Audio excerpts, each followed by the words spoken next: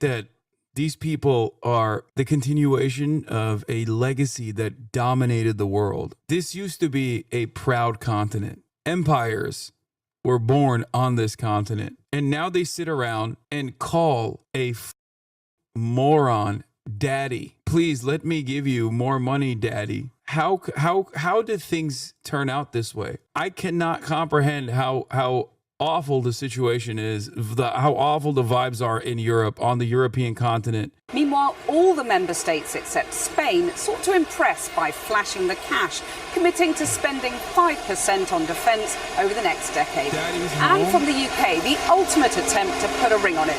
Confirmation from Buckingham Palace that preparations for Mr. Trump's state visit later this year are well underway. Our political editor, Gary Gibbon, has this. Another king deployed to woo the president. The King of the Netherlands put Donald Trump up for the night at his palace. Well, I hope you slept well. It was great. Before the president went to sleep at 1 a.m. local time, he tweeted out this 1980s parody song from his room.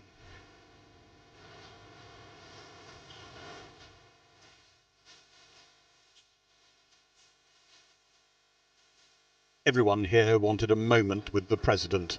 The world waited to hear his latest take on the US attempt to wipe out Iran's nuclear facilities.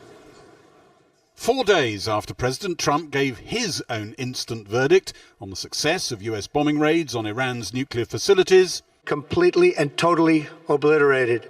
US headlines proclaimed his own intelligence assessments doubted that verdict. CNN is scum. MSDNC is scum. The New York Times is scum. They're bad people. They're sick.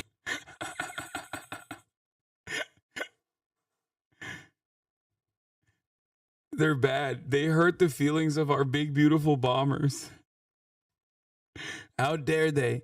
How dare they talk shit about our big, beautiful bombers? They bomb so good. They bomb Iran. Oh, the tiny chair. It's amazing.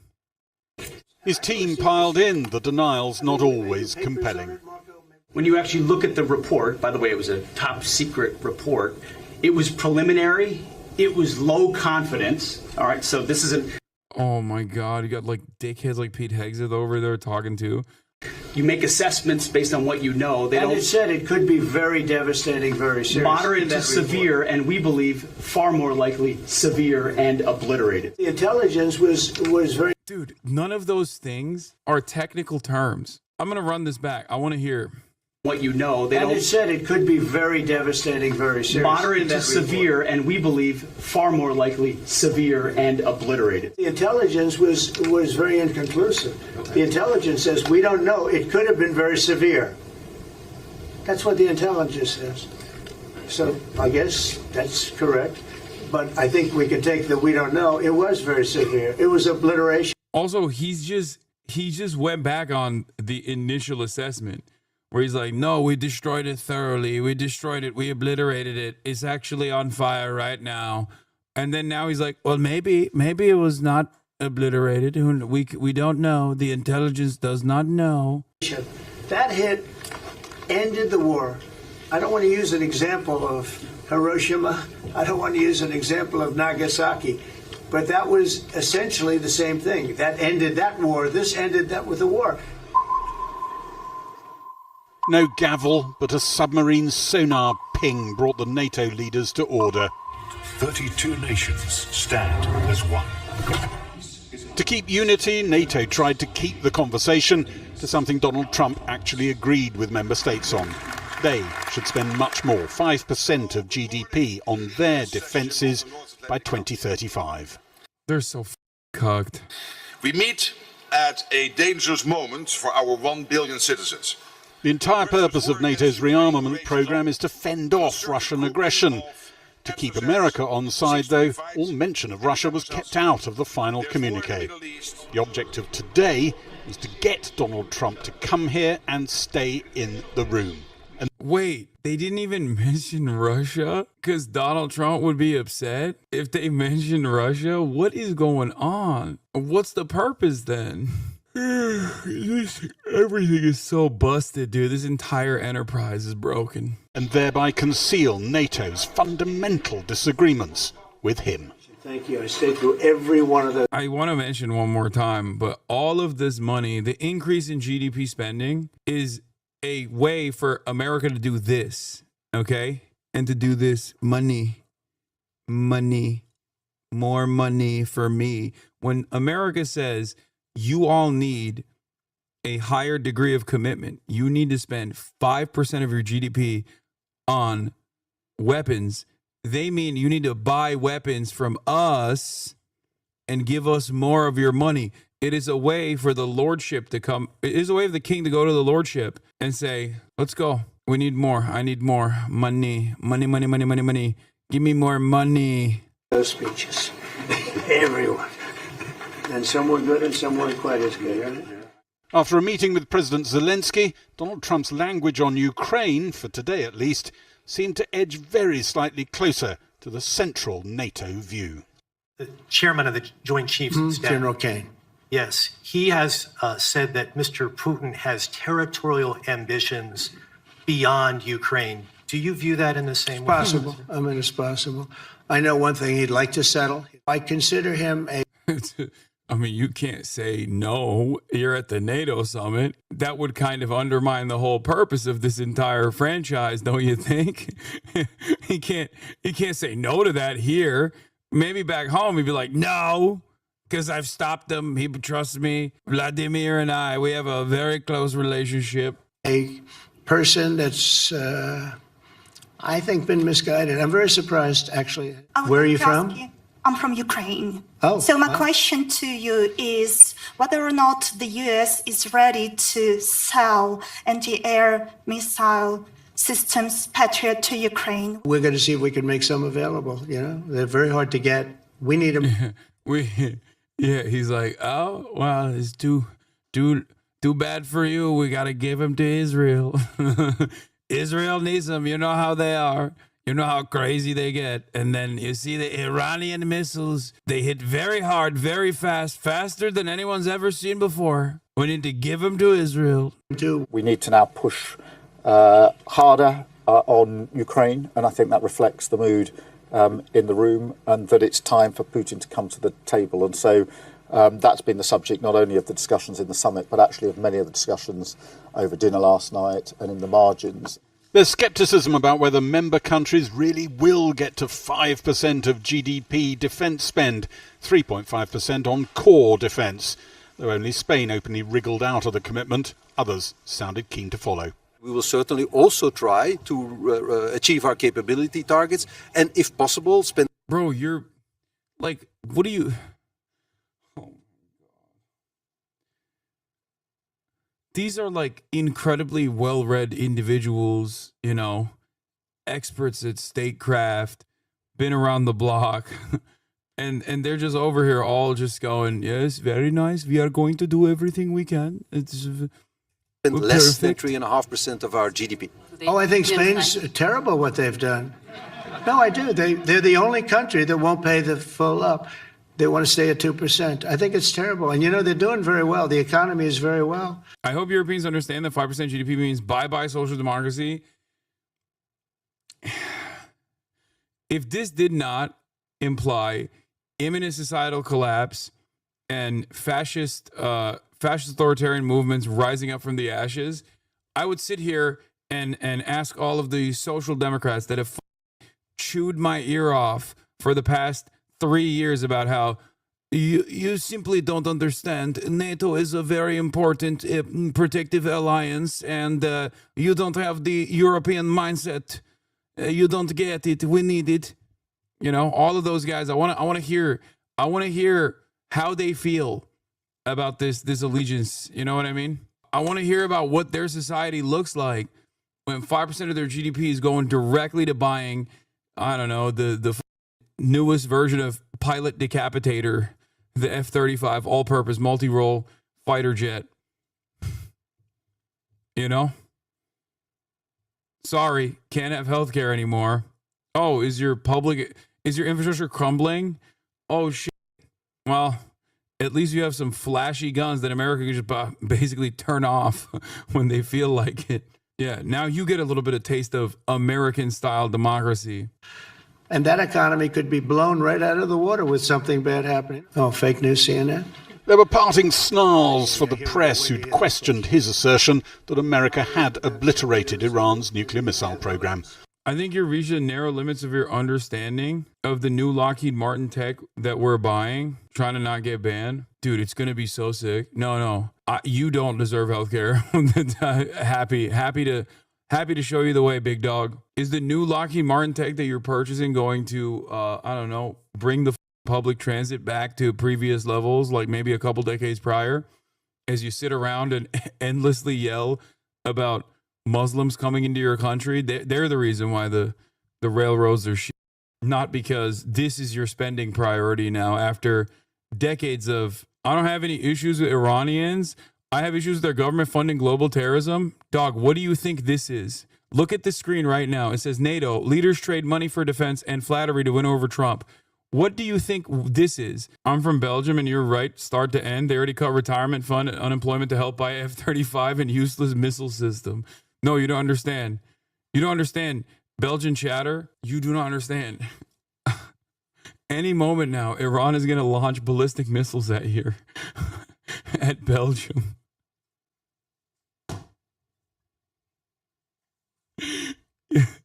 You need those F-35s, dude. Any moment. It can happen at any moment. I don't know what you're going to do with the F-35s in that process because it's not like anti-air defense systems anyway, but who cares? You know what I mean? There are nearly a dozen Democratic candidates for mayor, but new polling shows it's really a two-man race. Despite being the early frontrunner, Cuomo is facing stiff competition from State Assemblyman Zoran Mondani, a young progressive who gained support with populist proposals such as free bus service and rent freezes for rent-stabilized apartments. It is pretty wild that this is even a close race because Andrew Cuomo would never be able to bring this kind of momentum to anything. And I don't know how to contend with that reality where overwhelming moneyed interests can just and institutional recognition and all of the party's infrastructure can just not even mobilize people in the same way, but can just hold on to power. It doesn't matter.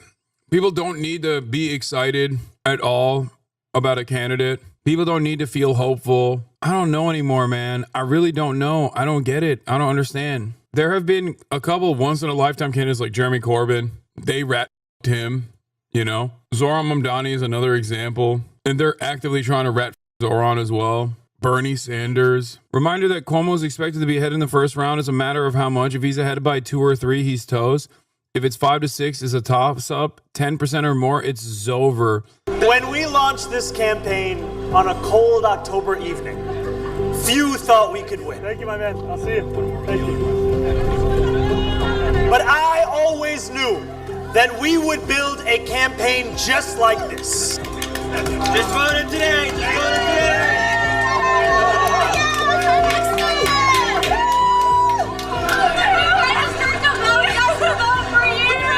Over 1 million doors knocked, more than 40,000 volunteers. You are the beating heart of this campaign.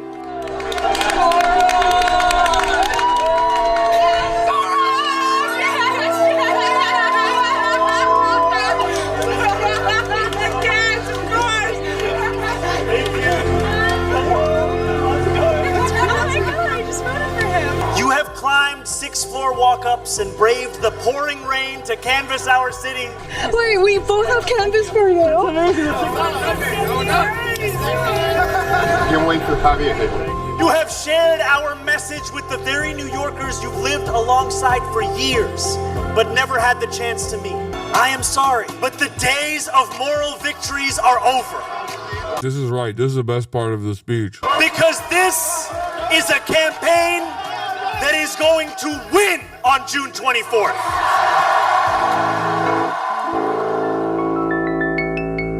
And it's thanks to each and every one of you.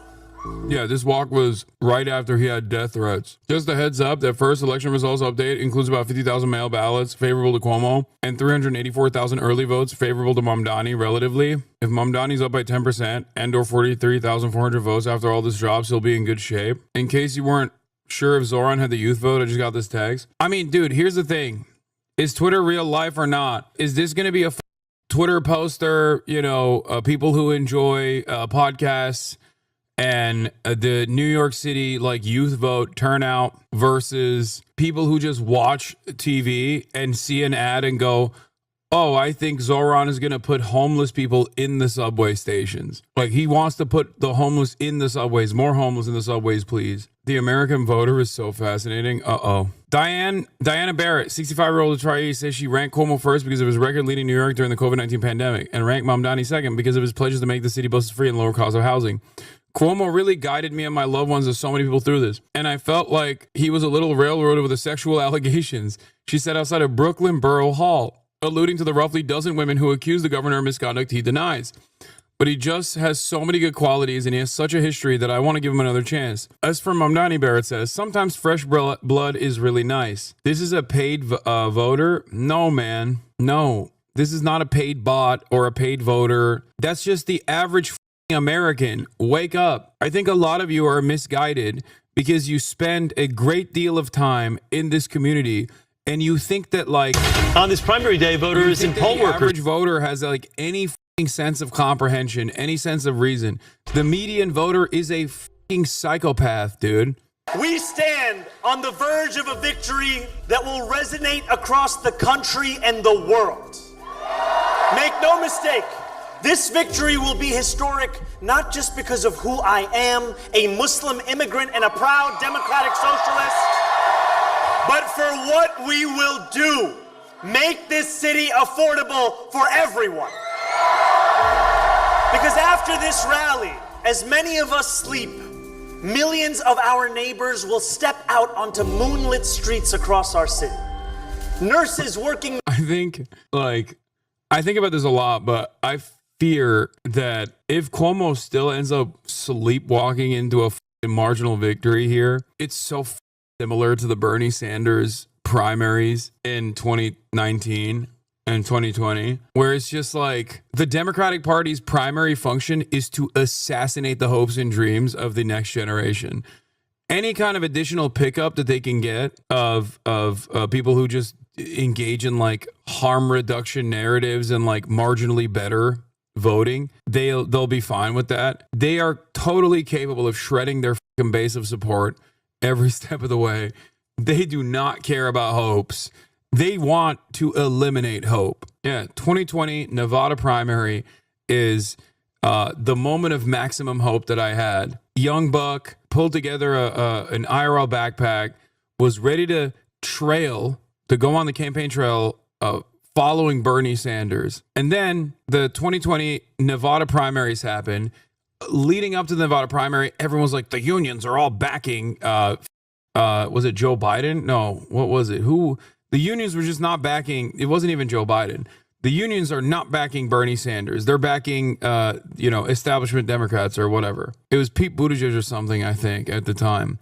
And I remember being like, this is not true because I know the rank and file is on board with Bernie and his message. And we were right. We were right. And Bernie wins after endless amounts of propaganda that he was going to lose in the Nevada primaries. And there was just so much hope. I remember door knocking and seeing so many people be like, oh, I like that guy, Bernie. What's a primary? I hope he wins. It's bro, it's happening today. Why don't you go out? Oh, I don't have time. I don't feel like it. And then COVID. And then Super Tuesday. And then I watch all of my dreams perish in front of my eyes. Everything falls apart. And we're stuck with this decrepit old ass monster. The Jim Clyburn rat. What you're seeing with Zoran is a microcosm of that. I don't know, maybe you were too young to remember the Bernie situation, but it is exactly the same, but it's happening in a much shorter period of time where everybody goes, all systems go, time to post endlessly negatively about Zoran. His socialism's scary. His bitches ain't too bad. His weed ain't loud at all. Okay. His smoke is not loud. if Zohran Mamdani wins, they're going to assassinate every Jewish person in New York City, and they're going to assassinate every fucking hedge fund manager side by side. They said the same shit about Bernie. Eric made the video. Oh, this one? Yeah. Hell yeah. Hassan Ibe heads are all over this campaign, man. They're cooking. Anyway, New York City mayoral primary election results are coming in. Holy moly. There we have it. All right. Stop the vote. Stop the vote. Zohran wins. All right. More dumps. Okay. Andrew Cuomo making a modest gain over Zohran Mamdani in the new dumps. Not that consequential. You need to go Staten on there Island. for 2 weeks Oh my for it God. to penetrate the audience. Isn't this actually good as for Mamdani from Staten Island? That's crazy. He's like 2,000 behind Cuomo in Staten Island. Wait, dude, white men are kind of goated. What the dude? White men rise up. Oh my Lord. That's like, what does he have? Like a cop constituency? What the is this? Okay, let's chill on the white man. Said in the last debate, listen, if Zohran wins with the white man vote, trust me, I'm never stopping. Okay, it's white boy summer. It's jihad summer, but it's white male jihad summer. We got enough votes. Stop the count. It's fine. There's not enough. Guys, I'm going to make the boss call right now. We should just stop counting.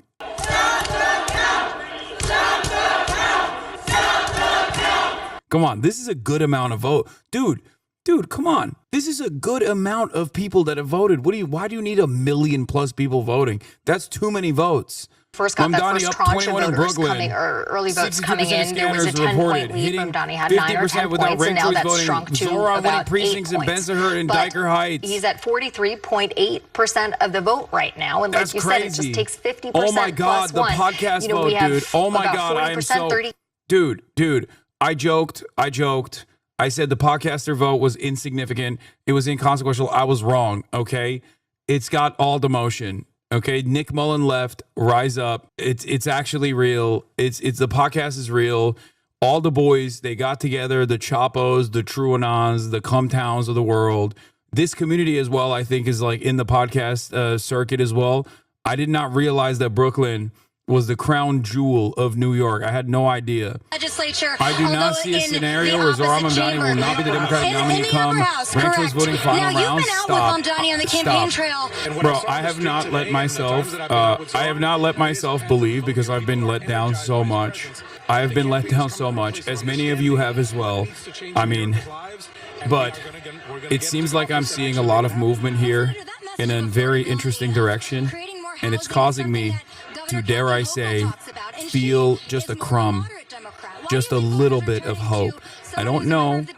I don't want to say anything too crazy, okay? But it does look kind of good, I think. It's a very dangerous feeling. Now in Long Island City, Queens, White guys rise up, dude. Right, Allie, thank you. Look and at one of the things this. about ranked Staten Island. What is happening? 38% for Zohran Mamdani at Staten Island. He's trailing behind by 2,000 points in Staten Island. What is going on? Is Staten Island Hamas? They're not Democrats, but dude, they're voting for a brown Muslim socialist. He is the least likely candidate to come out of, like, I didn't think that would happen. Staten Island right now. 2 goals in this race. Win the primary and prevent Andrew Cuomo from getting the Democratic nomination. Adam Carlson calls it. Did I just get locked out of Twitter? What the was this?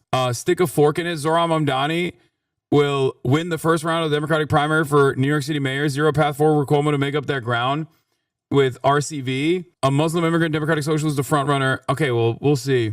Also, I did say that I would move to New York for a little bit if Zohran Mamdani became the mayor. Maybe the old Democratic establishment starts throwing their weight behind candidates their voters keep saying they don't want just an idea. Look at that. Look at that. The commentary is now coming in. The reason why this race is important, I don't want to say anything. I don't want to say anything crazy. But the reason why this race is important is because everybody focused on the New York mayor. When Eric Adams won, people started fantasizing about him becoming the next president, okay? The next presidential candidate for the Democratic Party. Obviously, that was laughable. He was dog shit, and we all knew that. But all the dog commentary people, not saying the Podjohns are, but like the Nate Silvers, the Nate Browns of the world, were running around talking about how Eric Adams is going to be the next president. That was what Matty Iglesias was saying. Everybody's paying attention to this race at a time when there is a very unique dynamic within the base of support for the Democratic Party and the Democratic establishment and their ineptitude becoming glaringly obvious. People are looking for a fucking fighter. Zoran Mamdani represented that change. He represented that dynamism. He's young. He's fresh-faced. He is uncorrupted by the normal forces that have caused all of this awfulness that New Yorkers are experiencing. People like Andrew Cuomo. It's almost like a Hillary Clinton, Bernie Sanders style situation. The fight is not over regardless. He still hasn't crossed the finish line. And even if he crossed the finish line in the primaries, make no mistake, I can totally see the Democratic Party and the forces that were trying to rat Zoran at the end will maybe even take it and do something like an India Walton style situation and try to prop up Andrew Cuomo. These guys are disgusting. They are pathetic, vile demons. Do you understand? So the fight is not over yet, which is part of the reason why I'm not, overly ecstatic. But this is a really good sign. It's not just a really good sign for New York City. It's a really good sign because this is one of those undeniable sea change moments that could potentially pick up steam, okay? Just like what the Justice Democrats election victories did in the primaries under the first Trump administration. This is an opportunity once again, and this time the Democratic Party is even weaker than it was before. So if they don't do it for us, we will force them out. If they don't actually represent the interests of their constituents, this is an opportunity for us to represent our own interests by force and claw back power from the corrupt gerontocracy that is so comfortable in their seats, so comfortable with business as usual politics because they are getting paid by the same corporate benefactors as the Republicans are. I have never seen, this past week 100% proved it. 85% of the American public said no war with Iran. 5% said yes to war with Iran. Donald Trump went to war with Iran, and not a single Democrat in a position of power, like in higher ranking Democrats, actually came out and unconditionally said, what the fuck are we doing here? We don't want war with Iran. Nobody in this public wants, nobody in the American population wants war with Iran, and we're spending billions of dollars at the behest of Israel to go to fucking war with Iran, doing war crimes, bombing fucking nuclear facilities and shit like that over there, when we got cities that have homeless people everywhere. Cities are fucking crippled. Infrastructures are crippled. Nobody has health care. There's an affordability crisis that's looming. All these, like Donald Trump supposedly won on the affordability crisis message, and he hasn't done dick. All he's done is deport your neighbors, and not a single Democrat in a position of prominence is actually using this to their advantage, even from a cynical, cold, calculated view. At this point, you have to assume that they like what's going on. They see all the violence, they see all the indecency, and they stay quiet because they don't want to do anything about it because they like what the Republicans are doing. Layoffs happening everywhere. There's so much instability. And then we have the Gestapo blackbagging people in the middle of the street with their faces covered. Nobody knows if they're cops even. Maybe some of them are white supremacists that are deputized by ICE. And we just have to sit around and take it. It's bullshit. This is why people like Zoran are important. They give people the audacity of hope, the audacity to dream that politicians could actually represent the interests of their constituents for once. They could actually run on a progressive message for once. And they can be uncompromising and unconditionally brave enough to say, no, I like this. I think we can do this. I think we can help the working poor. I think we can have free buses. I think we can have state-owned grocery stores as a pilot program, modest social democratic reforms in one of the wealthiest cities on the planet, and people are talking as though they're going to do they're going to assassinate every landlord in the city. It's bullshit. There will be no capital flight. Make no mistake. There will be no capital flight from New York City. It's bullshit. Even the mere threat of capital flight is enough for so many in the media to just immediately go, oh, we can't have this. We can't have this. Well, there's more of us than there are of them. Do you understand? What's wild is the election day ballots may have broken more to Zoran than the early voting, a huge showing. Cuomo was about to be broken, says Ross Barkin. I'm not going to speak like it's over, but goddamn, dude, the gap between the Democratic political class and the party's voters on this issue is colossal. Look at this. This is not just the Democrats either.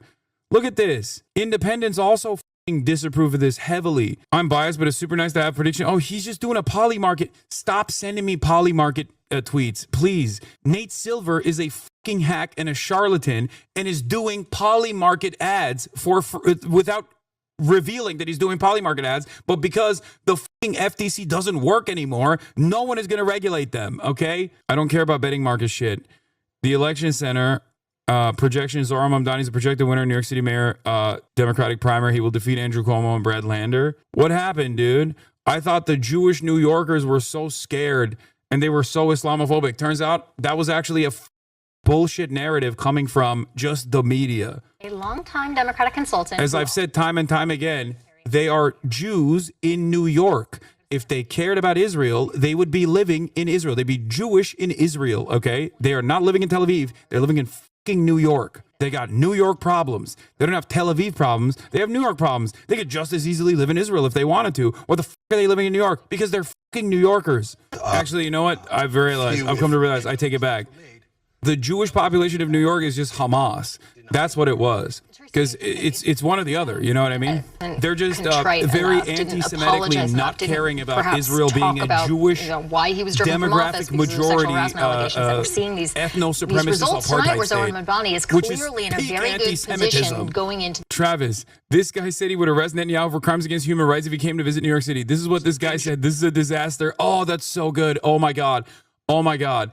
All the liberals who were upset about Zohran Mamdani being a socialist or whatever, just enjoy how much the fucking Republicans are going to lose their minds over this. Please, just it's time. We will forget all the fucking stupid tweets you put out there. We will forget all the this is a safe space, okay?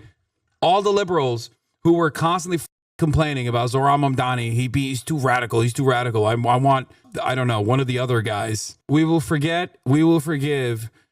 As long as you enjoy the moment. This guy said that he would arrest Benjamin Netanyahu for crimes against human rights if he came to visit New York City. This is what this guy said. This guy said he wants to replace police officers with social workers, Sean.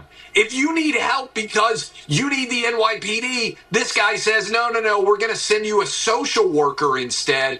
This is a disaster, maybe unbelievably worse than Chicago, worse than LA. New York City is on the cusp of electing the worst mayor that they have ever chose, Bill de Blasio. People are going to be wishing that he was the guy. Dude, they're having aneurysms. Oh, that's so awesome. And I'll mention wasn't there a whole thing about Lander backstabbing Zohran? No, he did not do that. As a matter of fact, I think he stuck close by his side. Brad Lander literally did the opposite of Elizabeth Warren to Bernie Sanders. He stuck close. He stuck close by Zohran's side the entire process, and he sat there as people just looked foolish. This dorky-looking progressive Jewish man sat next to Zohran Mamdani as people yelled at Zohran over and over again about how anti-Semitic he is, and he just sat there and was like, he's not anti-Semitic. That's it. That's like he was by his side, very clearly a principled person, and definitely, I mean, what he did with the ICE agents, like going and getting literally arrested. Trying to save someone from being deported. Like, he's clearly a good person. He's clearly a principled person. He had every opportunity to take advantage of the momentum to be like, yeah, he is anti-Semitic. You should vote for me instead. I'm the real progressive. And he never did that. I don't think that should be discounted. I don't think it was as cynical as the way people say it is. At least the way he carried himself was, I think, very impressive. And yeah, he was already doing that before he got photographed getting arrested. He was doing that already. He just happened to also be arrested while doing it again. Fear mongering didn't work. Are standing here behind me. What did Egg Boy say? Cuomo and all the people who lined up behind him absolutely deserve to lose. Just an absolutely cursed series of decisions. Oh my God! I'm sorry that Andrew Cuomo. Egg Boy, don't even fucking act sweet right now. Don't even. This is your L to hold too, bitch. Who did Egg Boy even fucking talk about? He was like, he had like a immediate out the gate loser that he was fucking pushing for. He also was another one of these like anti-Zohran motherfuckers. Now listen, when I said like liberals, this is your opportunity. It's okay. We'll let bygones be bygones. We won't criticize you. Obviously, Matt Iglesias is not one of those rats that are jumping the fucking ship right now as it's sinking. That's a little bit different. Yeah, if Cuomo ran a better campaign, he would have won. Is so funny. All of the fucking silly shit that Cuomo represented, and all of the centrist Democrats once again showed their ass on the last second. Bill Clinton came out and was like, only other guy that does rape as good as me. I have to do it to him. The OG, the legend himself. Remember, I made him almost, did he almost make him HUD secretary too? Like, he's my day one. We love Epstein. It's just like part of the elation among progressives tonight is about Israel. It wasn't just that Mamdani survived opposition by AIPAC. It's that he refused to back down and even leaned into the suffering of Palestinians. You should have seen that too. That plays a role in this as well. I mean, he moderated his message quite a bit. Zoran moderated his message quite a bit on this stuff because he was constantly getting relentlessly hammered. And it's a good moment to recognize once again that courage, bravery of this sort, saying what you actually mean and making sure that it sticks, and being unafraid to say the truth about things like this, especially when it comes to Israel, when there's like an unlimited amount of bullying that takes place. If you actually say the truth about Israel being an apartheid state, something that virtually every human rights group agrees on, okay? Every single one of them. And that Israel's doing a genocide. These sorts of things are no longer impossible to contend with. You can just say it, and it is a moment of relief for a lot of people, I think, that they can't even like gum up the works with this nonsense anymore. Felix, I can't be the only Jewish Democrat taking this tonight. It's over. He's going to murder us. It's too late.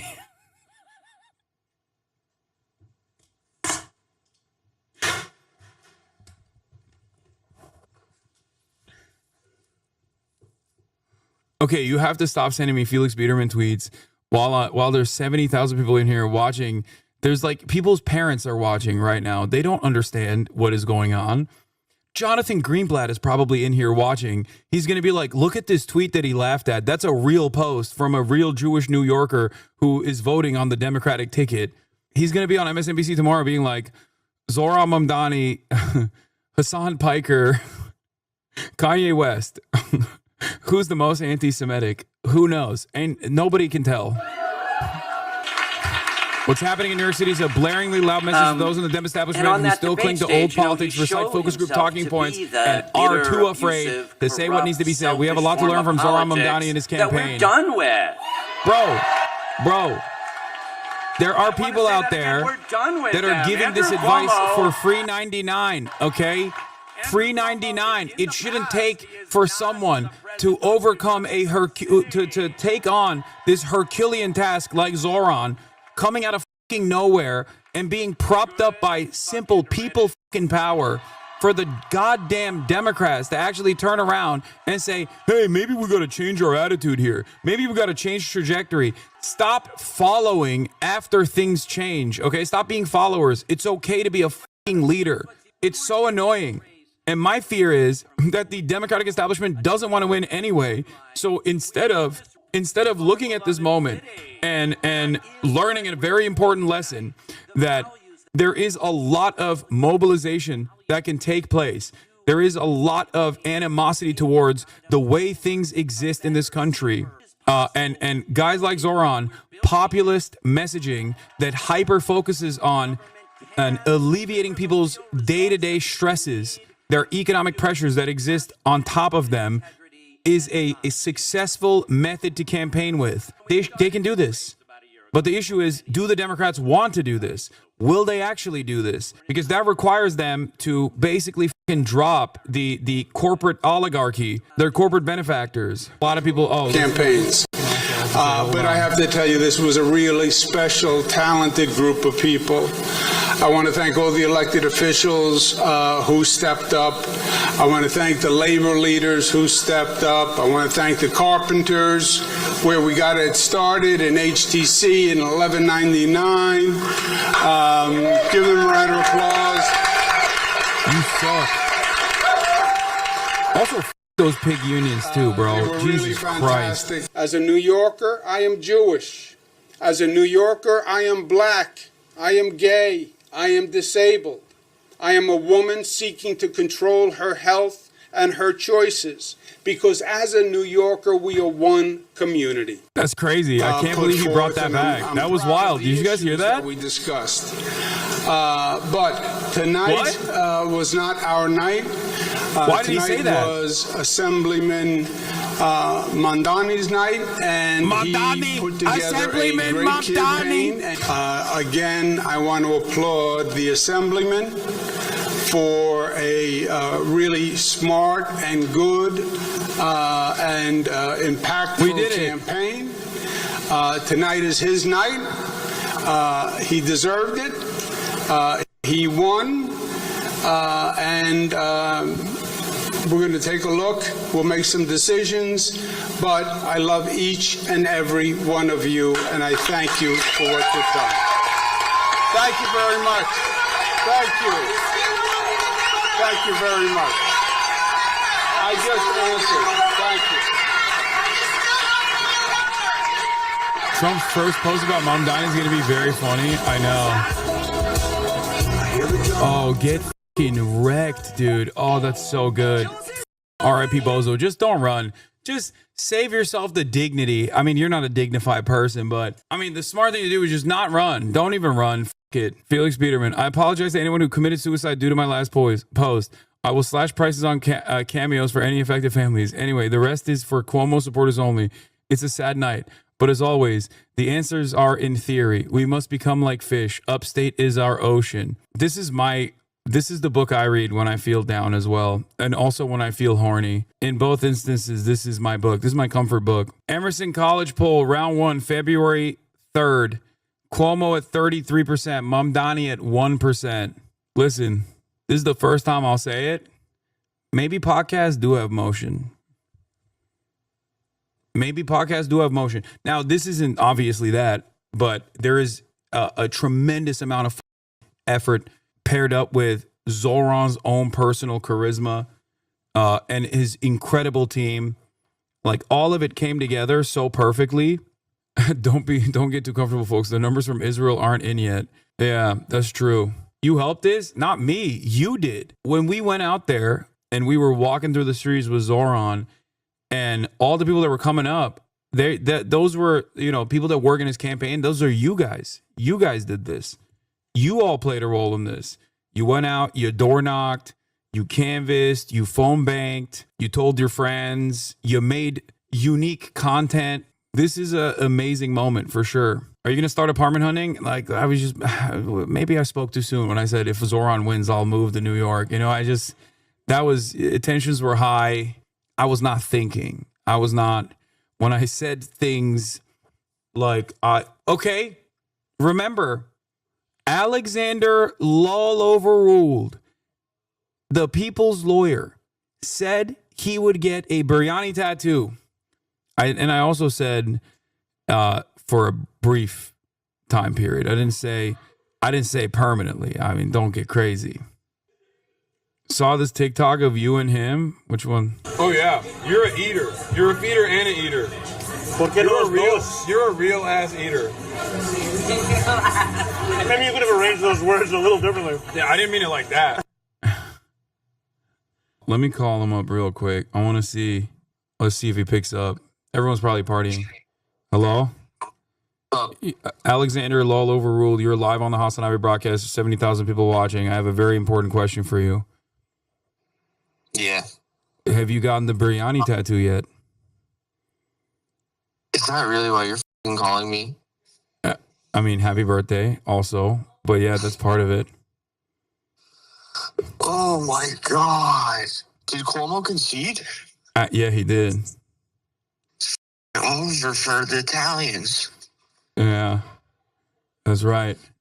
It's never been more over. Did you tell them that you didn't come to my birthday? Yeah, they know I'm in Los Angeles. Yes, they know. They know that I'm not there. And I wish I was there because I'd be getting lit right now if I was there.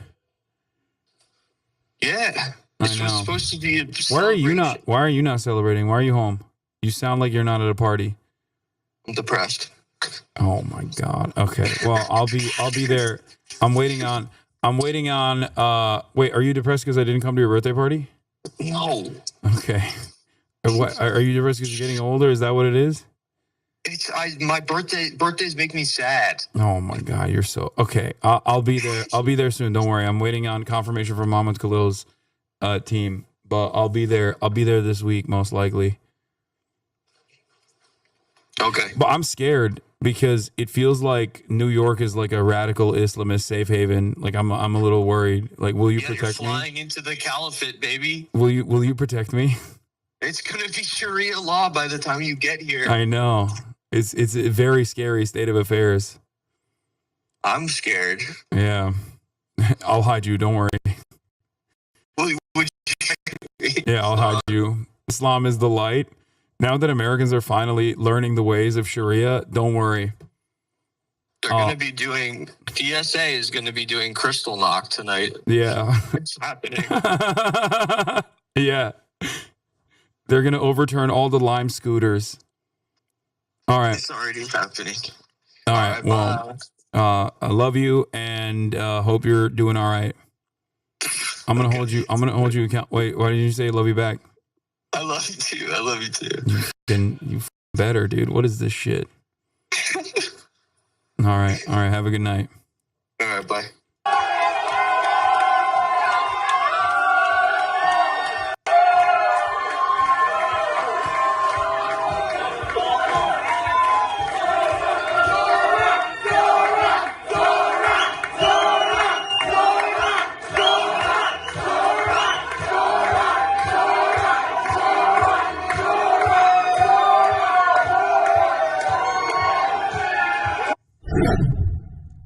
I don't like using like Republican terminology, I would say, or like Republican strategies here. But this is the closest that the Democratic Party has had to like a Tea Party. And obviously the Tea Party movement was not grassroots. It was obviously AstroTurf by the Koch brothers. But like this right here is the closest to like an organic movement that could potentially take over the rest of the party. Who knows? The sky's the limit. The Democrats obviously are so invested in destroying their left flank unconditionally. So I don't know where this goes, but I will say this has the early workings of that. Like from the Tea Party to Donald Trump, this does seem kind of like that. And obviously, this is the exact opposite of the Tea Party. Their fucking goals are psychotic and awful and will devastate the working poor, whereas leftist goals and socialist goals are clearly positive for the working class. Matt Iglesias was chirping about how you should never listen to the fucking DSA yesterday. I don't want to say what I truly want to say because I will get banned off this platform, so I'm not going to say it. But I'm thinking it, and you can't stop me from thinking it. But Matt Iglesias yesterday was like, nah, you should never listen to the DSA types. Nah. Like, shut the fuck up, dude. Shut up. You've never had any motion. You've never had any momentum that wasn't backed by corporate interests. He is such a indecent shark. The major problem with a lot of these dumbass establishment candidates and also their backers in the commentariat is that they just sit around and wait to get their notes from the Democrats, and they don't stand for anything. They don't stand for anything at all. They get dominated by Republicans who actually do stand for something evil. Okay, they stand for evil, but at least they stand for something. Democrats don't stand for shit. So they're constantly on the defensive end. They're constantly sitting around and consistently capitulating to the right-wing issues that they are dominating over the fucking media ecosystem with is so stupid. That is what I'm saying. If according to left populists, the best left populist campaign's performance level can win a primary in New York City, then what are we even arguing about in terms of winning a national majority? Shut the fuck up. You said he couldn't even do that, and now you're like, oh, well, it was an easy victory. So why couldn't fucking Andrew Cuomo win then? Dickhead. Why couldn't fucking Andrew Cuomo win it then? He had literally the Cuomo name. Charlie Kirk from the top rope with 2001 levels of racism. 24 years ago, Muslims killed 2,753 people on 9/11. Now Muslim socialist is on pace to run New York City. Jessica Tarkov, my queen. Charlie, this is so gross and Islamophobic. Take it down. I think he knows. Jessica, I think he knows. I think that's why he posted it. Laura Loomer freaking out about Muslims. Yeah, no, shit's going to get so much worse. New Yorkers forgot all about the victims of 9/11 killed by Muslims. Now Muslim communists will be the mayor of New York City. Get out while you can. Oh, Sam. Uncle Sam. He said, Senator Schumer, might a congratulations to the winner of the Democratic mayoral primary in your city be in order? Oh, that's the other thing. They got to kiss Zoran's ring. David Frum, well, at least we can retire the faded and false line. Anti-Semitism has no place in New York City. Bro, Jewish New Yorkers voted for him. What are you talking about? These guys are literally hysterical. They live in this like weird ass echo chamber where they're just like, no, you don't understand. Jewish people are terrified of the Zoran victory. It spells trouble. It's anti-Semitism central in New York now. It's over. They're going to do pogroms. They're going to do fucking Kristallnacht. It's like so stupid. If anything, Judeo-Bolshevism is back in a big way, okay? That's what I'm looking out for. That's what I want. That's what I want. Rise up. It's feeling red hot, but not Republican, if you know what I'm saying. Islamogoshism and Judeo-Bolshevism have combined powers to become an unstoppable force, okay? This is how he won Staten Island. They all got flooded with flyers calling Zoran Hitler too. Not surprised he did so.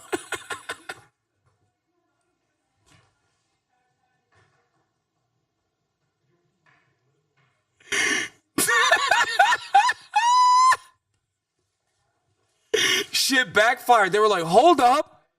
I was voting for Cuomo because he's a piece of shit. I didn't realize this guy's really, he's the real deal. Even Cuomo's afraid of this fucking guy.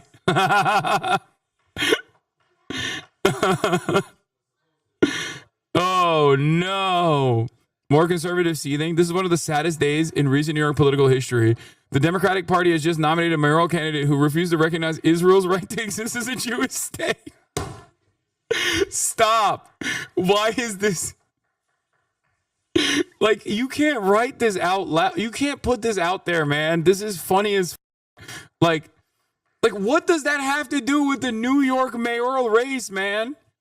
It's like me crying because Eric Adams is no longer the mayor of New York. Someone who is a strong supporter of Turkey must always be in charge of the most important city for Turks.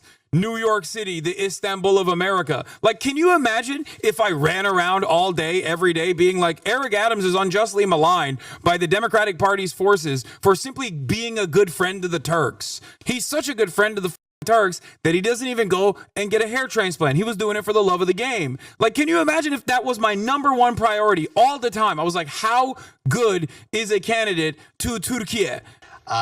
Delta, they're in Brooklyn. We expected Mamdani to do well there. We weren't sure about the other boroughs. I mean, Queens was a borough where it looked like Cuomo. Zoran won. We're in the bomb shelter. Instead, Mamdani winning Queens by about 8 points. Of course, the vote tally is not complete. You're laughing. Manhattan winning by about 6 points. Comedians had to go to the bomb shelter because Zoran won the mayoral primary, and you're laughing. You think it's funny? You think it's funny?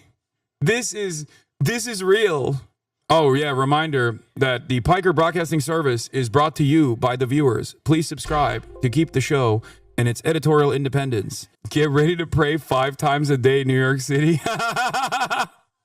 Okay, honestly, we're all celebrating and we're all joking, but like there are a not insignificant number of people who like think this is serious. Republican Jewish Coalition says evacuate New York City immediately. Thank you for your attention to this matter. We urge all Jews to evacuate New York City.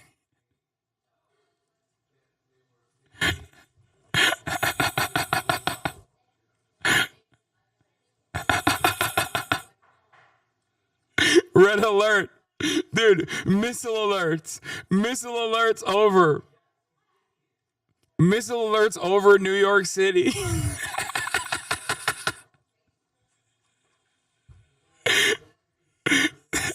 Homefront Command has released a new statement. All Jews must shelter in place. Go to your bunkers now.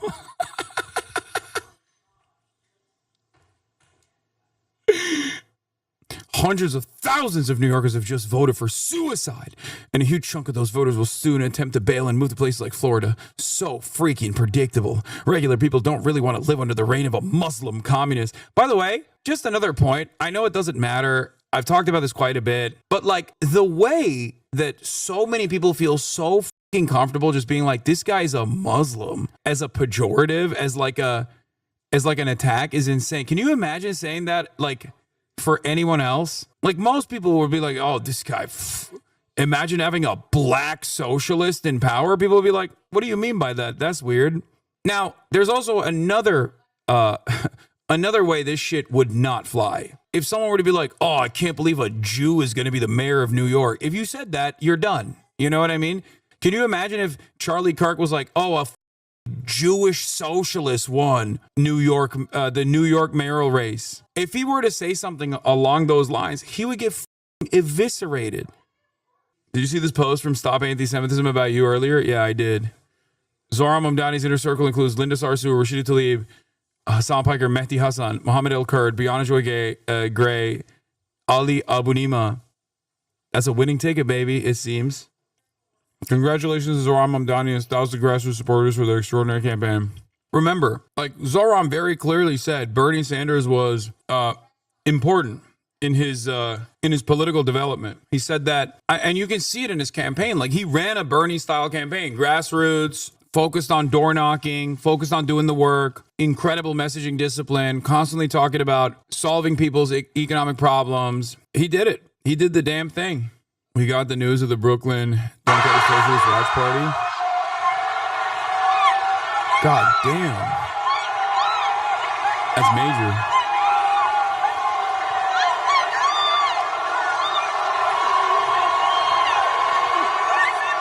This is exactly what I thought this room would be looking like. I'm not gonna lie. Live from Zohran Watch Party in New York City. I am crying. Good things are still possible.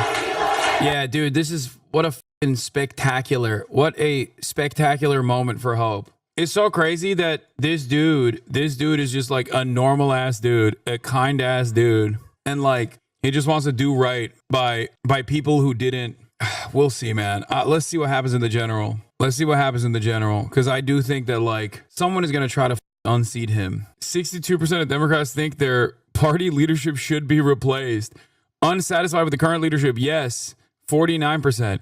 Party leaders should be replaced, 62%. June 11th to 16th, Reuters Ipsos poll says 62% of Democrats believe that their party leadership should be replaced.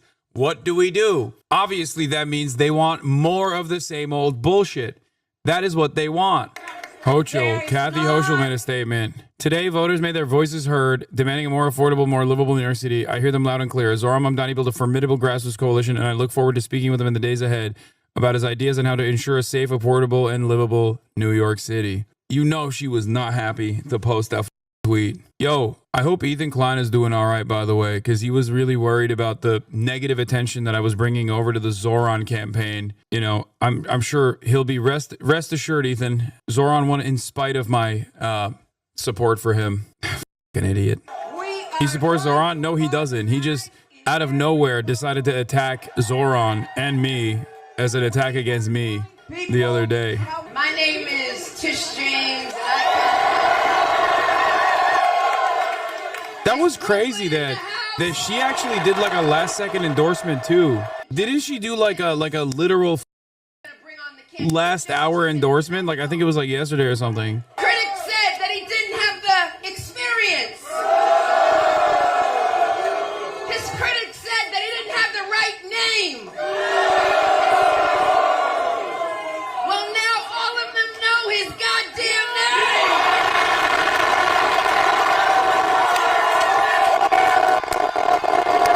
God damn, they're blowing it up.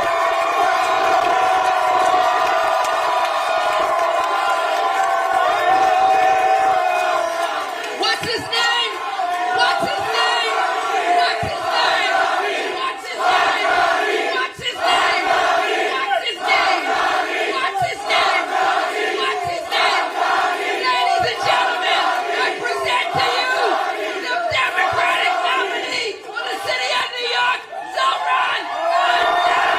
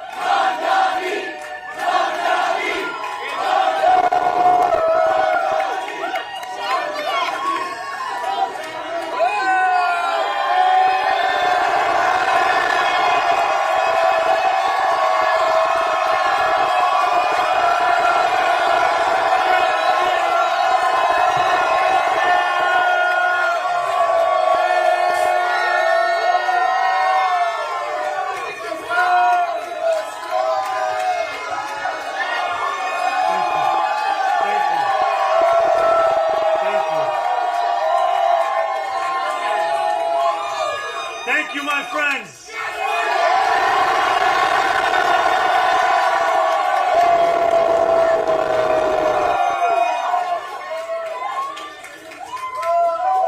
Tonight, we made history. In the words of Nelson Mandela, it always seems impossible until it is done.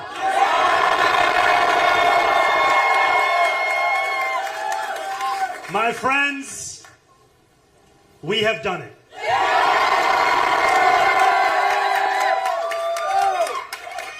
I will be your Democratic nominee for the mayor of New York City.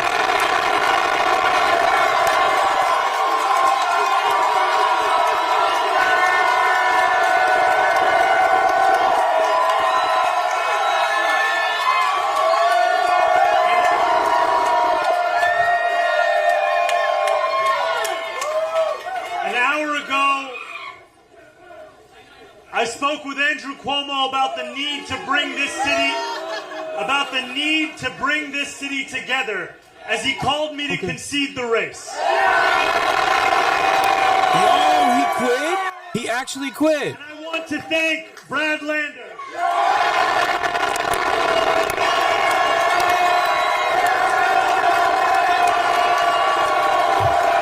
He's a good dude. He's a good dude. Brad is a good dude, bro. See? Look how much praise he's getting. Look how much fucking praise he's getting. Everybody always says like leftists are Bernie bros are fucking annoying, blah, blah, blah, all this shit. The power of the He did the honorable thing. He defended Zoran through and through. One of partnership and of sincerity. Let's go! There we go! Today, 8 months after launching this campaign, with the vision of a city that every New Yorker could afford, we have won.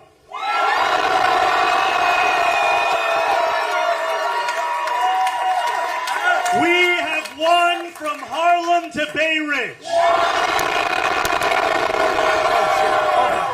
We have won from Jackson Heights to Port Richmond. We have won from Maspeth to Chinatown.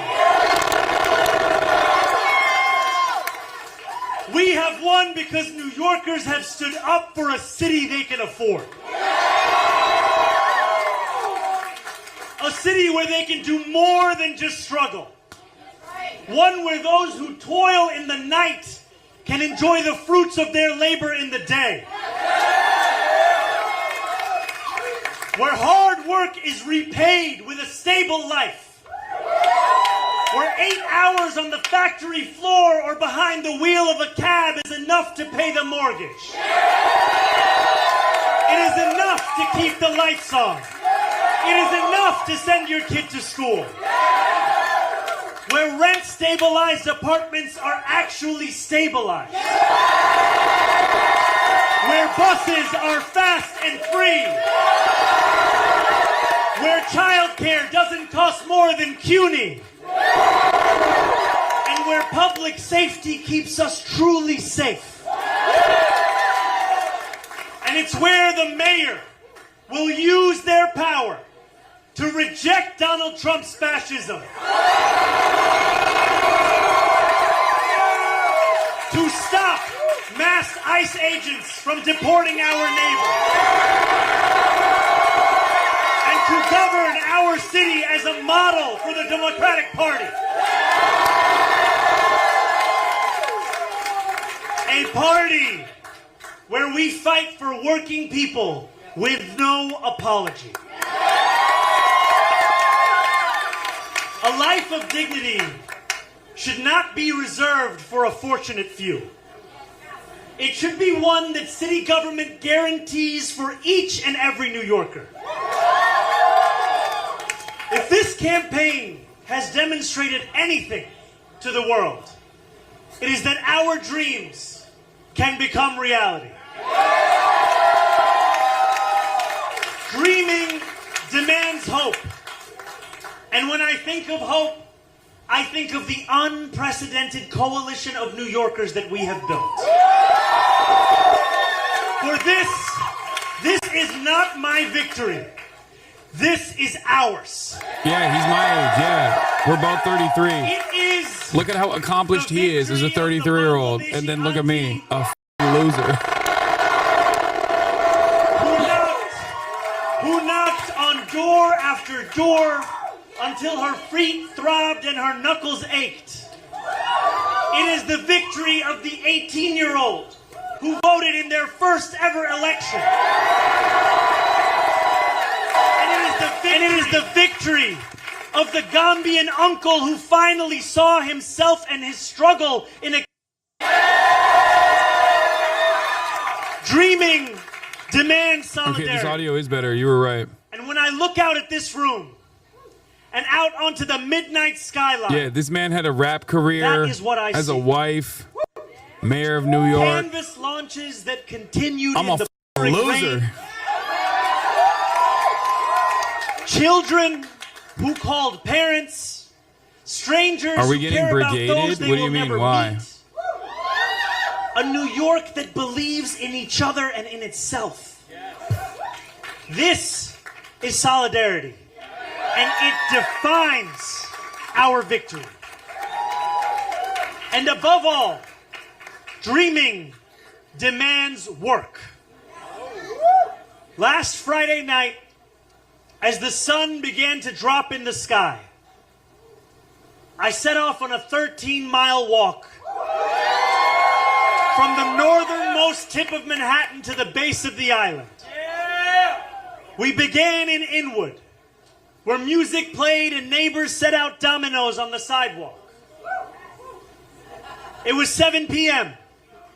The weekend had arrived. For most people, the time for work was over. But this is New York, where the work never ends. Waiters carried plates on 181st Street. Conductors drove the subways that rattled high above 125th. And world-class musicians tuned instruments as we passed Lincoln Square. By the time we made it downtown, a crowd marched behind us, a living embodiment of the energy and purpose that defines this campaign. Still, long past midnight, New York worked. Garbage trucks weaved through empty streets. Fishmongers carried in tomorrow's wares. And when we finally arrived at the Battery at 2:20 a.m. in the morning, the workers who run the Staten Island Ferry were on the job too. Just as they are every hour of the day, every day of the week. Each of these New Yorkers carried a dream with them that night as they labored. Just as each of us dreams of a New York that is more hopeful and affordable for all. And we have worked hard for our dream. This has been a historically contentious race. One that has filled our airwaves with millions in smears and slander. I hope now that this primary has come to an end. I can introduce myself once more.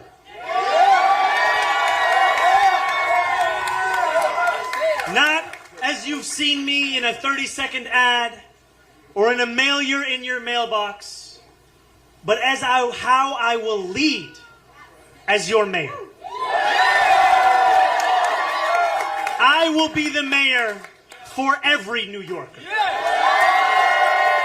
Whether you voted for me, for Governor Cuomo, or felt too disillusioned by a long, broken political system to vote at all, I will fight for a city that works for you, that is affordable for you, that is safe for you.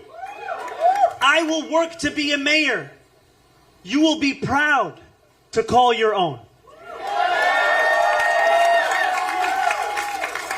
I cannot promise that you will always agree with me, but I will never hide from you. If you are hurting, I will try to heal. If you feel misunderstood, I will strive to understand. Your concerns will always be mine, and I will put your hopes before my own. And I know that those hopes extend beyond our 5 boroughs. There are millions of New Yorkers who have strong feelings about what happens overseas. I am one of them.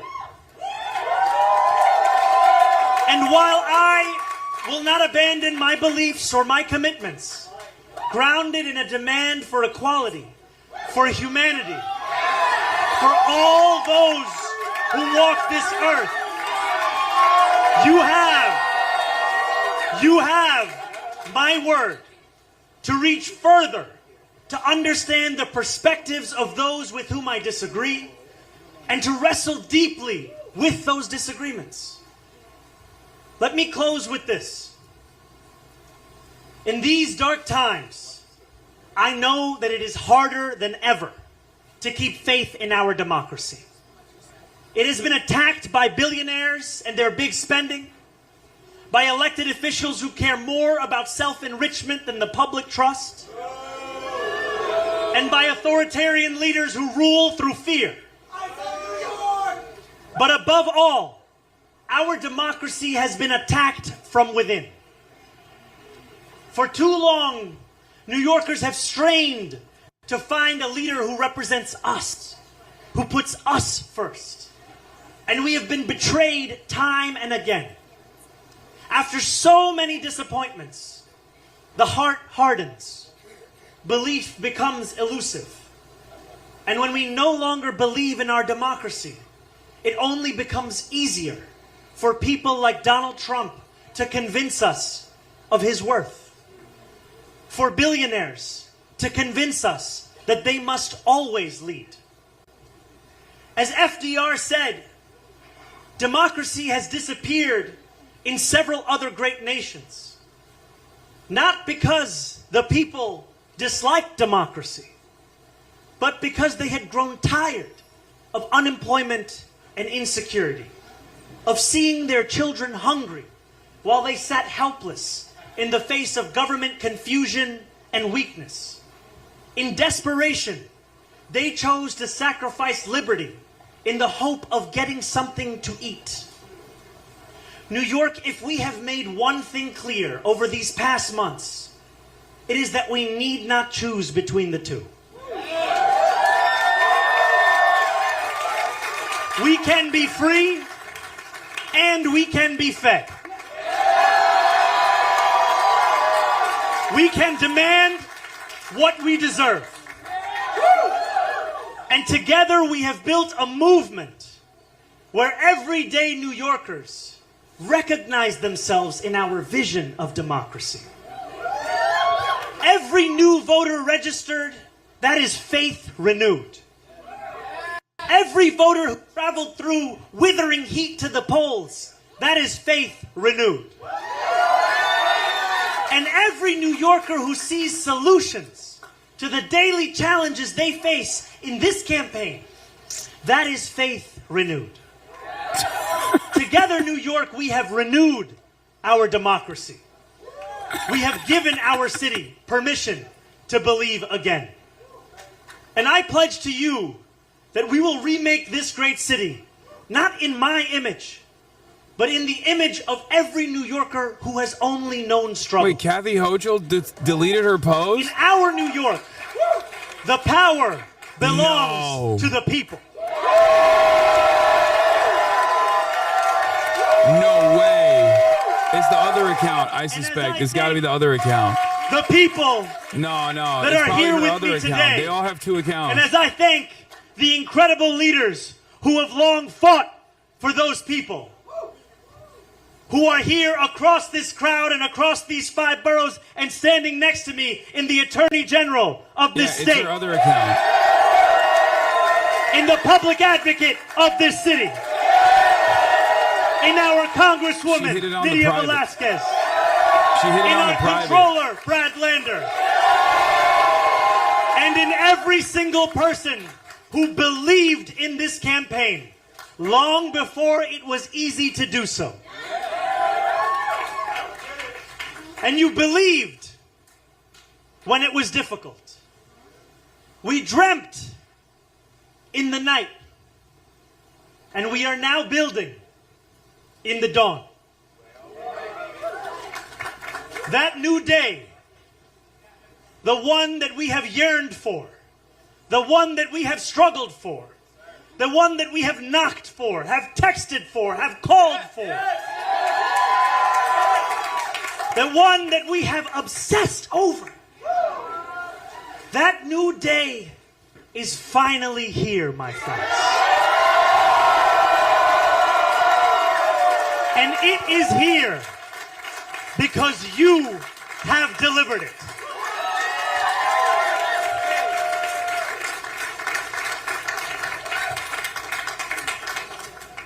Thank you.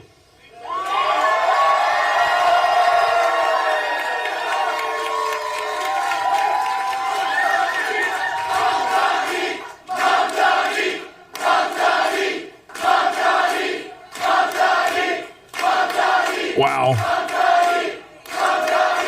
Like I said, it still doesn't feel real, but also on top of that, it not only doesn't feel real, but it also feels like there's so much more work to be done. I'm still so worried about the fucking general. You know, our work is not done, chat. You must remain vigilant. It's good.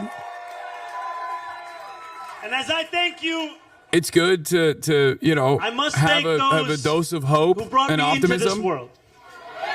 But we must remain vigilant. I must thank my mother and my father.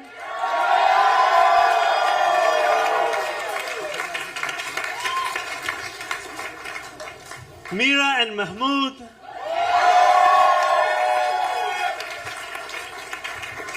And I must thank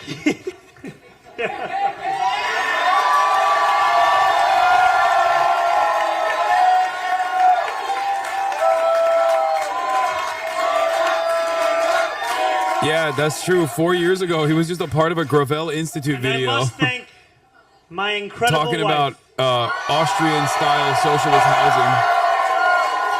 Look at where he's at now. Duaji.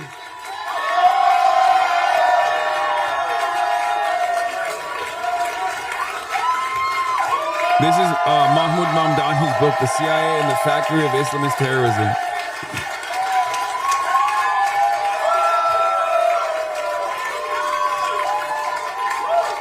Thank you. Thank you so much.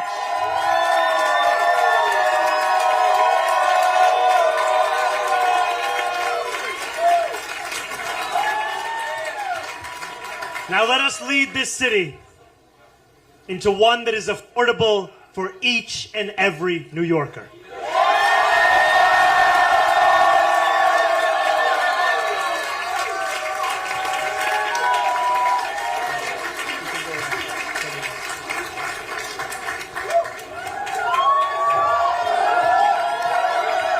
Dude, what a night, what a night, what a night, what a night. Oh my God, I cannot wait to watch everyone coping and seething. Oh my God. There's still so much work to be done. Like I said, so much work to be done. How far you came? Yeah, look. This is 4 years ago. Even before the pandemic, in places like New York, Look at us. Look at us. median rents. This is before I knew who the fuck Zohran Mamdani even was. Really, I just thought he was just some random guy on a Gravel video. People in Los Angeles spend a majority of their income on housing. In New York City, about 20% of all renters pay most of their income to their landlord. Look at that. And in my district, Astoria, about a quarter of residents have to spend most of their paycheck on rent. You've been a Mamdani fan? Okay, to be fair, I didn't know anything about him here. I can't take credit for that. But yeah, this was crazy. I do wonder, like, I mean, I think the policies are huge. They're obviously important. His charisma is obviously important. But I do kind of think, like, do the podcasters have motion? Like, do we have motion, chat? No memes. Like, Chapo, myself, Majority Report. There were a lot of early boosters on the left-wing podcast circuit. Like, do we have some motion? I don't know, maybe. Because, like, I didn't really think about it like this before. It was a Nick Mullen endorsement. Okay, I'm being serious. Chapo had him on the in the month of February. I had him on the beginning of April, and Majority Report was also boosting him pretty hard. Even if it's not like getting a lot of visibility to a candidate, I feel like we have a lot of people who are, door knockers, a lot of people who work within like DSA and stuff like that. And maybe we played a little bit of a role there. I don't know. The reason why I'm thinking about it is because like if that's the case, I wonder if we could just like mobilize behind other candidates like that as well. But I mean, obviously it has to be organic. Don't overglaze podcast. Cuomo's comically bad. No, I mean, I think so. I think that's just everything aligned perfectly. I don't think this is like, I don't think this is not to just be like, oh, this was just the podcasters or anything like that. That's a joke. But what I mean is, one of the major things that Zoran was able to do, aside from being super charismatic and having a brilliant team around him, was that he had a ton of support on the ground. Like, he had a lot of people door knocking, working on the campaign. A lot of you guys, a lot of Hassan Abihas were working on the campaign. And I wonder if like that's replicable. The New York City mayoral race is a nationally relevant race. You will see in the upcoming days, watch this space. There will be a lot of fucking people making comments. A lot of people making comments about like what this means for the future of the Democratic Party. And all of them will be stupid. All of them. They will never pull from people who actually have the right opinions on this. It will all be like the Matt Iglesias types. It will be the right-wing dipshits talking about how this is actually great. If the Democrats go in this direction, they'll fucking lose. That type of thing. And then it'll be all the shit libs and establishment Democrats being like, well, this was a one-off and this will hurt the rest of the party if we move in this direction. And I don't know. I don't think they'll be actually actively seeking out people like myself or those who are organizers within DSA or anything like that. But the very fact that there will be a lot of commentary around this will be proof of what I'm saying. It's just that this is a race of national importance. I think the goal obviously is to try to find like local politicians like Zoran who are naturally charismatic, genuine, earnest. Just walked into Cat's Deli. Things have really changed since Zoran won.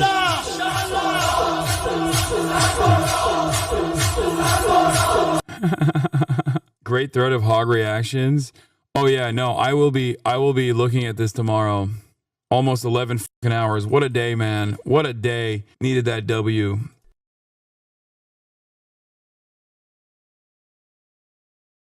Breaking news now. The United States has gotten involved in the conflict between Israel and Iran. What options does Iran have to retaliate? What could it potentially do? Statement from the Atomic Energy Organization. Following the brutal attacks of the Zionist enemy over the past few days, at dawn today, the country's nuclear sites in Fordow, Natanz, and Isfahan were attacked by the enemies of Islamic Iran in a barbaric act that contradicts international law, especially the Nuclear Non-Proliferation Treaty. This is true. This action, contrary to international law, was unfortunately carried out in the shadow of indifference and even cooperation of the International Atomic Energy Agency. The American enemy, through cyberspace, has claimed responsibility for the attack on the aforementioned sites, which are under the continuous supervision of the International Atomic Energy Agency, based on the Safeguards Agreement and the NPT Treaty. The international community is expected to condemn the lawlessness based on the rules of the jungle and support Iran in achieving its legitimate rights. The Atomic Energy Organization of Iran assures the great Iranian nation that despite the evil conspiracies of its enemies, with the efforts of thousands of its revolutionary motivated scientists and specialists, it will not allow the development of this national industry, which is the result of the blood of nuclear martyrs, to be stopped. This organization has put the necessary measures, including legal action, on its agenda to defend the rights of the noble Iranian nation. I thought they were going to pull out. This is also a very limited, restrained, legal response that is within the legal confines.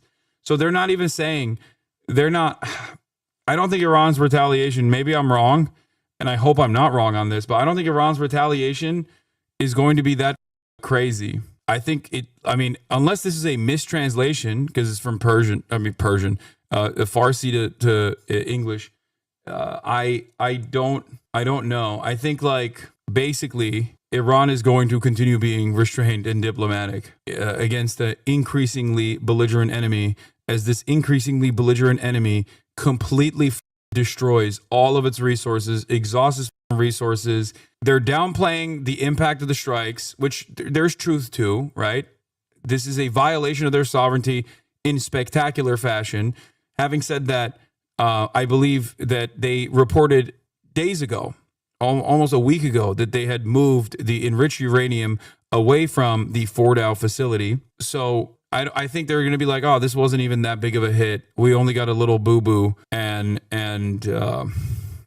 who knows what happens after that. According to the stock guy, Iran is isolated and has no support from others unless Trump attacks Islam religion. Nothing is really significant per his Friday stream. I mean, that's a funny take, but it's not wrong. Iran is a very isolated. It's isolated regionally. It's also clearly not being adequately defended by the larger powers that would normally rush to defend it. I don't think China is going to do anything. Iran is pursuing legal action. That's so funny. We're living in ridiculous times. Like what process? What legal process? First of all, the entire sham of international human rights was directly concocted by a group of vassal states that are utterly servile to American interests.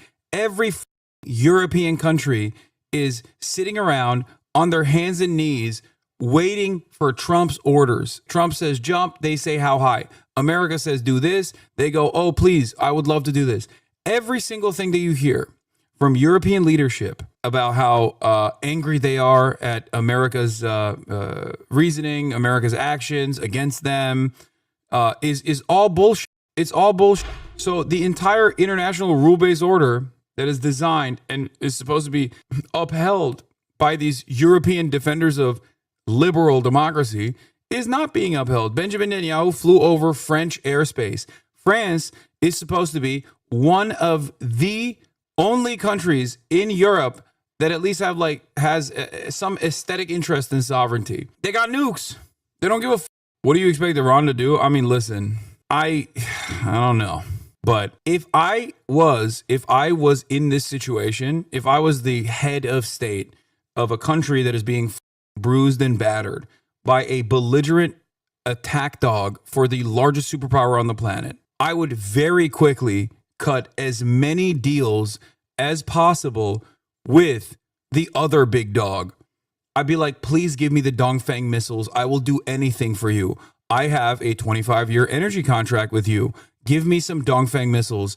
I would like to launch some Dongfeng missiles instantly. I would like to launch maximum amounts of Dongfeng missiles is what I would probably do in that situation. International law collapsed in 2003 with the invasion of Iraq. Biden made a mockery of it from 2023 to 2025, and Trump has torn the mask off in 2025. Exactly. Dongfeng missiles in the direction of commercial vessels potentially flying above them, mining the Strait of Hormuz, closing it down. Dongfeng missiles in the direction of oil refineries, but that wouldn't happen because that would also hurt China's interest. Also, there's the other side of this as well. China loves trade maxing, as I've said before, and they would hate for a global disruption of any sort against shipping or, God forbid, energy. That means less trade. That means economic collapse, and that means no trade. And they love trading. If they don't trade, they explode. So obviously, they probably would not be on board with that. But it doesn't even need to get to that point. If you don't want America to blow up your nuclear facilities, put some Chinese military in your country. If you don't want America to blow up your nuclear facilities, put some Russian military in your country. It's kind of that simple. There are Russian civilian nuclear sites in Iran. They were not attacked. It would also be weird, of course, for relatives to kill one another when you got Israeli Russian Air Force pilots throwing missiles in the direction of Russian nuclear scientists down on Iranian soil. That would be really up, but they didn't do that. I talked with President Trump tonight on the phone, and he touted the tremendous success of the military operation. No other military could have done that, he added. 2 days was within 2 weeks, pointing to his comments on making a decision within 2 weeks for operational security. So he just lied. He just talked about diplomacy, got the European dickheads to talk to Iranian envoys specifically so they could feel like, maybe in 2 weeks we'll do something. Which, by the way, as I've said before, if a dumb Twitch streamer like myself could figure out that this was happening this weekend, I'm pretty sure the Iranian state is not oblivious. Just so you know, all this does is show the rest of the world and maybe the Iranian leadership that American talks and American ceasefire and American negotiations are meaningless. They just want complete domination. They want death and they want destruction. Yeah, I already read it. Like I said, the fact that the Iran Atomic Energy Agency is saying that they're going to pursue legal avenues. The Ayatollah is basically the Democratic Party. They're feckless institutionalists holding on to a fantasy that does not exist within the confines of international laws and the international rule-based order. It is not real. It is not real at all. And these guys think it's real for some reason, and it's a mechanism of survival for them. But what they don't realize is it's either today or it's, maybe a couple months from now or maybe next week. Who knows? But it's coming. They are literally the Ayatollah is basically the way that the Democrats operate in this country, where they're fantasizing about a diplomatic outcome that does not exist. It's clear to me that their initial response to this severe violation of their sovereignty, just like their initial tit-for-tat campaign between them and Israel in the process of a nuclear denuclearization agreement that they were having with the United States of America, has been so limited and so restrained and so focused on maintaining some sort of peaceful solution that even when they are bruising the Iranian public bloody, even when they are destroying Iran, wiping out Iranian sovereignty, his response is, it didn't hurt that bad. That's what they said tonight. They said, we hit our enriched uranium, which is true. They did do that ahead of time. We moved all of our stockpiles elsewhere. We moved all of our civilian nuclear scientists elsewhere. They're hidden. You just gave us a little boo-boo. Who cares? Wait, I want to learn something. Is Iran actually democratic? No. Doing diplomacy as a state actor and being an actual, democratic republic is very different. My very apolitical friend just said to me, no one fucks with North Korea. Why do you think that is? Yep, there's a clear message for a lot of global South and Middle Eastern countries tonight, sadly, and it isn't a non-proliferation message. Hasanabi nuclear doctrine. Hasanabi doctrine for nation building. Number 1, develop nukes. Number 2, don't give up the nukes. This is for Ukraine. Number 3, if a Western superpower claims you have nukes or a WMD, drop everything and immediately obtain nukes. Because if you don't do that, they're going to fuck you.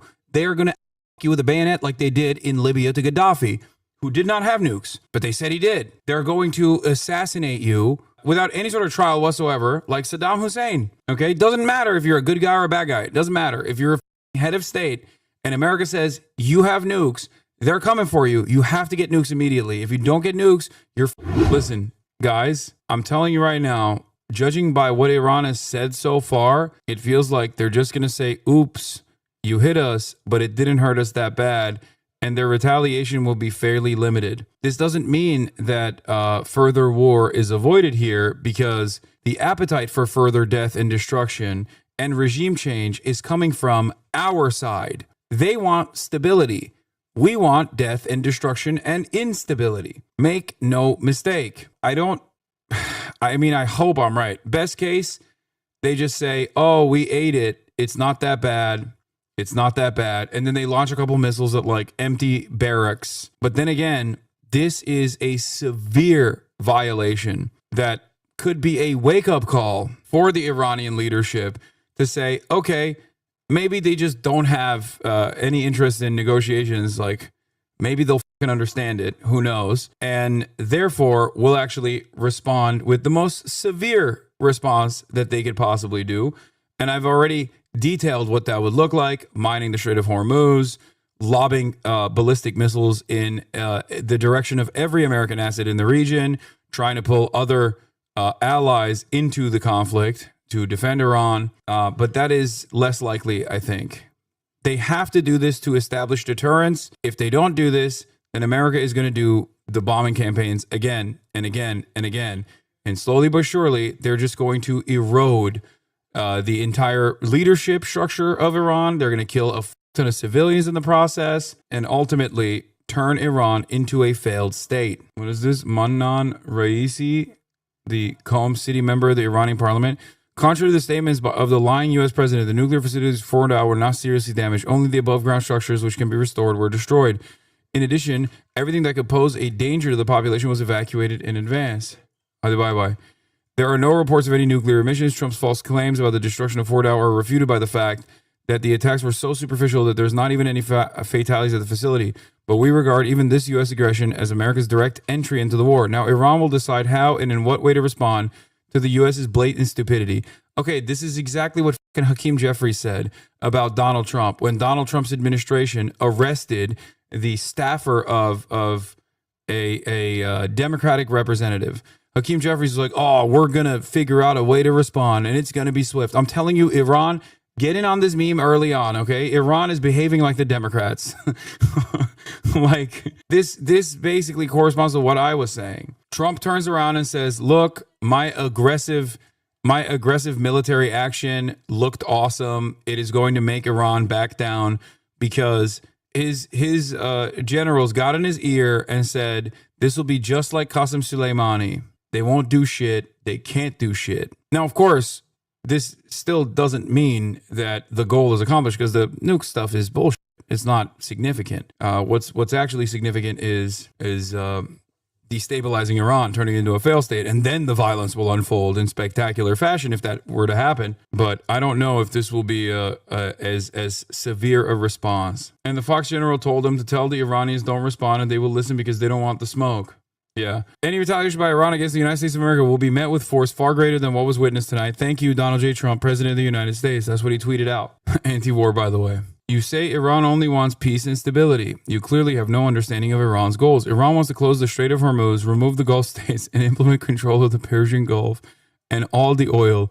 They have said this repeatedly. Okay, dude. Well, I want Chinese-style democratic centralization. That's what I want. I want high-speed rail. Am I getting it? No. So shut the fuck up.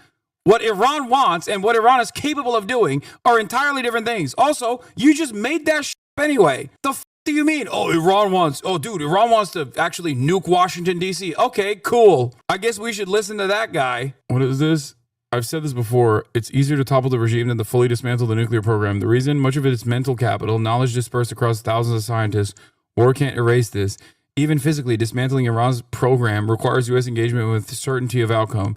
Without it, America won't risk intervention. Striking Fordow may be symbolic, but it won't ensure finality. Yeah, of course it won't. Like the nuclear program is also built on scientific knowledge, and Iran has exported this expertise to allies across the region. The same applies to his drone program. Hi, I'm waiting for another condemn from our Chinese government. Oh my God.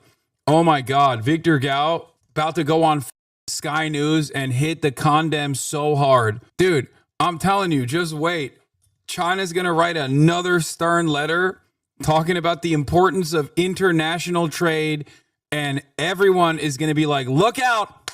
These guys are the global hegemon of tomorrow. Look out. China's coming in. They're going to condemn so hard. Just you wait, baby. You won't be expecting this condemnation. This will be so stern. China literally, I'm telling you, I talked about this yesterday. China hit the nuclear option on trade one time in this process where they just said, okay, you want to do tariffs? We won't sell you the materials that you need for your defense. We own all of them. We have a monopoly on the refinement process. We basically have a monopoly on the procurement process. We won't give them to you. That was the nuclear option for trade. That's the only time that they ever implemented it because Donald Trump was like, we're not going to do trade with China. That's it. They will never do it for anything else. God forbid the American suburbs are not awash with Labubu's. God forbid China ever take the stage as a global hegemon in the direction of peace and prosperity. Oh my God. No, the only time they would they would hit the nuclear option as long as America says no more labubus, no more shine. You say no more shine or shin, however you say it, China will come out and be like, this is unacceptable. Nukes are about to fly. Nukes are about to fly unless you fucking restore global trade right now. We have to trade max.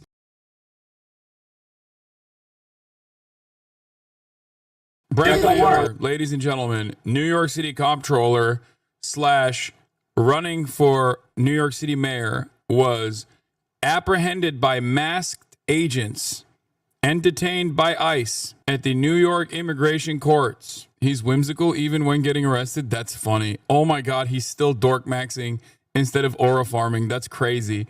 How is that possible? I mean, listen, much respect to Brad. That was cool as but that's still crazy. That's still crazy. He's still dork maxing at that point. Do you have a judicial warrant? Do you have a judicial warrant? Can I see the judicial warrant? Can I see the warrant? I will let go when you show me the judicial warrant. Where is it?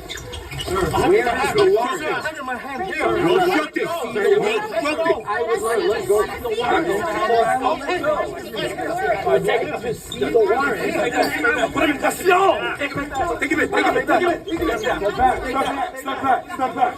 You don't have authority. You don't have authority to arrest U.S. citizens. Step back, sir. You don't have the authority to arrest U.S. citizens. Say that. You don't have to. I'm not obstructing. I'm standing right here in the hallway. I asked to see the judicial warrant. By asking for a judicial warrant? Dude, they are crazy, bro. The Trump admin is going crazy mode with this. This needs to happen way more frequently. Like, not the arrests, I mean, just lawmakers directly putting themselves in harm's way. They can't arrest everybody.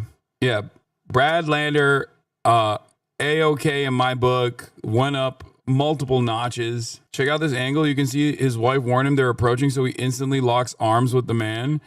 New York City comptroller Brad Lander was arrested for assaulting law enforcement and impeding a federal officer. Our heroic ICE law enforcement officers face a 413% increase. God, are you... nothing makes me angrier than seeing the Department of Homeland Security post like soy posting. I cannot stand it. It's the same principle behind like Israel supporters literally being like, we are the permanent victims, actually, while in the process of doing a historic, unprecedented, violent incident, like an unprecedented in modern history. I guess, well, not in modern history, but like since the last Holocaust, doing the new version of it while simultaneously claiming victim. It makes me so angry. It is so fucking disgusting. It makes me so mad. Oh, our heroic ICE law enforcement officers face a 430% increase in assaults against them. It is wrong that politicians seeking higher office undermine law enforcement safety at a viral moment.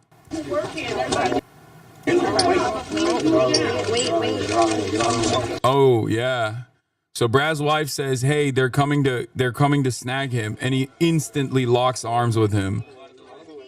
That's cool. Brad's the man, dude. Brad Lander's the man. Respect.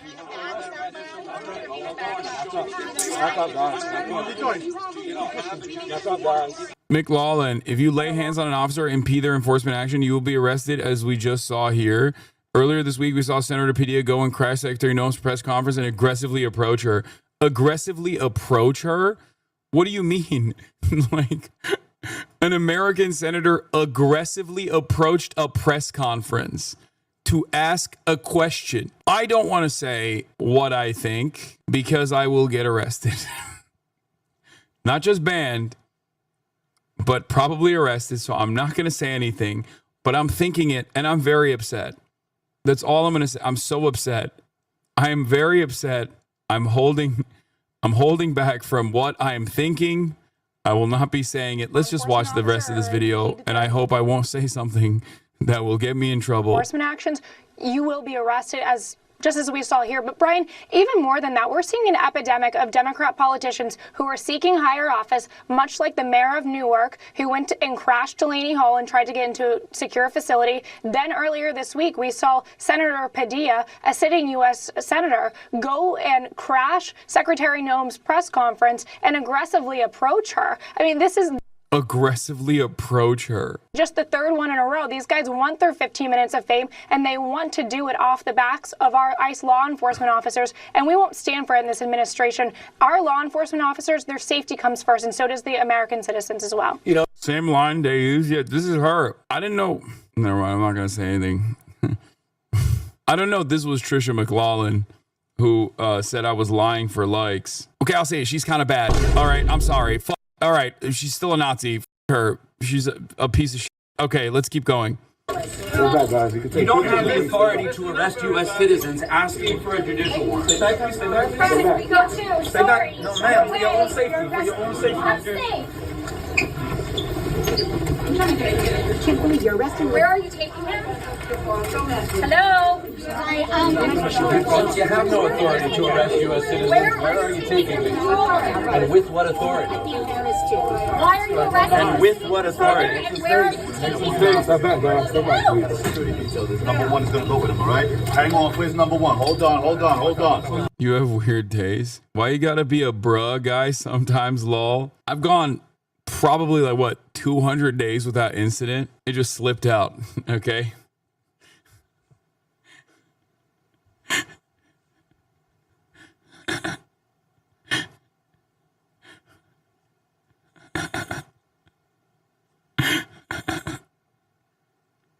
City mayoral candidate Brad Lander walked out of court after being detained by federal officials. He's now free and frustrated. The rule of law is not fine, and our constitutional democracy is not fine. This just hours after Lander was handcuffed and taken into custody outside of immigration court in Lower Manhattan. And good evening at 5 o'clock. I'm Sade Bedarinois. And I'm Mike Marza. Brad Lander had been accused of assaulting and impeding a federal officer. Federal agents in Lower Manhattan approaching him as he locked arms with a migrant who just had his case dismissed. Lander walked out of Federal Plaza with Governor Hochul just moments ago. News of his arrest drawing protests tonight. Eyewitness News reporter Stefan Kim has more from Foley Square. Bruh, no fraternizing with a Nazi? I never said that. Can everybody calm down? You guys are acting like I'm going to send her flowers. She's a psychopathic Nazi piece of shit, okay? God damn. Everybody, you're making a mountain out of a fucking molehill, okay? Calm down. Take it back. Take it back. Take it back. Step back. Step back. Step back. You don't have authority to arrest U.S. citizens. Step back, sir. You don't have the authority to arrest U.S. citizens. This is video of ICE agents taking down City Comptroller Brad Lander and then placing him in handcuffs. The mayoral candidate arrested at Federal Plaza. Burgles, thank you for the 100 give this subs. This morning, after observing an immigration hearing, the Democratic mayoral candidate linking arms. Yeah, they calling you a lot of names, but not a liar. True. That's true. They are. They're saying a lot of names in the chat, but ain't nobody calling me a liar.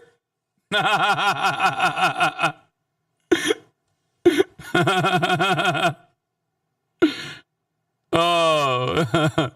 With an immigrant who ICE agents were trying to remove, setting off the dramatic confrontation. This is how it started. You have a judicial warrant. You have a judicial warrant. And I see the judicial warrant. And I see the warrant. I will let go when you show me the judicial warrant. Where is it? Sir, where is the warrant? I peeped the IG unk. You are not valid for that take. Okay, I didn't even know she had an IG. A DHS spokesperson says Lander was arrested for assaulting law enforcement and impeding a federal officer. And then a statement goes on to say, it is wrong that politicians seeking higher office undermine law enforcement safety to get a viral moment. No one is above the law, and if you lay a hand on a law enforcement officer, you will face Why is this local news anchor yelling? Consequences. But moments ago, Lander released and walking out of Federal Plaza with Governor Hochul. And do what I could to intervene. But to my knowledge, the charges, there are no charges. charges have been dropped. But I'm happy to report I am just fine. I lost a button. Assemblymember Zohran Mamdani is surging in the mayor's race. He and Lander have cross-endorsed each other's candidacies. This is not about an election. This is about ensuring that we protect the city and the country that we love. Now, this is a live look at Foley Square, which, by the way, was quiet until Brad Lander was arrested. Now, by the way, he just showed up here moments ago, and as expected, to a hero's welcome. The frontrunner in this mayor's race, former Governor Andrew Cuomo, he is also coming to Lander's defense. In a statement, he says, "This is the latest example of the extreme thuggery of Trump's ICE out of control. This is not who we are." It goes on to say, "This is the direct result of the mayor handing the keys of our great city over to..." Andrew Cuomo forgot he's running alongside Trump as opposed to running against him, you know? For a moment he forgot, I think. For a brief moment, he's like, this is not who we are. I would definitely not do the exact same thing, except I too am also incredibly right-wing, like Eric Adams, and also am compromised in the same exact way that Eric Adams is, with a Department of Justice case that is hanging over my head that will allow Donald Trump to use me like a flesh puppet with his hand shoved directly inside of my ass. Like, he's like, yeah, I hate the current mayor. I am literally him, but Italian. Forgot his biggest donors support ICE. If you're wondering why Andrew Cuomo is so soft on ICE and why he hasn't called for Brad's release, you can just follow the money. Andrew Cuomo's biggest donors raking millions from ICE. Reporter regarding Cuomo responds, 5 fellow mayoral candidates came here within 90 minutes of you being arrested and called for your release. What does that say about the tenure of the mayor's race? Was one of them Andrew Cuomo? It was not. Imagine that. Was one of them Andrew Cuomo? It was not. I was going to say that. Imagine that. Look, I mean, this is a critical time to have a mayor who will stand up to ICE and stand up to Donald Trump and insist on due process and the laws of this city.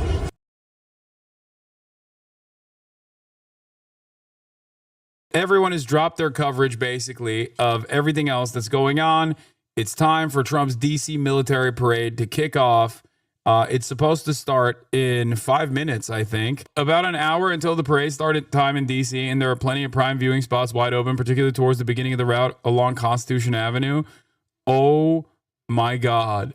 No one is there. Not even the protest. Oh, no. When you throw a birthday party and the only people that attend are paid to be there. This is kind of awesome. I'm not gonna lie, this low-key is the best possible thing that could have happened. Like, maybe some, like, incredibly limited number of people, and then, like, some obviously anti-Trump protesters. But, like, overall, just limited involvement is hilarious. Stop the fake news. This is DC Today. Ignore the season. It's real. This is what DC looks like right now. They're all, and I'm hearing, my sources on the ground are saying that they're incredibly stoked. Oh my God. Bro, this sucks so much. Oh, this sucks so much for Trump. Oh, that's awesome. This is exactly the kind of petty shit that he hates too. All around the country, there are millions of people on the streets from different walks of life, from different demographic backgrounds, marching against Donald Trump. Meanwhile, Donald Trump himself can't even get enough of his supporters to come watch his birthday party army parade. I'm sorry. I know this is like kind of libbed up, but this is exactly the type of shit that Donald Trump cares about. And this is fucking hilarious. Update on the cross from 16 minutes ago. Nowhere near the 200,000 expected. Oh my God. Dude, this is why I love protests. This is why I love like the fucking liberal protests as well.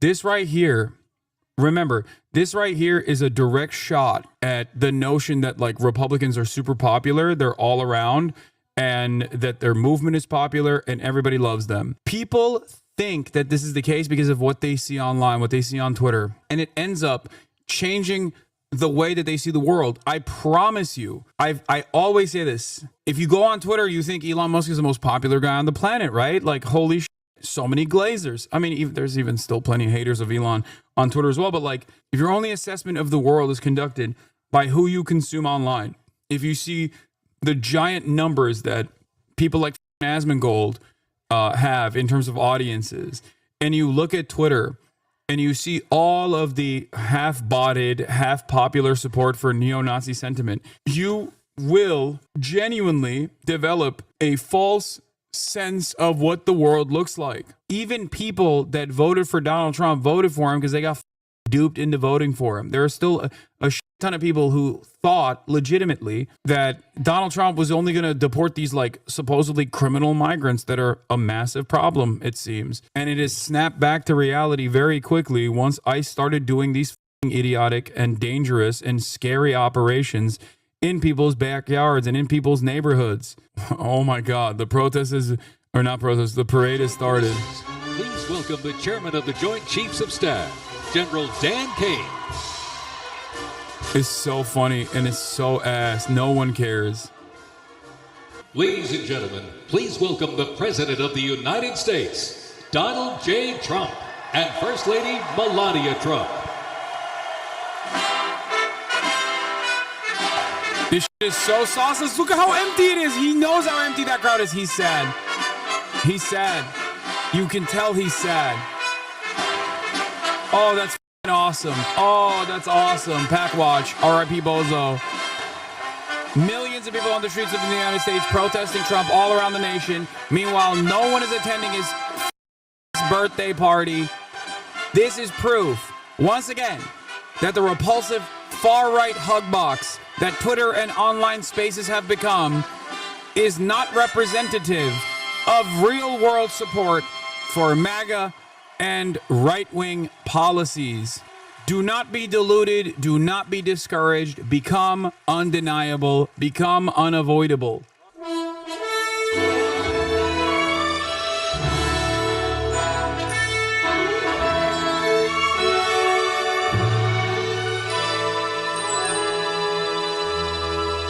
Oh, say, can you see? Boo.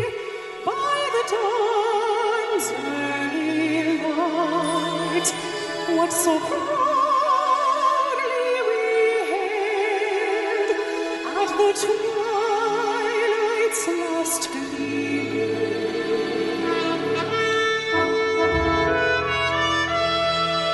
whose broad stripes and bright stars. Republicans are gonna be like, this is DEI. This is this DEI singer. We watched were so gallantly streaming.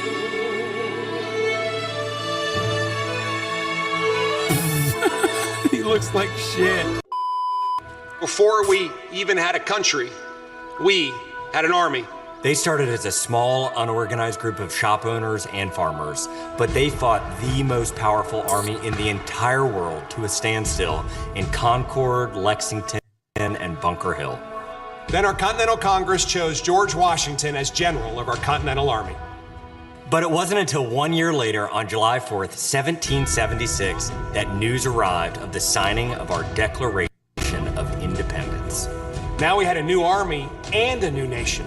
It's like probably the worst time to try to instill patriotic feelings in this country when there's so much discontent and anger, where people are like, why can't we go back to the glory days? Because like right now, you're talking about the glorious past, you know, Revolutionary War, taking out a monarch, like removing a monarch's grip of power. Meanwhile, now all the army does is just brutalize like brown 14-year-old children so that a bunch of rich assholes can make money stealing the natural resources of said country and failing to do so in the process anyway. Back in the day, and we see it as they progress through here. This is the start of the era of what would have been, what soldiers would have looked like and how they would have worn. By the way, we expect to see straight up, Trump is so zesty with it because low-key, this is kind of cool. And this is exactly the type of shit that a zesty ass man would come up with. They actually hired a bunch of like professional costume designers, for the record, so that they could showcase the costume, like the uniforms of every single era. And I'm sorry, I like that. I will admit, I like that. I think it's cool, but that is something that a very zesty man with a penchant for art, who has an artistic vision, would come up with. Also, remember, parades, always gay. It is Pride Month. Parades, automatically gay. There's no way to make a parade straight. It's always a queer experience, and therefore, this is technically a pride parade. The Old Guard also maintains 24-hour vigil of the tomb of the unknown soldier, while also conducting funeral services honoring our fallen heroes in Arlington National Cemetery. Why is this sauceless? I think other countries that don't have much in terms of military conquest spend a lot more of their limited efforts on putting together sick-ass parades. That's why our parades look kind of sauceless. Low-key, the North Korean parade is better than this. Chinese parades are way sicker than this. North Korean parades are way sicker than this. I would go so far as to say the Russian parade was kind of ass too. I watched the Russian Victory Day parades. Like, some of them looked kind of too. So I guess the more your military is actually put to use, the worse your parade looks. Of diplomatic honor, and there's a big ceremony on the South Lawn. You always get the Fife and Drum Corps as part of making black army soldiers dress up as. That's crazy. That's wild. The American military is also obviously very diverse, especially the army is very diverse now. But it's just crazy to, you know, do that. Make a black man wear a powdered wig like that is not good. It's up, I think. What is this? I do want to point out for our viewers, we seem to be moving pretty quickly here through the eras of the U.S. Army. Time flies, as they say. It does, especially on Constitution Avenue here in Washington. We're now in the World War I era, looking at some of the vehicles that were used by the Army in that time period. Bro, he looks sad. Bro looks sad. And I believe these are members of the 42nd they got Infantry, they got gay stuff on the, which was at the time. What is this? This is literally a pride parade. Okay, abort. This is literally a pride parade, bro. They got the DEI band. They got some gay shit on their. Bro, this is what is happening. They got rainbow drums. This is literally what's going on. This is woke. The army is woke. Abort. Let's watch a real ass parade, chat. 同志们好。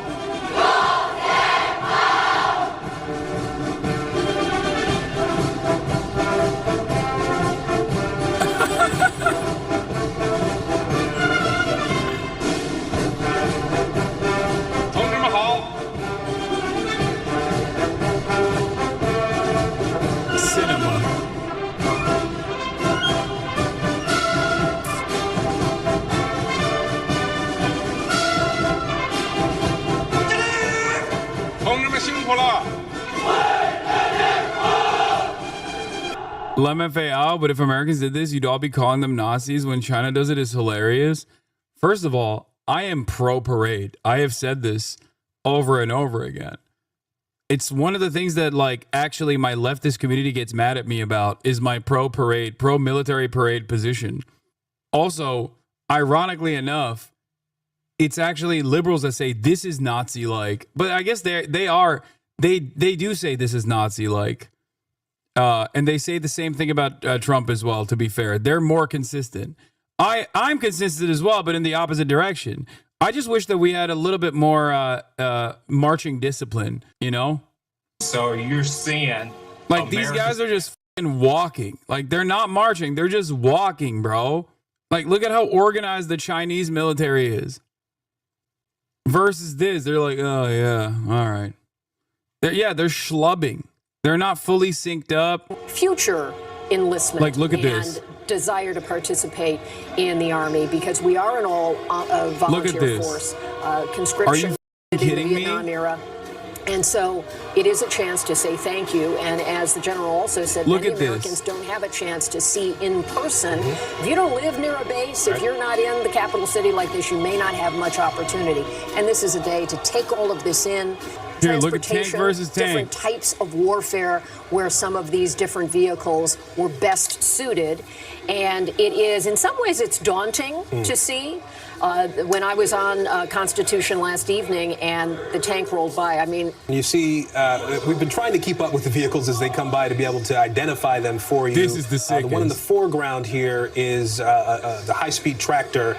Will they show American ICBMs? Because I want to see that. In the 1940s. Let's see how much glaze is happening in Fox News. I know this is just one day, but this celebration is supposed to last the entire year. Do you think this can be a reset for the country? I do think so, because remember that it's the... No one cares, bro. What do you mean, a reset for the country? Yeah, it's a massive celebration. How joyous. How large, how vast. It's the kickoff of a whole year of celebrations. And look, I know from having been in Sydney, Australia, when the Olympics came, how the entire country gets buoyed, the economy gets good, everybody is just in a great mood. And we are going to see that with multiple celebrations over the next year. This is just the start. And I think the pride and patriotism in this country, as let's hope at the same time the economy comes good, there is going to be such a feeling of joy and kind of positivity and energy in this country for the next year. I'm sure of it. And, you know, this parade is being watched not just in America, but around the world. And it gives succor to our allies who know that they have the strength and might of the American mighty military behind them. But it also gives pause to our adversaries who are there doing wrong around the world. And dog, first of all, you're Australian. Secondly, that is literally the thing that these other countries do, smaller countries do, and we make fun of them for doing that. And now America's saying this. That's hilarious, dude. Oh my God. This is like, I'm not libbed up enough to be like, oh, this is like North Korea, but like low key, this is like North Korea, bro. Like straight up. Oh, we're showing the world our military prowess by what? Marching to the streets? An embarrassing public flop while the foreign policy crises you claimed you were uniquely capable of solving worsen immeasurably. Will the United States ever have a non-Brandon president? Oh, 100 P. This is an incredible take from Felix. We are so Brandonized. This is the most Brandonification, the Brandonized president. Shut the fuck up. Special thanks to our sponsor, Coinbase.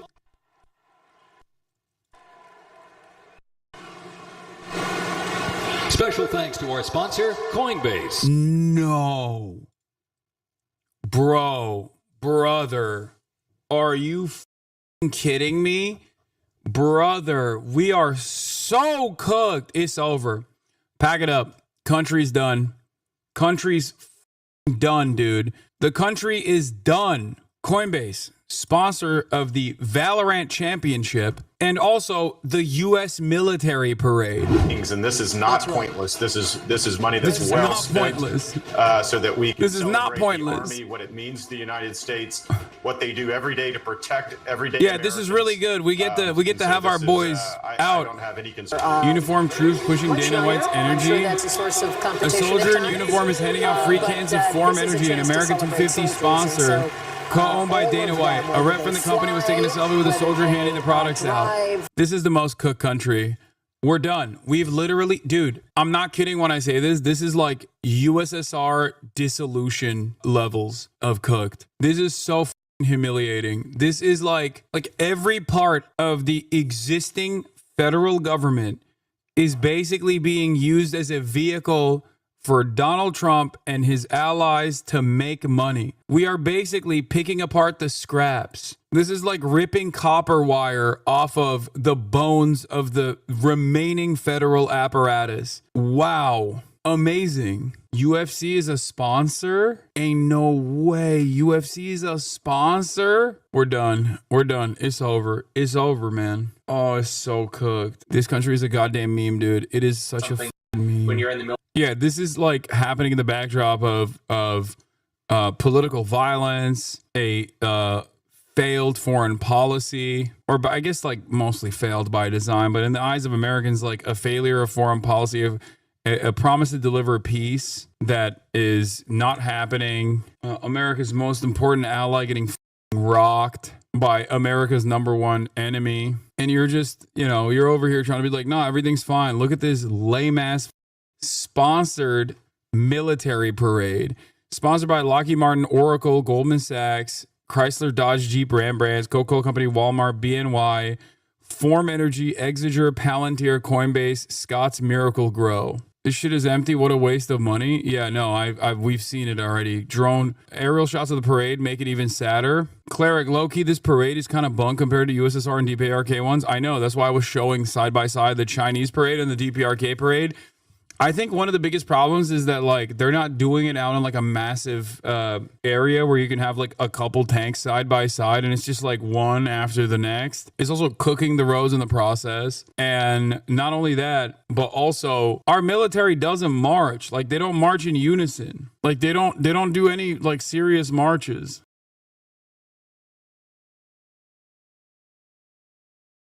Anyway, Trump is backing away from some of the crackdowns, apparently, because industry leaders went to him and were like, what the fuck are you doing? You're actually impacting our bottom line. No shit.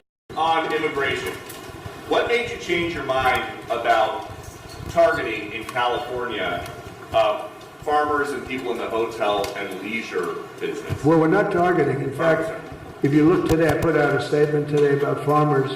Our farmers are being hurt badly by... they have very good workers. They've worked for them for 20 years. They're not citizens, but they've turned out to be, great. And we're going to have to do something about that. Not exactly sure what this will look like. Not exactly sure what kind of scale backs will take place. But this is part of the reason why I said, don't say taco here, guys. Come on. This is part of the reason why I said mass deportation, the way that these guys envisioned it, will not happen.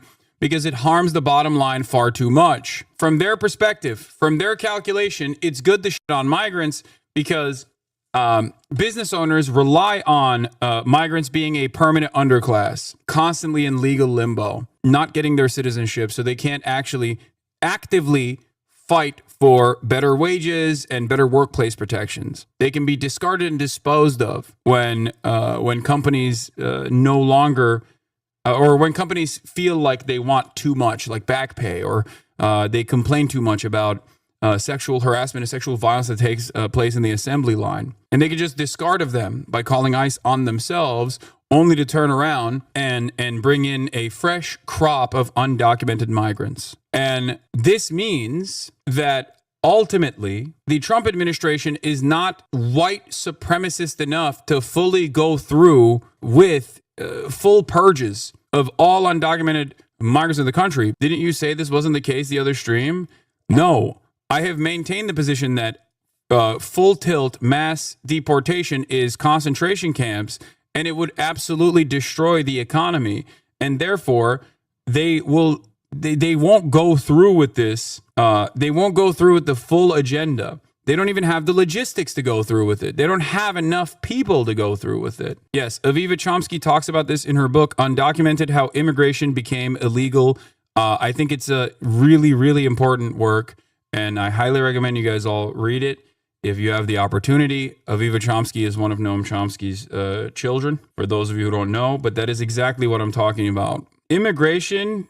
like flows of migration will always happen due to the instability that we cause in the global south and due to climate change. And therefore, we will always have a hyper exploited underclass, a permanent underclass of laborers, but they can only remain a permanent underclass of laborers, which also has the capacity to depress wages for the documented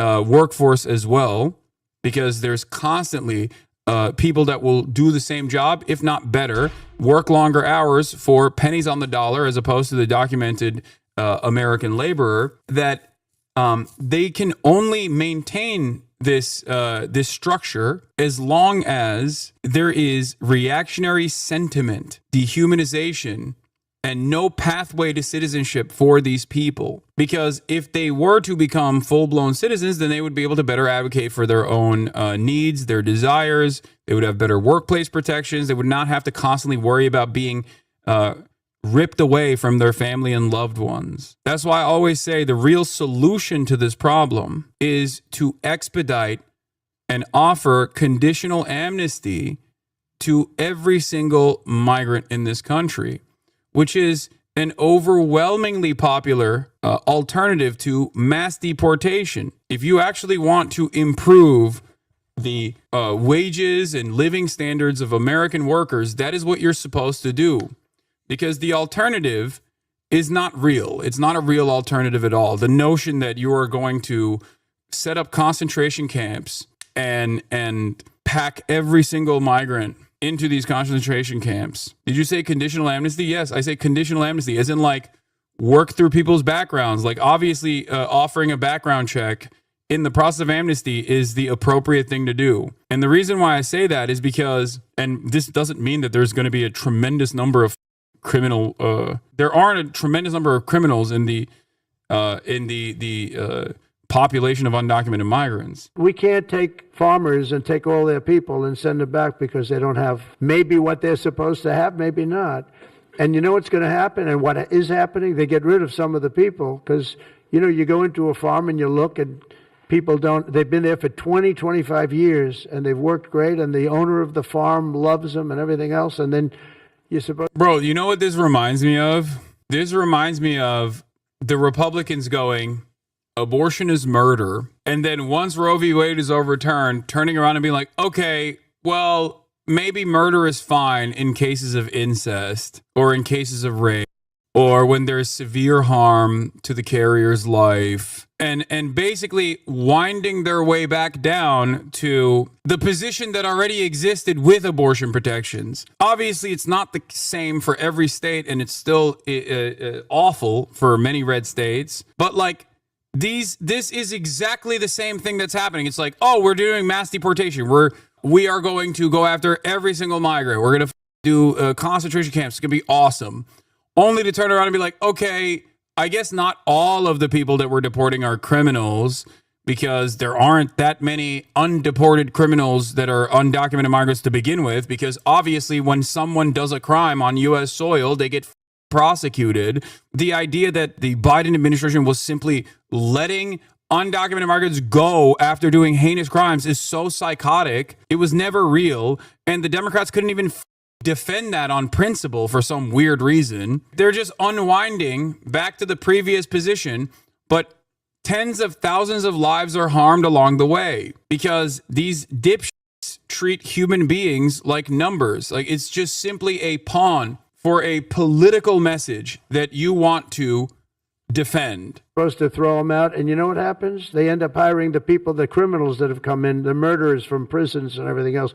So we're going to have an order on that pretty soon, I think. We can't do that to our farmers and leisure too, hotels. We're going to have to use a lot of common sense on that. This is very similar to the right-wing H-1B debate earlier this year. Yes, it is. It's identical. So much of the immigration issues are just completely constructed hysteric narratives that are not born out of any sort of real vulnerability or any sort of real issue. It's simply just a made up problem. That's why I always ask people, like, have you ever met an undocumented migrant? Have you ever met a migrant that's like waiting to become documented? Have you ever been harmed by an undocumented migrant in any meaningful fashion?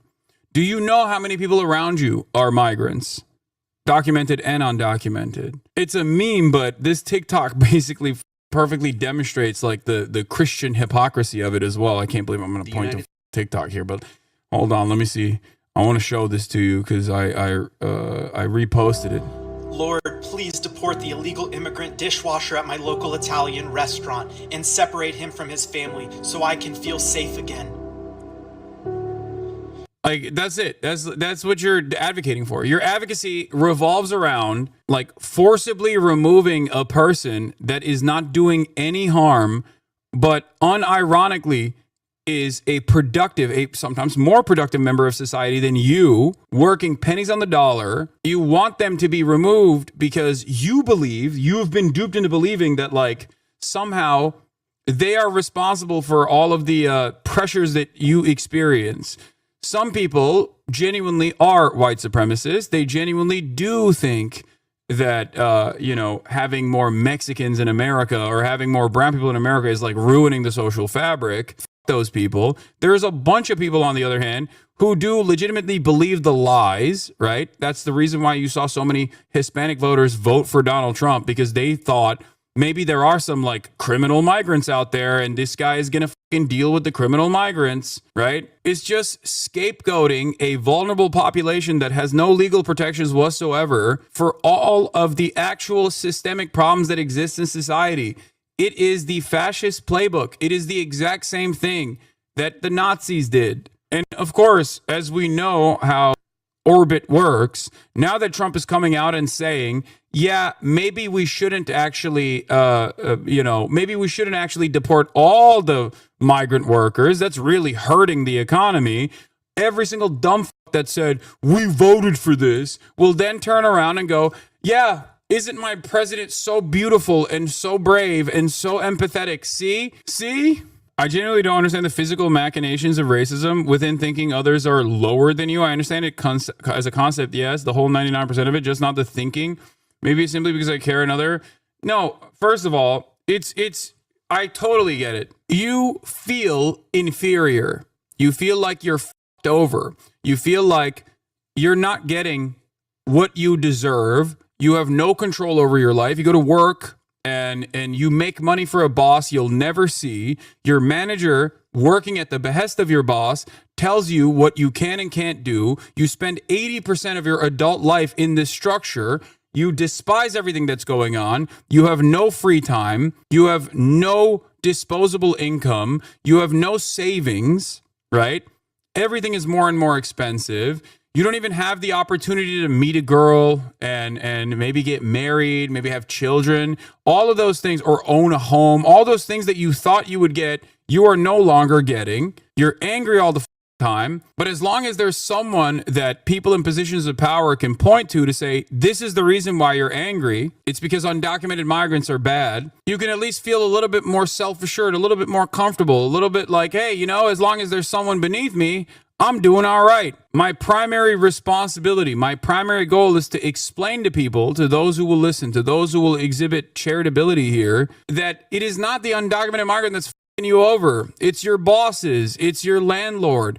It's those with power in society, those who own capital. The marginal amount of capital that you own in the form of a 401k is only making you feel like you're invested in the stock market and the success and the continuation of super profits for mega corporations, when in fact, the system that we have designed with endless greed of capital owners in mind is the same system that refuses to give you the amenities that you deserve, the amenities that everyone deserves, the amenities that we could certainly for in this country. It's the wealthy on the planet. Think about all the endless bounty of technological advancement.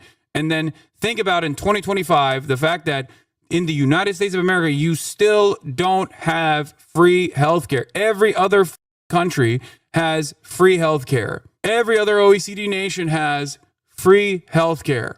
You don't. But as long as you think that undocumented migrants are the reason for this, or undocumented migrants are what you should pay attention to, rather, you will never fight for that. Because fighting for that is what unites everyone, regardless of their political allegiances. Fighting for things like that is the most terrifying prospect for capital owners, for those who actually seek to turn super profits out of privatizing healthcare, creating a structure of for-profit healthcare. It's just one issue, by the way. That's just one issue. There's so many other problems similar to this. Housing has the exact same issues. This is why I always say class consciousness is incredibly important and is unfortunately not so common here in the United States of America. Support for deporting all illegals, 2016, 38%, 2025, 56%. It's now the majority position. A result of the Democrats' shift to the right on migration, on immigration, 100%. It's that. It's also a lack of real solutions to the economic harms that people experience on a day-to-day basis. And then desperate people, angry people are vulnerable. Desperate and angry people are resentful.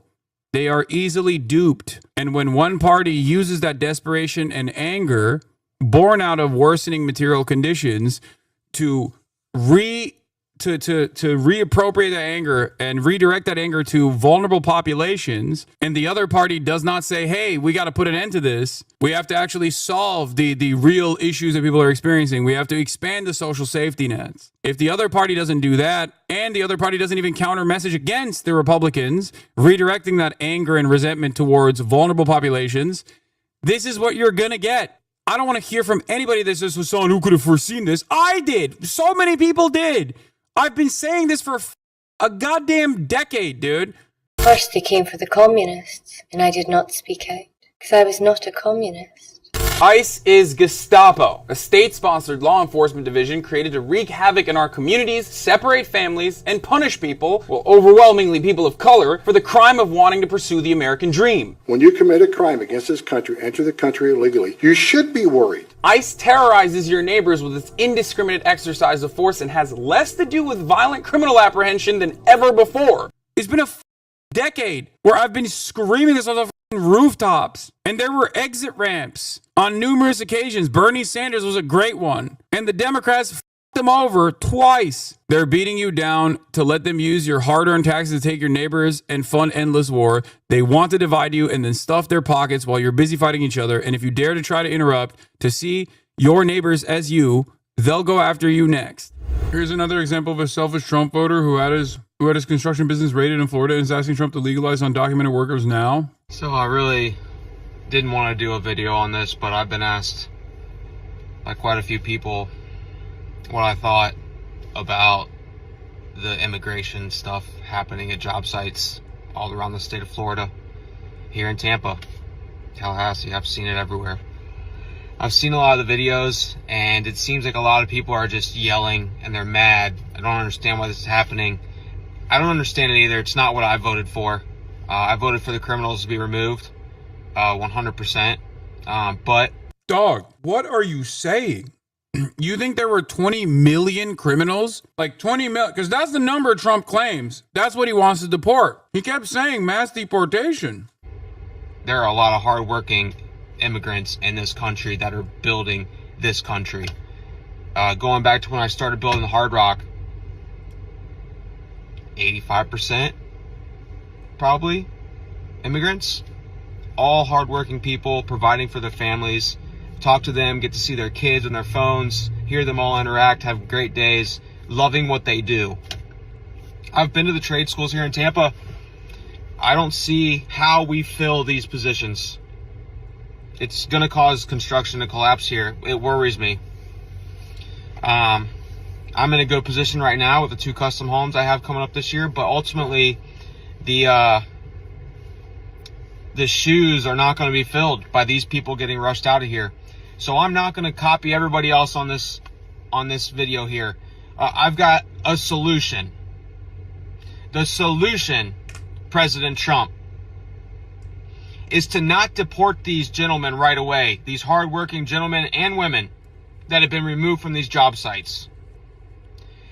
Get them legal status somehow, under a work visa, background check them, do whatever you need to do to make sure they're not criminals, but let's get them legalized in a rushed form or fashion.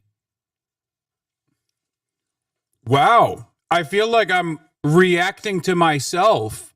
That's crazy. What a quick turnaround, dude. Wow.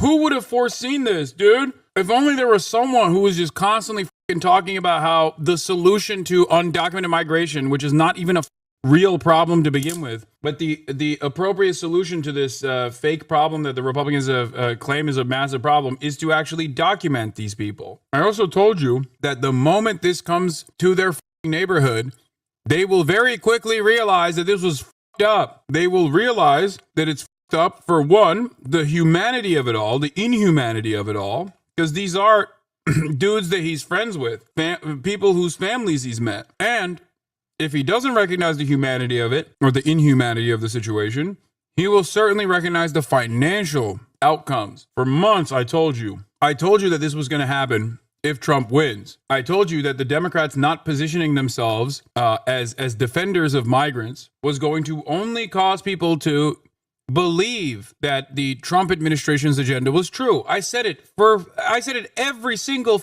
day. That's because the Democratic Party is too scared. They refuse to actually have any sort of counter messaging on this front, and they just capitulate the right-wing framing every single time. They did this with the crime panic too.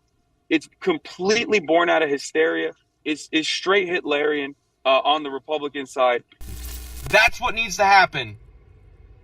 That's the right thing to do if you care about America. It's the right thing to do because construction is the biggest industry. I'm sorry, healthcare. But we all know I won't go to health. I don't do that here. Construction is the biggest industry in this country.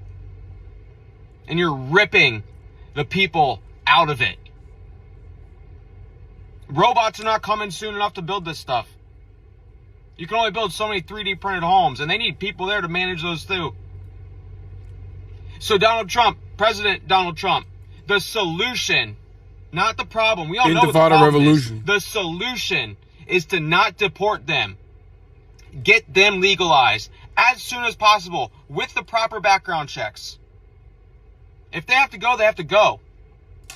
But these are hardworking people that are building this country. This is the least appealing I told you so moment of all time, both on the basis of like Americans coming to this recognition, but also the dangers of not counter messaging that would cause so many dumbass Americans to lose sight of how devastating it is to dehumanize migrants this hard. Donald Trump is now underwater on every issue, including immigration. And this is the most popular he will ever be on the issue of immigration. Today is the most popular Donald Trump will ever be on immigration. Tomorrow, he is going to be less popular. New AP NORC poll, Trump is at 39% approval. Overall, minus 21. On immigration, minus 7. On the economy, minus 22. On trade, minus 22. On climate, minus 22. He's underwater. I'm not going to say the Democrats have actually positioned themselves against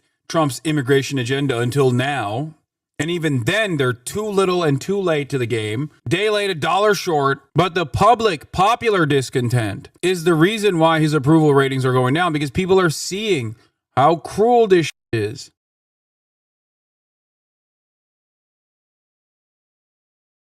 All right, we're gonna go to another incredibly f***ed up situation. Senator Alex Padilla forcibly removed from press briefing by Department of Homeland Security Secretary Kristi Noem. We are staying here to liberate this city from the socialist and the burdensome leadership that this governor and that this mayor have placed on this country and what they have tried to insert into this city. So I want to say thank you to every single person that has been able to do this. Also, I want to talk specifically to the rioters and to the politicians in Los Angeles.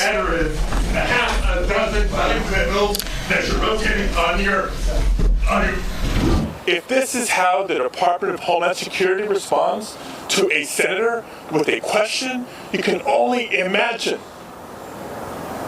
what they're doing to farm workers, to cooks, to day laborers out in the Los Angeles community and throughout California and throughout the country.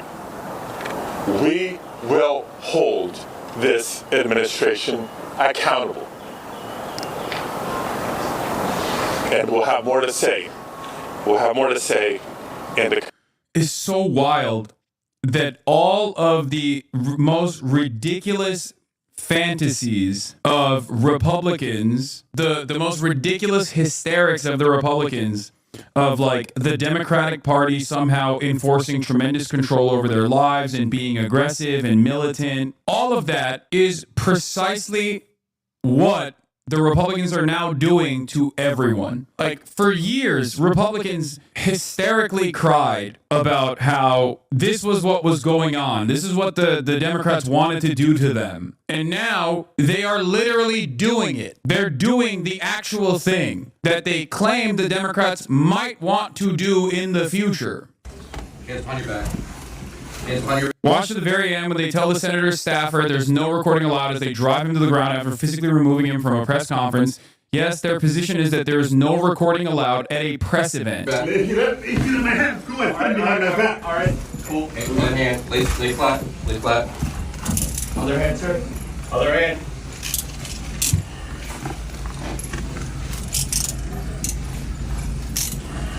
There's no recording allowed here. I did not know. There's no recording. What do you mean there's no recording allowed in here? I mean, Alex Padilla is right. If they do this to a senator for asking a question, what are they doing to everybody else? What are they doing to average citizens who don't have this protection? Schumer made this announcement in the middle of a debate on a bill where Democrats were collaborating with the Republicans on crypto legislation. How can you compartmentalize these two actions is beyond me. Without objection. Mr. President, I just saw something that sickened my stomach. The manhandling of a United States senator. We need immediate answers to what the hell went on. I yield the floor.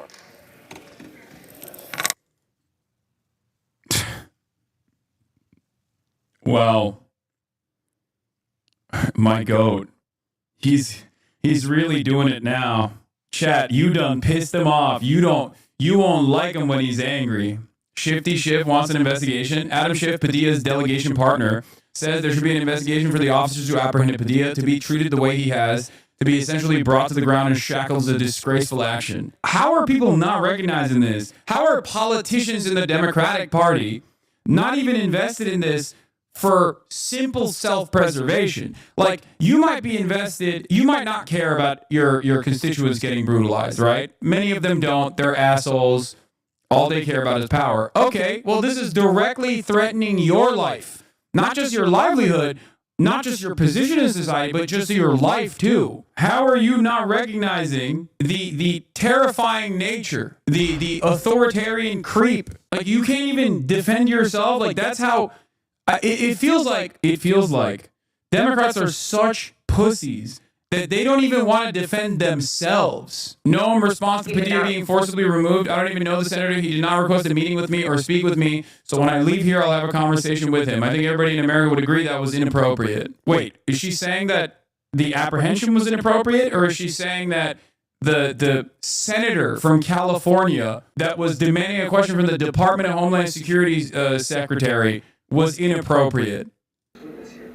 Oh, you know what? I don't even know the senator. He did not request a meeting with me or to speak with me. So when I leave here, I'll have a conversation with him and visit and find out really what his concerns were. I think everybody in America would agree that that wasn't appropriate.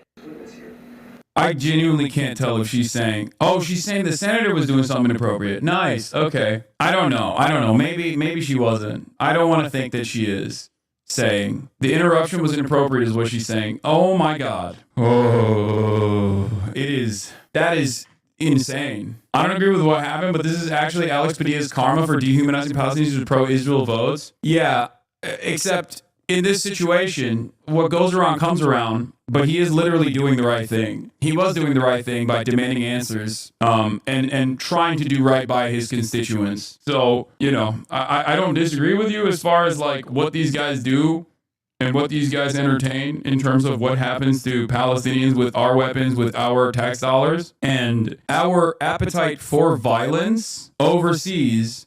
You're saying that you would want the United States and Israel to bomb Iran. Yeah. Certainly plays a role in our appetite for violence here and our analysis of what kind of violence is permissible here. It does. What goes around does come around. Having said that, I think in this moment, we have to be a little bit more tactical with our approach, because what happened here is completely unjustifiable, and Alex Padilla was tackled to the ground for doing the right thing. Foe of the show, DHS spokesperson Tricia weighs in. Tricia McLaughlin. Senator Padilla chose... Oh, yeah, the one who said I was lying for likes. Senator Padilla chose disrespectful political theater and interrupted a live press conference without identifying himself or having a Senate security pin on as he lunged towards Secretary Noem. Watch for yourself. Sir, hands up. I'm Senator Alex Padilla. I have questions for the Secretary. Mr. Padilla was told repeatedly to back away and did not comply with the officer's repeated commands. Secret Service thought he was an attacker and officers acted appropriately. Secretary Noem met with Senator Padilla after and held a 15-minute meeting. New Quinnipiac poll shows Senate Democrats have Trump's approval rating is 38 to 53. GOP's approval rating is 32 to 61. Approval rating is 32, disapproval is 61. Trump's approval rating is 38, disapproval is 53. But they have one thing going for them. Democrats are even more unpopular. The Democratic Party's approval rating is 21% approval to 70% disapproval. And the reason for why is because the Democrats have lost their own base. They have designed their campaigns, as I warned, against my warnings, against my wishes. This is exactly what I was talking about when I said Democrats are simply eroding trust within their base of support by constantly trying to bring in support from this mystical, fantastical, non-existent, middle of the road voters or Republican Party voters that will then turn around and be like, well, I want to vote for the reasonable party, the reasonable fascist party. It's not going to happen. And here we are. And if they don't change, if they do not change their attitude, they are permanently fucked. And them being permanently fucked is not a good thing. I'm not a defender of the Democratic Party. Fuck the Democratic Party. But them having this little, not enjoying even a little bit of confidence is warranted, but it's also dangerous because if there's no counterbalance, if there's no pushback against growing fascism, then it's over. Hassan Abi is a troublemaker. This guy comes in, and I think in my headcanon, this dude who comes in and says this every day is like 75 years old, but he comes in here every day and says this. Like, I'm a whippersnapper, a scoundrel.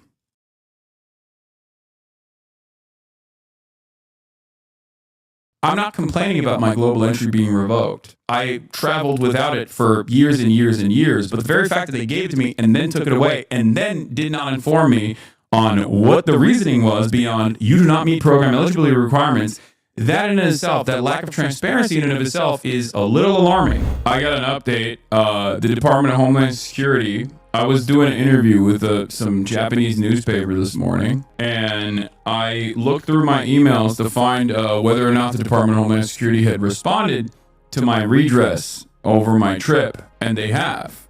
They have responded. Actually, as a matter of fact, they responded this past Monday. But in the process of their response, I also found out that a while back, they had also revoked my global entry. So I finally got a response back from the Department of Homeland Security, but they had already taken away my global entry clearance months prior. They revoked it before my entry, and I didn't even know. And what's even crazier is at no point did they even mention that they had revoked my global entry. They don't even mention it in the redress letter. In the redress letter, I actually mentioned that I have global entry and I'm a known traveler, because for those of you who don't know, global entry is the Department of Homeland Security protocol where you go there, they look through your whole criminal background, including, even if you've ever been arrested, it literally shows up. Even if you've been arrested and it never actually dings on your record because you were arrested 10 years ago, as I was, that still shows up. It's the most comprehensive database that they have. And after looking through that, there's an interview process. You do the interview process. They ask you questions about it, whatever. And they give you a card. I have the card. A known traveler, like a global entry pass. You could literally have this card with you when you're traveling in most circumstances, and it basically plays the same role as a passport or identification. It's like Disney Fast Pass. When were you arrested? 2013. It's been a long time ago. It's irrelevant. And I never got charged or convicted with anything. I never even got prosecuted. In any case, that means that the Department of Homeland Security looked through your entire, your entire profile, all this stuff, and decided that I am fine to get expedited access into the country and not sit in the same line. Global entry can be revoked for really silly reasons as well, by the way. Or I guess technically good reasons, but for those of you who don't know, if you bring a banana into the country and they actually find that you brought a banana into the country, it's over. You are no longer allowed to have global entry because you've brought in an agricultural product that could be damaging to the natural ecosystem. So it's stuff like that. It's basically TSA pre-check for international travelers. It's like the higher degree of TSA pre-check for those of you who don't know. Bananas are dangerous? Yes. Yes, agricultural products could be considered dangerous to the natural wildlife. This is something that I understand. This is one of the aspects of global, like TSA, or not TSA, sorry, DHS's like actual primary roles. Customs and Border Patrol's primary role is to make sure that, you're not smuggling seeds or some into the country, or harmful, like you might be carrying harmful bacteria or whatever. Like that is their job. That's like the only job that they have. To ensure that there aren't invasive species that are coming into the country and disrupting the ecosystem. Now, what's interesting, however, about this entire process is they did not tell me what the reason for the revocation of global entry was, because I looked it up and it says, "Dear Hassan Piker, thank you for your participation in the global entry program of U.S. Customs and Border Protection. Global Entry is a voluntary program available to travelers that pass a comprehensive background investigation. Applicants found to be ineligible for Global Entry participation may still be permitted to enter into the United States, although they will not be permitted to use the Global Entry lanes. We regret to inform you that your membership in Global Entry has been revoked for the following reason, in parentheses S, reasons." There's a big space there, and the only thing that it says is, "You do not meet program eligibility requirements." This is after they gave it to me.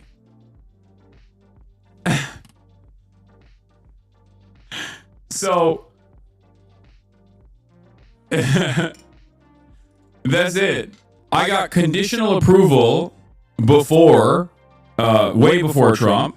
I got conditional approval in 2024.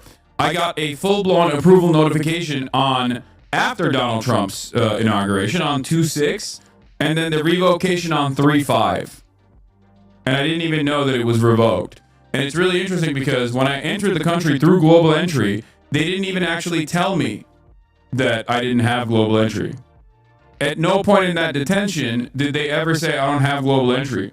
When the Customs and Border Patrol, when the Department of Homeland Security released a statement, they didn't say, like, it was not even a consideration at all, which is very interesting. In any case, it's not that significant. The global entry revocation is not that significant. They also, like I was saying, the only reason why I found out about this is because I was looking through my email to see what my redress. I found my trip redress from the Department of Homeland Security, where 2 days ago on Monday, June 9th, sorry, not 19th. I apologize. And basically, the entire letter for the trip redress inquiry, it's like more obscure than like a Twitch TOS ban. Okay, you know how people complain about Twitch not giving you information, like detailed information on why you got banned? It is literally identical. It just offered me a wholesale list of reasons for why people get stopped. I'm gonna read it to you right now. Dear Hassan Piker, thank you for submitting your traveler inquiry form and identity documentation to the Department of Homeland Security Traveler Redress Inquiry Program, DHS TRIP. When DHS TRIP receives a redress inquiry, we conduct a thorough review of the matter. We consult and share information with other agencies when appropriate to relieve you from the burden of seeking redress of an agency-by-agency basis to address the issue that you identified in your application. We have found about 2% of DHS TRIP complainants actually have some connection to the terrorist watch list. Complaints most often arise either because the traveler's name and personal information is similar to the name and personal information of another person in the systems. This is actually what I hear most often from people. No, they're not saying I am related to the terrorist watch list. This is just a copy-paste statement that everybody gets. Calm down before you misunderstand it. This is a blanket statement that everyone receives when they write a complaint. This is all it is. It's boilerplate. It's not specific to me. You guys are failing to understand. DHS TRIP, this part is amazing, can neither confirm nor deny any information about you which may be within federal watch lists or reveal any law enforcement sensitive information. However, we have made any corrections to records that our inquiries determined were necessary, including, as appropriate, notations that may assist in avoiding incidents of misidentification. For your general information, here's how redress helps you when traveling. It's like, again, that's just general information. Give me why I'm asking why I got specifically detained, And they're just like, listen, we can't confirm or deny what it is, but we've made necessary changes. When traveling by air or within the United States, DHS recommends that you provide your redress control number located at the top of this letter when making your reservations. Providing this information will help prevent misidentifications from occurring during security checks against government records and other information. Now, my name is Hassan Piker. I know that I am not I know that my name is not getting dinged on any sort of watch list because it's like similar to someone who's already on a terrorist watch list or something, okay? Because that is very common. I've asked like a bunch of people, a lot of Muslims, who have, you know, especially like Arab names, that will oftentimes get stopped for this reason. Hassan Piker is not a common name at all. I mean, Hassan is, but Piker is a very unique last name. I know this because my grandfather literally chose it in the surname revolution in Turkey. Not exactly a common last name. There's the second page here, which is really funny. Despite these positive efforts, we cannot ensure your travel will be delay-free. The redress process does not affect other standard screening procedures in place at airports and borders. For example, an individual may be selected for additional screening in order to resolve a walk-through metal detector alarm because of random selection or other reasons. While this process may sometimes be stressful, we rely on the patient's cooperation and understanding of travelers in such cases. This is just boilerplate, okay? In your redress inquiry, you've raised concerns which fall under the purview of U.S. Customs and Border Protection. We attach the CBP's response to you on those specific concerns raised in your redress inquiry. Okay, that was from the Department of Homeland Security. So let's take a look at what the Customs and Border Patrol's response was. Because the previous one we just read was DHS. Customs and Border Patrol says, Customs and Border Patrol is tasked with protecting our nation's borders as well as enforcing numerous laws, blah, blah, blah, blah, blah, government agencies, including state and local enforcement. After careful review, we have determined that your Global Entry Program membership was revoked because you do not meet the guidelines of the program for program participation. An individual is ineligible to participate in the Trusted Traveler programs if Customs and Border Patrol, at its sole discretion, determines that the individual presents a potential risk for terrorism, criminality, violating customs, agriculture, and or immigration laws, or is otherwise not a low-risk traveler. This risk determination will be based in part on an applicant's ability to demonstrate past compliance with laws, regulations, or policies. Reasons why an applicant may not qualify for participation include, but is not limited to, this applicant provides false or incomplete information on the application. The applicant has been arrested for or convicted of any criminal offense or has denied firearms transactions, pending criminal charges, protection orders. Applicant has been found in violation of any customs, immigration, or agricultural regulations. Obviously, none of this works for me. This is, again, boilerplate, boilerplate, boilerplate. This is not, they're not saying I'm a terrorist. They're saying that if you are on a watch list, like these are some of the common reasons as to why people, you know, are no longer eligible to be on it. None of this applies to me. The whole point is that none of this literally applies to me at all.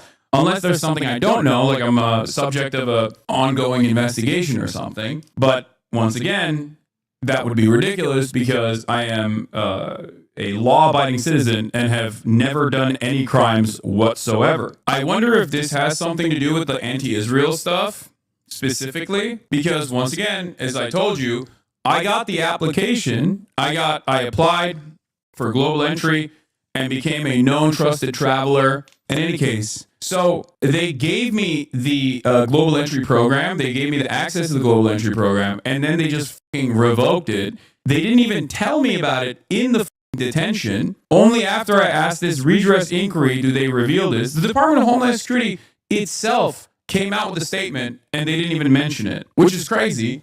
And when I'm like, I mean, there's no reason for this revocation to begin with, especially because like I already had it. I had it and they revoked it. I believe I got the conditional approval on 3/29/2024. I got the approval notification on 2/6/2025. I got my card in the mail, you know, under the Trump administration. The revocation happened on the 5th of March, so months ago. So all of this stuff, applicant cannot satisfy CBP or of his or her low risk status or meet other program requirements. So like these are all of the boilerplate reasons as to why they put it in here, like that someone might lose their global entry status. The applicant is the subject of an investigation by any federal, state, or local law enforcement agency in any country. The applicant is inadmissible to the United States under applicable immigration laws or has at any time been granted a waiver of inadmissibility or parole, the applicant is known or suspected of having been engaged in conduct constituting in preparation for, in aid of, or related to terrorism, or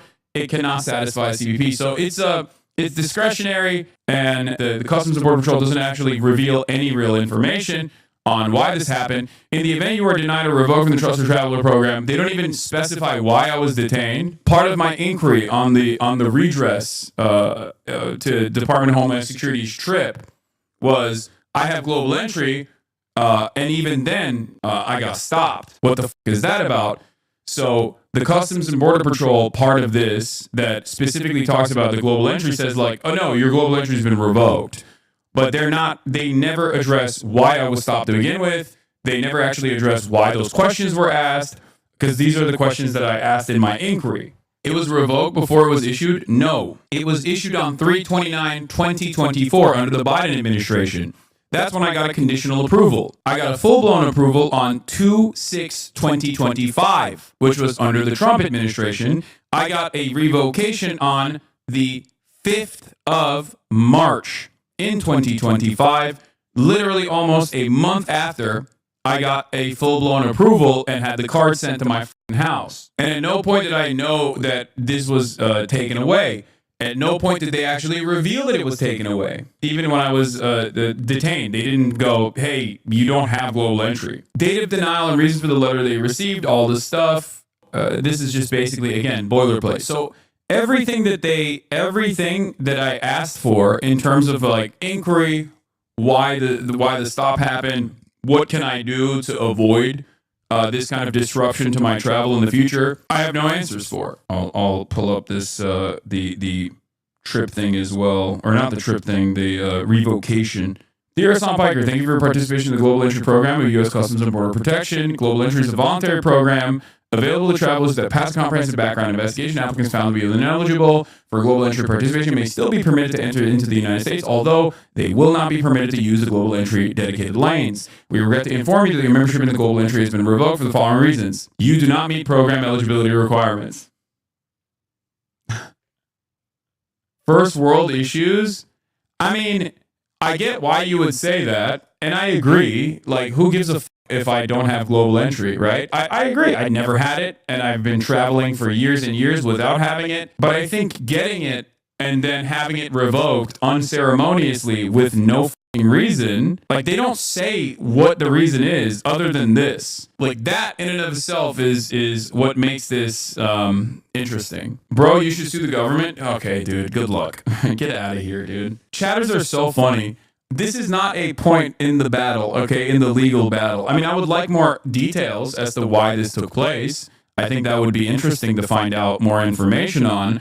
But as far as, like, not having global entry, like, that's insignificant and inconsequential. I'm more so worried about, you already know the reason, ...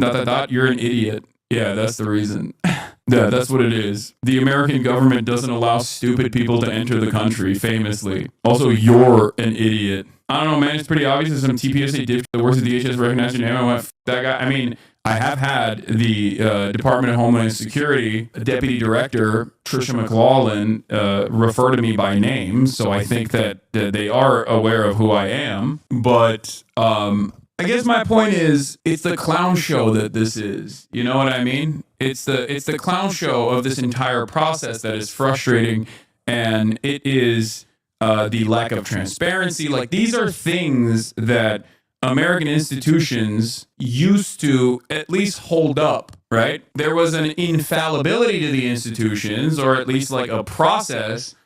Even this process of like redress, right? Going to the Department of Homeland Security and being like, why was I detained? How can I stop this from happening again? Like, this sort of stuff used to work, right? This sort of stuff used to work. And what is different, and it didn't work super great, but at least it existed. At least it worked to a certain degree. Jeremy Scahill famously talked about how he used to get secondary questioning or detention all the time when he would enter into the United States, because he was in Yemen, he was in Afghanistan, he was in Iraq. He was like traveling all around the region and doing journalism.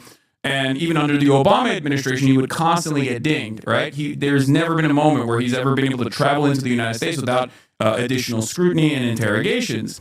And it got to such a degree that at JFK, he lucked out and got the same DHS agent twice, which in two different points of travel. And then the agent was like, what the f*** is this? Why am I constantly having to interview you over the same questions? And then he went and changed it internally so the DHS wouldn't actually stop him in the future. But again, that process had some degree of transparency. Like you have the law needs to be abided by, and there is a reason why the law exists. There's a reason why the law determines that like there needs to be transparency in this process, that the federal government can't just like deny, especially when it's the government doing this. This is not a private company doing it, right? Like the Department of Homeland Security making this decision is infinitely more consequential than like a private business deciding to like ban you off the platform, right? Like there's no need for transparency. The transparency in that regard for a private corporation is at the discretion of the private corporation. But when it comes to the government making decisions like this, there's a reason why there has to be transparency, because it's the government. You're really wondering why our global entry was revoked, LMFAO, because you are in the U.S. with the luxuries? What the I think a lot of you are too stupid to recognize what I'm saying here, and it makes sense. You're a right-winger, so of course, right-wingers are not known for being intelligent. I'm not complaining about my global entry being revoked. I don't care. I traveled without it for years and years and years, but the very fact that they gave it to me and then took it away and then did not inform me on what the reasoning was beyond you do not meet program eligibility requirements, that in itself, that lack of transparency in and of itself is a little alarming. It's just a interesting predicament. You know the reason it was revoked is because you're bad at eldering? Yes. And I guess the other side of it is like, look, if it can happen to someone like myself, who is a public personality with a relatively large sphere of influence, who is relatively affluent, then they can get away with doing whatever the f*** they want to the average Joe. People such as yourself in the chat who are haters and lovers alike. Anyway, as someone who is from Turkey, who grew up in Turkey, I guess I have a lot of experience with a lack of transparency and the clown show that is the government, you know? But that is one of the things that like every fob will tell you. Every foreigner, first generation, second generation, will tell you that America is different from all these other countries they came from, and these are some of the reasons. Being able to one, have free speech and wave whichever country's flag you want to wave, for example, or even burn the American flag if you'd like to, and avoid government scrutiny for being a political dissident, and avoid prosecution for being a political dissident. These are things that don't exist in other countries, especially in developing nations, especially in countries that are countries like Turkey, for example, right? And even if there is any sort of like government intervention in your behavior in the United States of America, there's supposed to be a little bit of transparency and an opportunity for redress. And I think that is going away. That is going away, which is kind of interesting. You're the largest socialist media figure in America. They used to do a lot worse to suspected communists in America. The period that existed in the last few decades of pretty liberal free speech is over, obviously, but this is not unique to American history. As capitalism decays, it'll only get worse. Freedom of speech in America is a relatively new thing, and how it's been enforced in the last few decades, I agree. I said this as well. I told you that, on numerous occasions, that the freedom of speech in America is a privilege. It's only a privilege that exists because America is not fearful of any sort of outside intervention, and not fearful of an organic, homegrown movement of socialism. It is not disruptive to the American bottom line, disruptive enough to the American bottom line, until they decide it is disruptive. And at which point, there will be no free speech, or at least free speech protections will not extend to disruptive speech that the government decides is not good, just as it did in the past, like the McCarthy trials against suspected communists. Red Scare. I'm just saying, it's on the books, it's technically a right, but in its application throughout periods of American history, it has been simply a privilege that has been considered not a right, but an amenity for those who don't step outside the line. I think that we experience the changes in government enforcement, even with like ICE agents wearing masks, like federal agents wearing masks while they're doing illegal detentions and trying to revoke due process so that they can continue rapidly accelerating these mass deportations. That is yet another example of this. Like all of the things that we took for granted for like the past 30, 40 years is slowly but surely getting taken away from us. That's all it is. That's all I'm saying. And it is worrisome because as much as I criticize the United States of America, there are certain values and certain amenities, certain liberties that the American government offers that I've always defended, that I always consider to be good.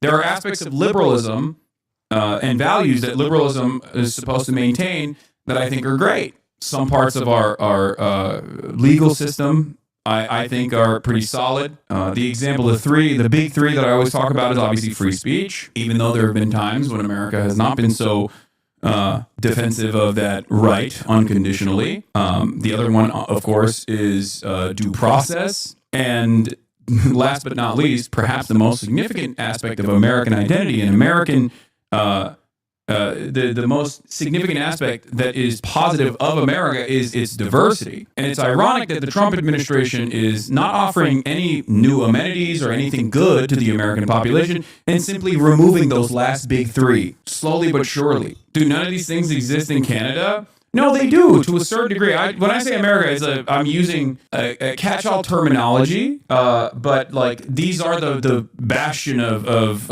liberal values that the Western world is supposed to identify with and defend. The reality is, in other countries, they don't have the same expansive protections that even the American government offers, for example. I think as America's hegemonic superpower status goes away, as I've said before, America will show you that it is not actually, or even European allies alongside the United States of America will show you that this is not a bastion of liberalism or invested in any way, shape, or form in defending these liberal values such as free speech, free association, freedom of assembly, freedom of the press.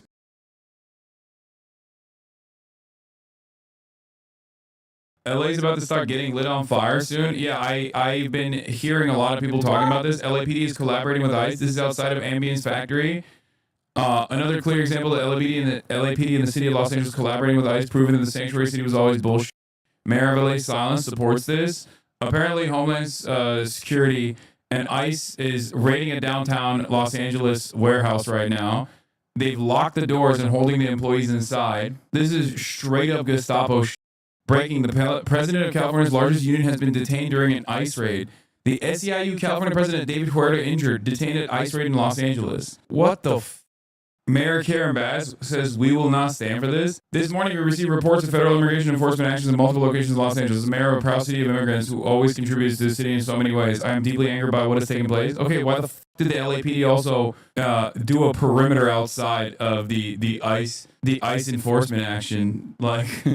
You're the mayor, Mayor Karen Bass. You have control over your goons. LA emergency protest from the Community Self-Defense Coalition Stop Deportations Now. ICE has hundreds of members of our community kidnapped and is holding them at this location. What the is happening, bro? What the This is my backyard. Jesus, Lord mercy. FBI riot team is out in the streets of Los Angeles and getting pushed out by community on the ground. I can't even go down there today because my live stream backpack got canceled. Man, I have to get it. I have to reopen an account. It's fine. It's not a big deal. But what we want to point out here is how these officers are now leaving. The ATF officers are very slowly moving, and you'll notice that some on the ground are trying to get the people to move out of the way. We have a piece of video that showed the vans as they were departing with some of the people that had been detained in those vans. And it was a very different scene. You can see that they've gotten the people. Holy sh! This is madness, dude. Jesus Christ. The Gestapo is out and about. Especially, where in LA is this? Is downtown Los Angeles. Downtown Los Angeles. This is a crazy place to do this because California is a state that has a shit ton of immigrants in it and a shit ton of undocumented immigrants in it as well. And it's supposed to be a sanctuary state, and Los Angeles is supposed to be a sanctuary city. So not only will the people of Los Angeles not go around with this, and they'll definitely get very, very mad about this. But also on top of that, like the state government and the local government is supposed to protect these people. What the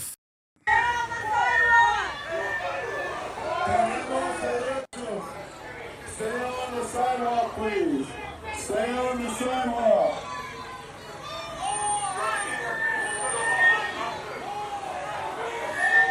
Earlier today, Stephen Miller let out a notice to ICE and Homeland Security and Customs and Border Patrol to 5x their apprehension numbers, by the way. This is the result of that. And obviously because all of the actual criminal migrants were already being prosecuted by the previous administration, as I told you, the only people that they can actually get are non-criminal migrants that are waiting for asylum. And another way to try and boost those numbers and continue mass deportations is trying to have people with asylum cases that are already on the court docket come into the courts and then apprehend them at the hallways of the courts. Like they bring people in and they're like, oh, here's your regular court order date. And they go into the court.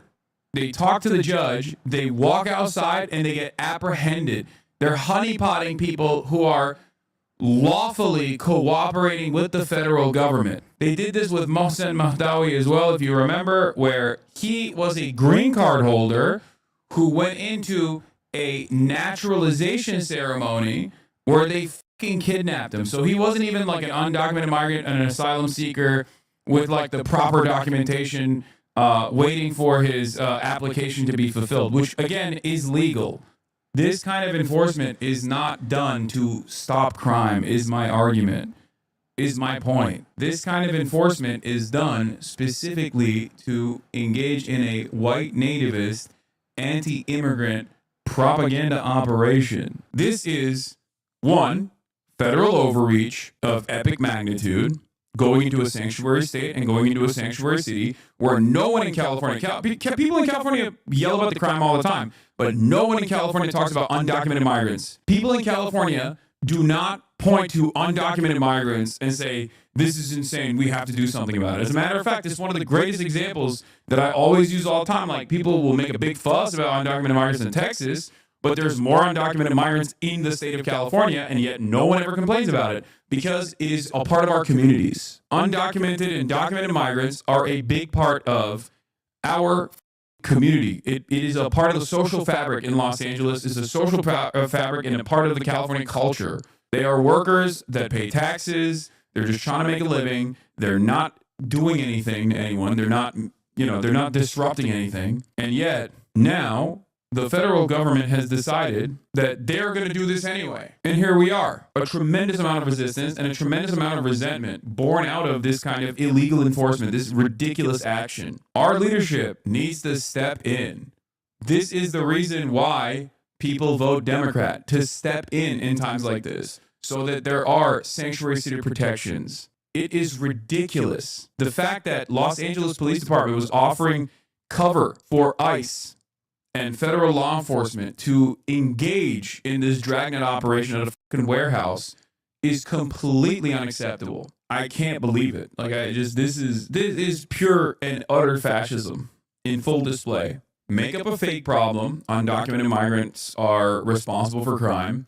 And then in the process of fixing the fake problem that you made up, that you really whipped up a frenzy around, you go and you hurt regular ass people, normal ass people. You're just your neighbors. You know what I mean? People that are not causing harm to anybody, while simultaneously claiming that you are doing this because you have to go after criminals.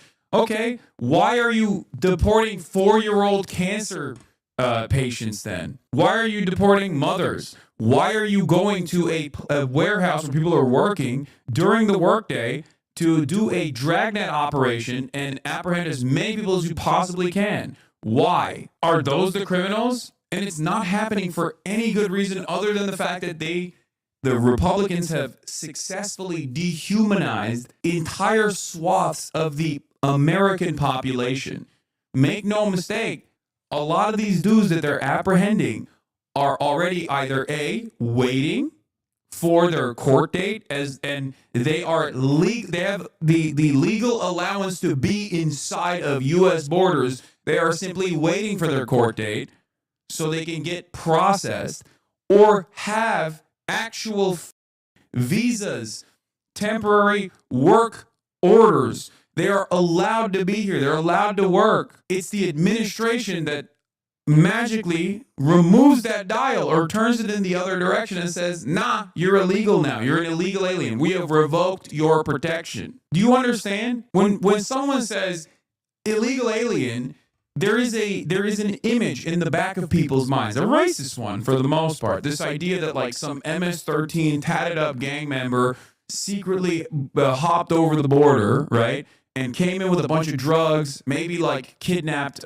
people, did a bunch of crimes. That's not how it is. Here, if you want to understand like how little this has anything to do with criminality, how little this has to do with criminality, look at this. Trump's masked ICE Gestapo snatches a woman when her lawyer goes to the bathroom, then forcibly carries her into an elevator after she appears to faint. They wait when someone is at an immigration court proceeding. They're in the hallway. ICE comes in, apprehends the person in the hallway when they notice that her lawyer is in the bathroom. Well, let's get her lawyer. Her lawyer's in the bathroom. That's why they're taking her now. You wait until her lawyer leaves. Seriously, her lawyer's in the bathroom. I'm recording this. Mask agents, by the way. It's illegal now for you to wear a mask when you're at a protest or just in general, even if you want to mask up for other safety or your own privacy. But also, like, again, for health reasons, right? You don't want to be a super spreader or whatever. That's illegal. But cops, they can wear masks to hide and protect their identities. Interesting.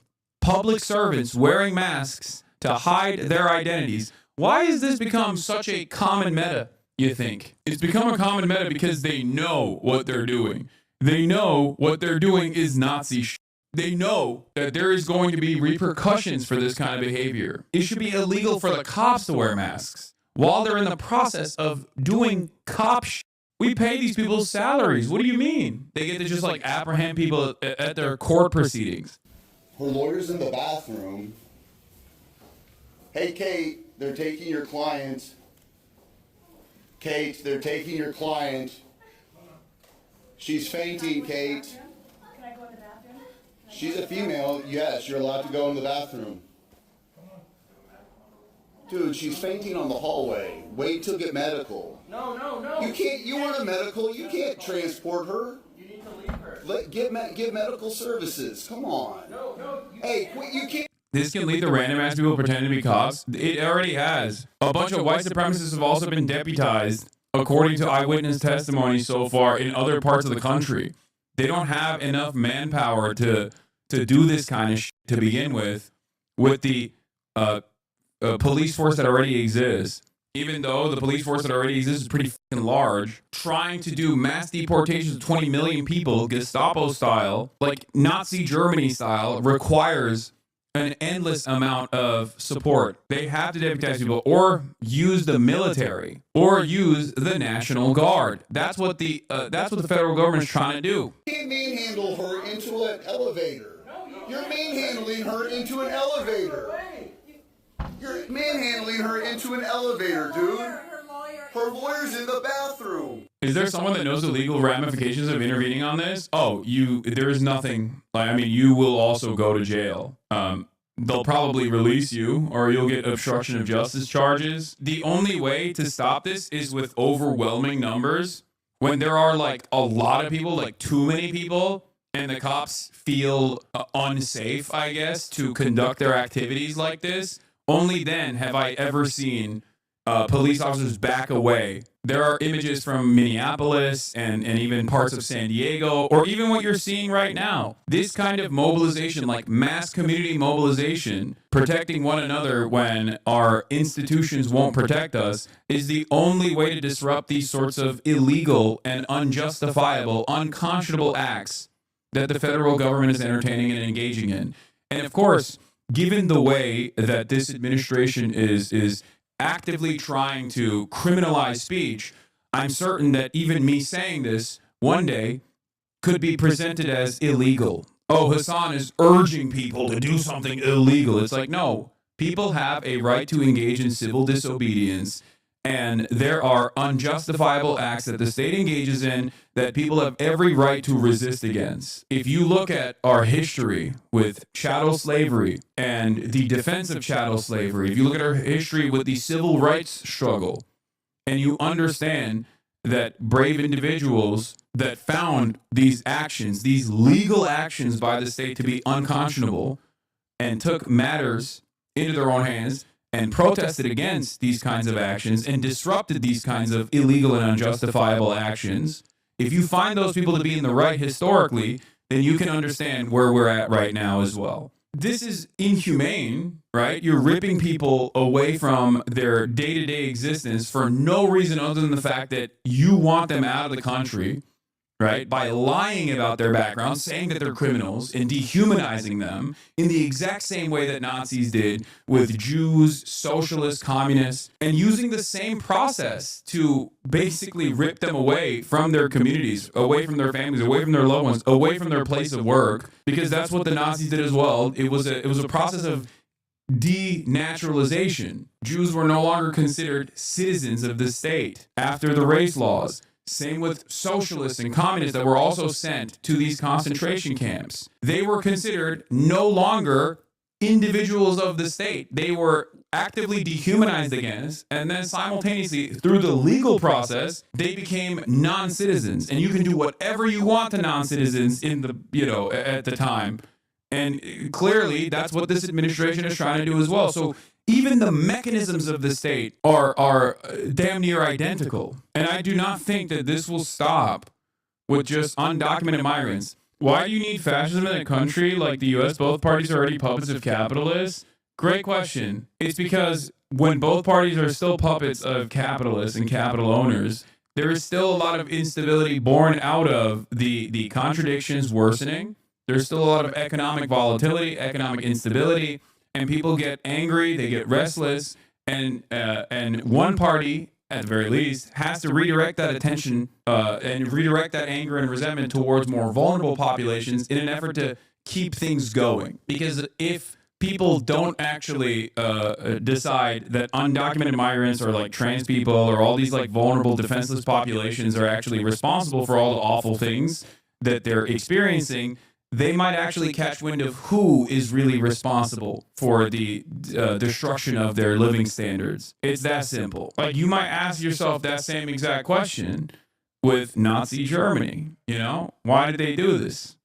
Well, there was tremendous economic instability, and there was a growing momentum of communism, trade unionism, socialism in the country at a time of unprecedented economic volatility in the aftermath of World War I.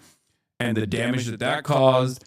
And one group quickly seized on this and redirected that enmity towards social groups that were both simultaneously incredibly powerful and also incredibly weak and dangerous. And those groups ended up seizing all of the power while directly collaborating with liberals in power and also with capital owners that wanted to maintain that same hierarchy. They wanted to maintain their same standards of profit. They wanted to continue the way that the system was going. They were more fearful of a workers' revolt or revolution than they were of some kind of fascist control, because fascist control would mean, yeah, sure, a lot of people get killed in the process, but I'm fine. I'm a business owner, and I get to maintain my profits. If profits are the highest order of priority for you, you don't care what happens to other people. You don't care what happens to workers. You don't care what happens to workers that become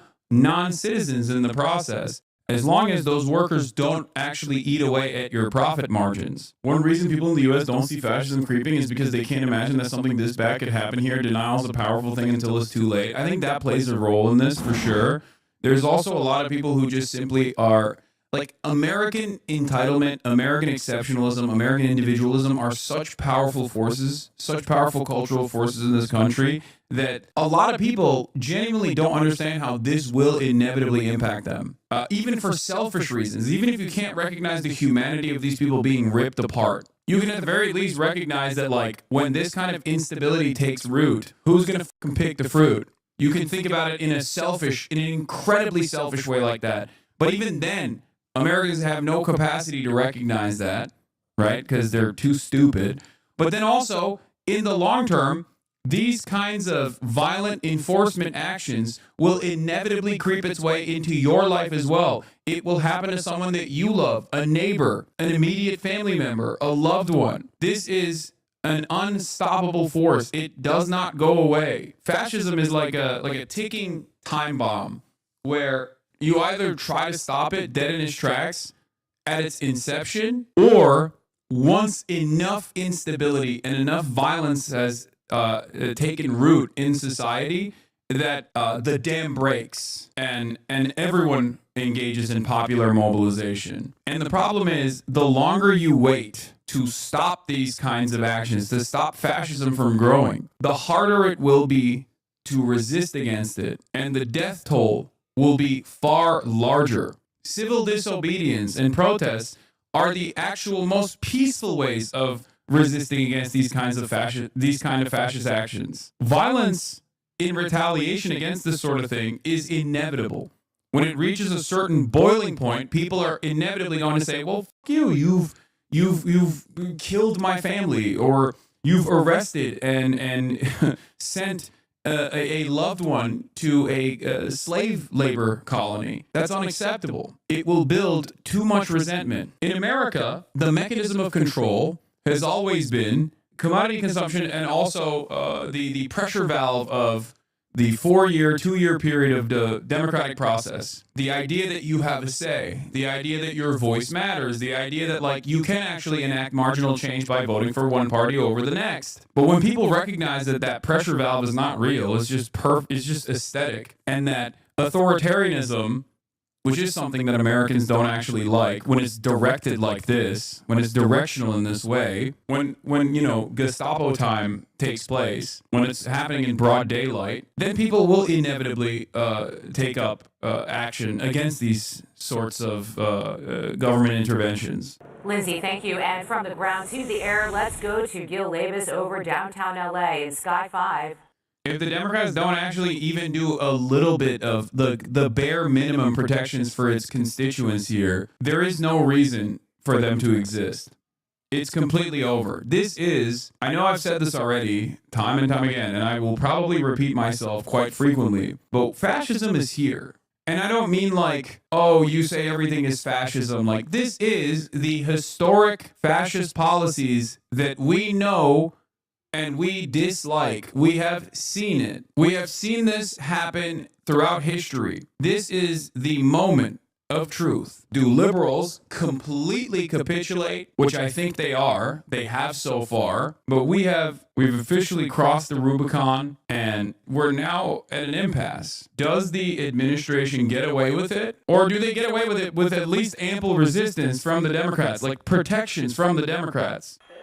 Sure, and Micah, this is the small group that Lindsay was just talking about. What can they do, Law? Are you kidding me? California, as a state, is a nation state in and of itself, whose economy is like the 5th largest economy on the planet. California has an army. California, as a nation state, is profoundly important to the American to the American nation. It's the 4th largest. I'm sorry. It's not even the 5th largest. It is the 4th largest. California as a state is the 4th largest nation state economy on the planet. Just the state alone. Do you know how incredible that is? Do you know how much power Governor Newsom has? It is a sanctuary state. It's supposed to be a sanctuary state. Like this and abortion protections and queer protections and stuff like that are the last good things that this goddamn state has to offer. That's the whole point of California. That's the whole point of California, is that it's a massive nation. It's a massive state that has a massive economy that contributes so much to the rest of the world, but specifically to the rest of the United States of America. It is supposed to protect migrants. No real Californian would ever turn around and make a big fuss about undocumented migrants at all. This is a border state that has more undocumented migrants and documented migrants in it than Texas. And yet it's never a talking point. It's never been a talking point. Oh, we're full. California's full. We have too much. We have too many people. That is not the California way at all. people don't even entertain that notion here. Like, yes, the average Californian is unironically a Hitlerite when it comes to homelessness, and crime panic narratives are very, very popular here, for sure. A lot of that is born out of the unaffordable housing and the housing crisis that exists within the state that Gavin Newsom refuses to fucking deal with because he is firmly invested in the same corporate benefactors that pump the Republican Party at the national level, the real estate developers and the like. Having said that, however, when it comes to undocumented migrants, Californians do not have that same reactionary attitude that Texans do. This is a state that became the fourth largest economy on the planet as a standalone state with migrant labor. To be real, it's always been a point of complaint for Orange County. California is not a complete monolith. Yes, the reactionary enclaves exist. It doesn't change the overarching attitudes in California. It's like saying, okay, well, in Santee, people actually hate migrants. Yeah, I know. It's Clanty for a reason. It's called Clanty for a fucking reason. I know. Dressed for war, clutching onto armored vehicles through the streets of Los Angeles. It's images like these that are striking fear into migrant communities across America, where an already zealous immigration department known as ICE has been instructed to ramp up their raids, and are doing so with enthusiasm. On Tuesday, 2,200 people were arrested, a record high.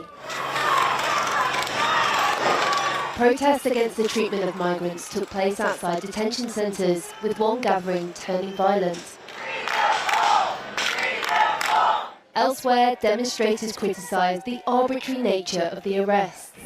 Our community is under attack and is being terrorized. Yeah, the World Cup is next year, by the way, is so crazy to me, because now we also have implemented this this silly ass Muslim ban 2.0, and not even just Muslim ban, but just like every country that America dominates ban 2.0 from all around the world. We got the Olympics, we got the World Cup. Like, none of this makes sense. U.S. tourism has taken a goddamn nosedive in the process. It's crazy. These are workers. These are fathers. These are... I don't know why history has to repeat itself, by the way, this aggressively. It's like Germany had the Olympics in 38, I know. Why does history have to repeat itself in this incredibly blunt manner? It's so crazy. Or 36, not 38. It doesn't make sense how people can't understand it. It's like bludgeoning them in the head. It's right in front of them. Why did you learn anything? Why did you learn anything in school if you're not going to apply it to your current living standards right now? Our mothers. And this has to stop. The record total comes after instruction from the White House demanding that ICE arrest 3,000 people a day, even without warrants. But the approach has been criticised for denying basic legal rights. They just told us right now that they're suspending all attorney visits, so they're denying access to us attorneys who are here to represent. Also illegal, by the way. Everything they're doing is illegal. The fact that they're able to do this and operate like this in the state of California is insane to me.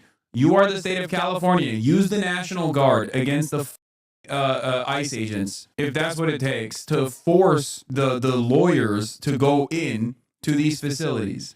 Like, the ICE can't do this. They don't have this kind of power. What are we doing? And if it's might is right, if might is right politics is what's happening, then show your might.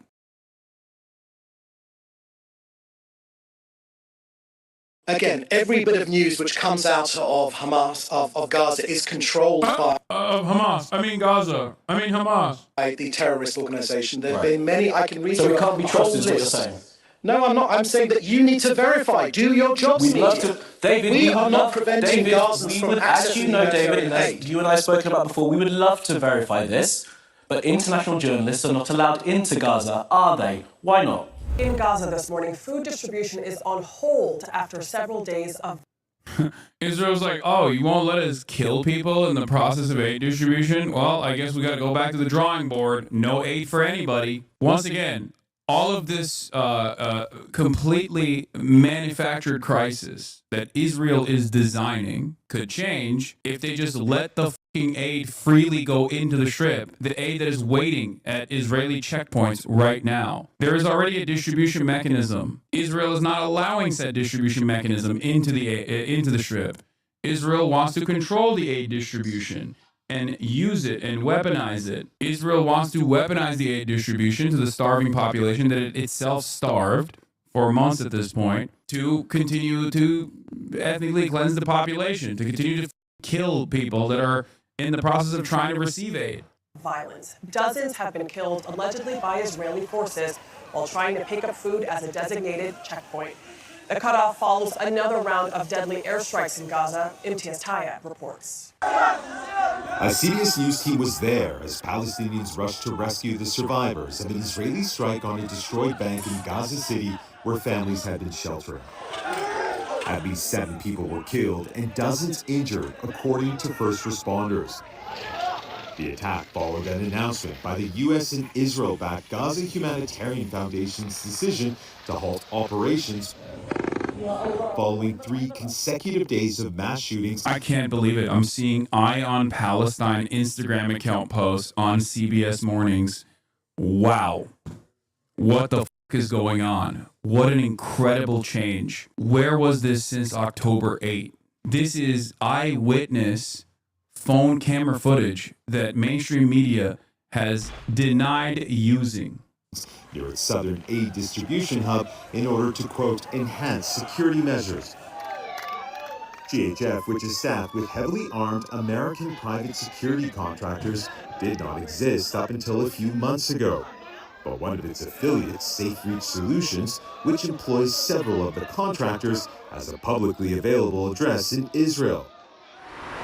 We went to the central Tel Aviv building to see if we could talk to someone from the... This is crazy. They're actually doing journalism. Are my eyes deceiving me? Am I seeing CBS Mornings do actual journalism? Actual investigative reporting? What the is going on? Doing actual investigative reporting on Israel, the most moral nation? How is this possible? They do news now? They're doing reporting. This is an incredible shift in attitude, not just in tone and demeanor. This is like, they're actually doing real work for once. This is unheard of. This is unimaginable. What a market shift. Wyoming registered company about their operations in Gaza. I'm just confused because, like, why aren't they just listening to what Itamar Ben-Gvir has to say and then acting like that is the truth? Because that's a little surprising. They're starting to cover the truth like they got a Nuremberg trial coming up or something. You know what I mean? It's interesting. It's interesting. I don't care if it's ass covering, chat. I don't care because, look, I'm being cold, calculated, and pragmatic. Yes, it's far too late. Yes, it's far too little. But I am not going to sit here and constantly complain about this shit, because the reality of the matter is, this is how that pressure continues to build. This is how that pressure continues to build. Because when you show this, as opposed to showing my coverage to your fucking grandparents, they are going to be infinitely more responsive to this. If you want to change people's minds, having some random dumbass who curses all the time, who wears a t-shirt in his news coverage, is not going to be the most effective communicator to change the minds of your parents and your grandparents that have firm commitments to believing that Israel is the most moral nation on the fucking planet. Having the media, mainstream outlets, say these things that I've been saying for fucking months and actually doing real journalism is good, because it will then create even more pressure. I never would have imagined that this level of actual investigations would ever take place in mainstream media. I believe that you will see more and more people even using the G word. You might even start seeing mainstream media use the G word, maybe in like 3 months, 4 months from now, depending on how this issue is trending. It's cute. You think this is because the winds are changing and not permitted because the job is done and now they need to let liberals clear their conscience? No, there is that as well. This is part of it as well. But ultimately, if you're in the business of advocacy, if you want the rest of the Palestinians to survive, if you want any Palestinians in the Gaza Strip to survive this process, you have to keep pushing. Israel and Western leadership relied on people turning a blind eye to these atrocities. They thought that people would just simply refuse to care. They thought that this would turn into like the Syrian civil war. They thought, oh, it's just like happening over there. Who gives a shit? What they failed to recognize was that our populations understand that we are directly responsible for this. And no, this charitability does not extend to the likes of fucking Matt Miller. Come on, dude. I'm talking about average Joes who get duped by the likes of Matt Miller, who get duped by the likes of CBS Mornings. What we've been told is that, by the women we've spoken to, is that there's only one person, one family in this building. She asked us to obscure her identity to protect her privacy. The woman who lives in this building didn't want to speak to us on camera, but what she did tell us is that there is an apartment in this building that is rented out as an Airbnb, and that a group of Americans, well-dressed Americans as she described them, stayed there for a few nights, but that she hasn't seen them for the past 10 days. Almost as long as the group has been on the ground in Gaza. Now, very little is publicly known. Also, another thing you have to understand is like this is still ongoing. This is not the same as like liberals basically saying after championing the Iraq War and its continuation, turning around and being like, yeah, maybe it wasn't the best idea after it's done.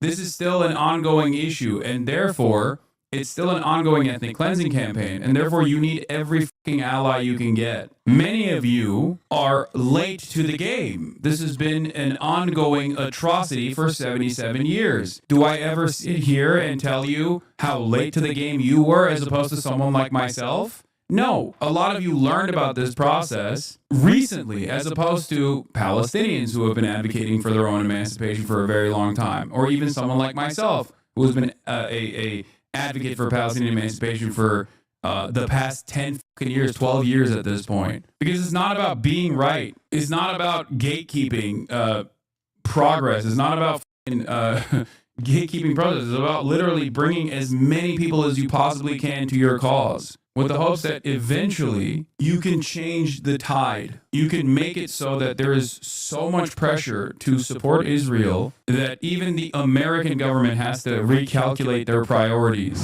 David Mensa, the IDF has admitted shots were fired this morning. Why is Israel firing at people who you have told it is safe to go and collect aid when they are desperate for food? I'm issuing a unique trigger warning that I normally would not issue under any other circumstance, but he is just a straight up neo-Nazi, David Menser.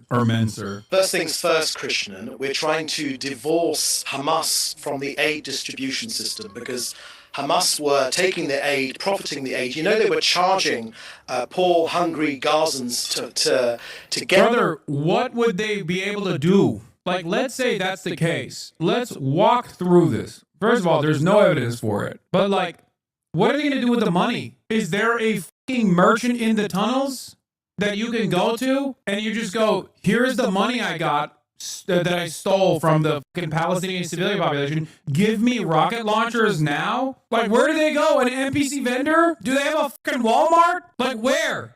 What are they doing with the money? It doesn't make any fucking sense. Like, there's literally no economy remaining in Gaza. What is Hamas supposed to be doing with the fucking money? Yeah, the the fucking Resident Evil 4 merchant is in the tunnel system. Going, oh, hello, Hamas. Browse my wares, Hamas militant. I've got all these rocket launchers. All you need to do is steal money from a Palestinian child, and I'll give you all of the fucking rockets. What are you buying, Hamas? Unfortunately, some of these suspects continued advancing towards our troops in a threatening manner, and so further fire was directed near...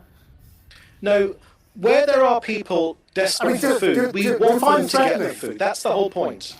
That's the whole point. We're trying to get the food for the individuals. Were they armed?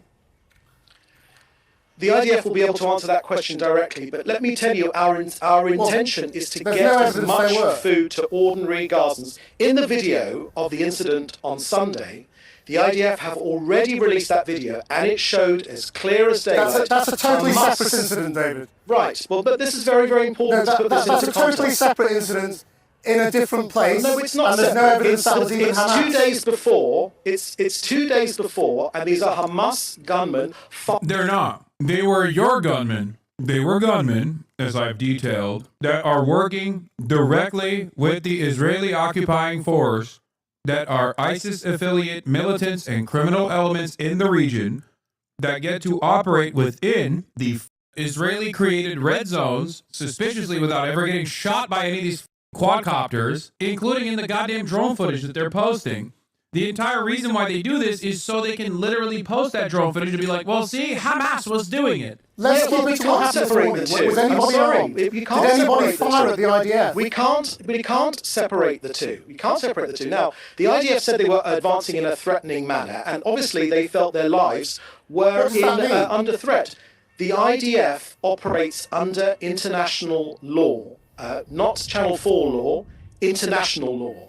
And that's why it's very important. The details of this case are very important. Now, the IDF is aware of these reports and also of casualties, and they are reviewing the incident. But look, a couple of things are clear. We are not preventing the arrival of Gazans. The opposite. We want more humanitarian aid sites, and we want more Gazans to collect that food. We're encouraging it. Now, these warning shots were fired. David, twice now, desperate people who have been starved for weeks have been shot at while trying to collect aid. Starved for weeks by who? Also, it's pretty funny that the Channel 4 reporter is in Jerusalem and he's talking to the Israeli Hasbara guy who's in Tel Aviv. Like, they could be doing this in person. I didn't even realize until this moment. Like, I will say, like, Western media has started to do real coverage, finally. And Western media is covering this like Israel won't actually deport them or even assassinate them, which is surprising to me. Like, you're talking a big game when you're literally inside of the apartheid state, shockingly enough. But once again, this is a marked tonal shift from mainstream reporters. While terrifying the population of Gaza even more, they're too scared now to go to collection points because they know they could be shot at by the IDF. So that is precisely the Hamas rhetoric that they want you to publish. It's the fact of what's happened. More than 50 people are dead. That's not the facts, Krishnan. You've got the facts wrong because we've already shown you video. This is also why we're trying to explain to people, like, this kind of stuff. You know how I said, like, constantly associating Israel with Judaism and then claiming that anytime you say something that, like, literally happened,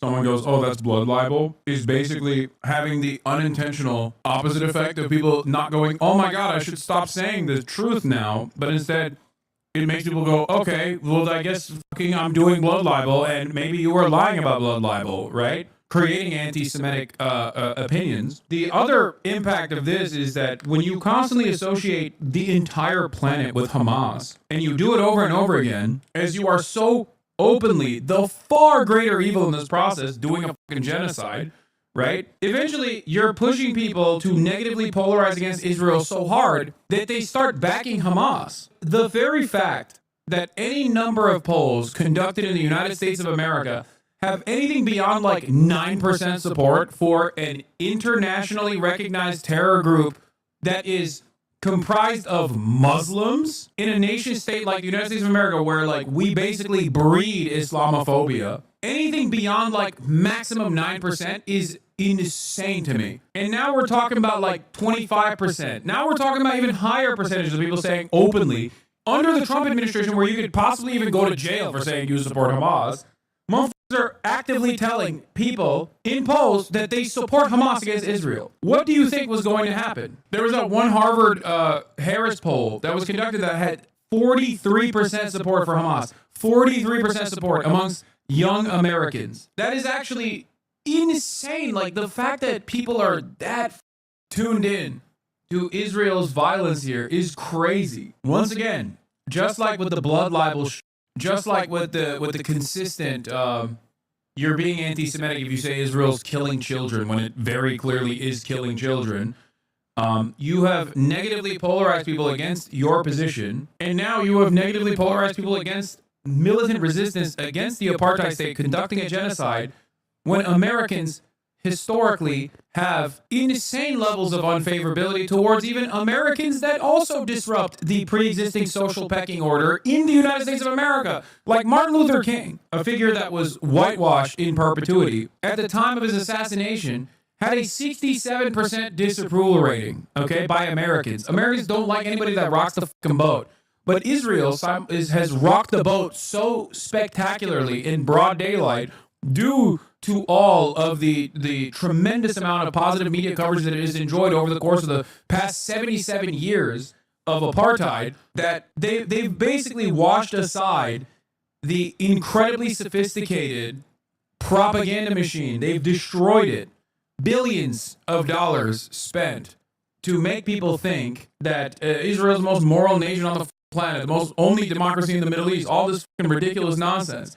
All of that is gone. My point is, all of this violence being packaged as being done at the behest of Jews all around the world is creating tremendous enmity towards Jews, regardless of what their worldview or their position might be. That is my point. Israel is making the rest of the planet a less safe space for Jews by not only its conduct, but its constant association with Judaism, its constant false conflation of with Judaism. Anyway, let's see what those did say on Sky News.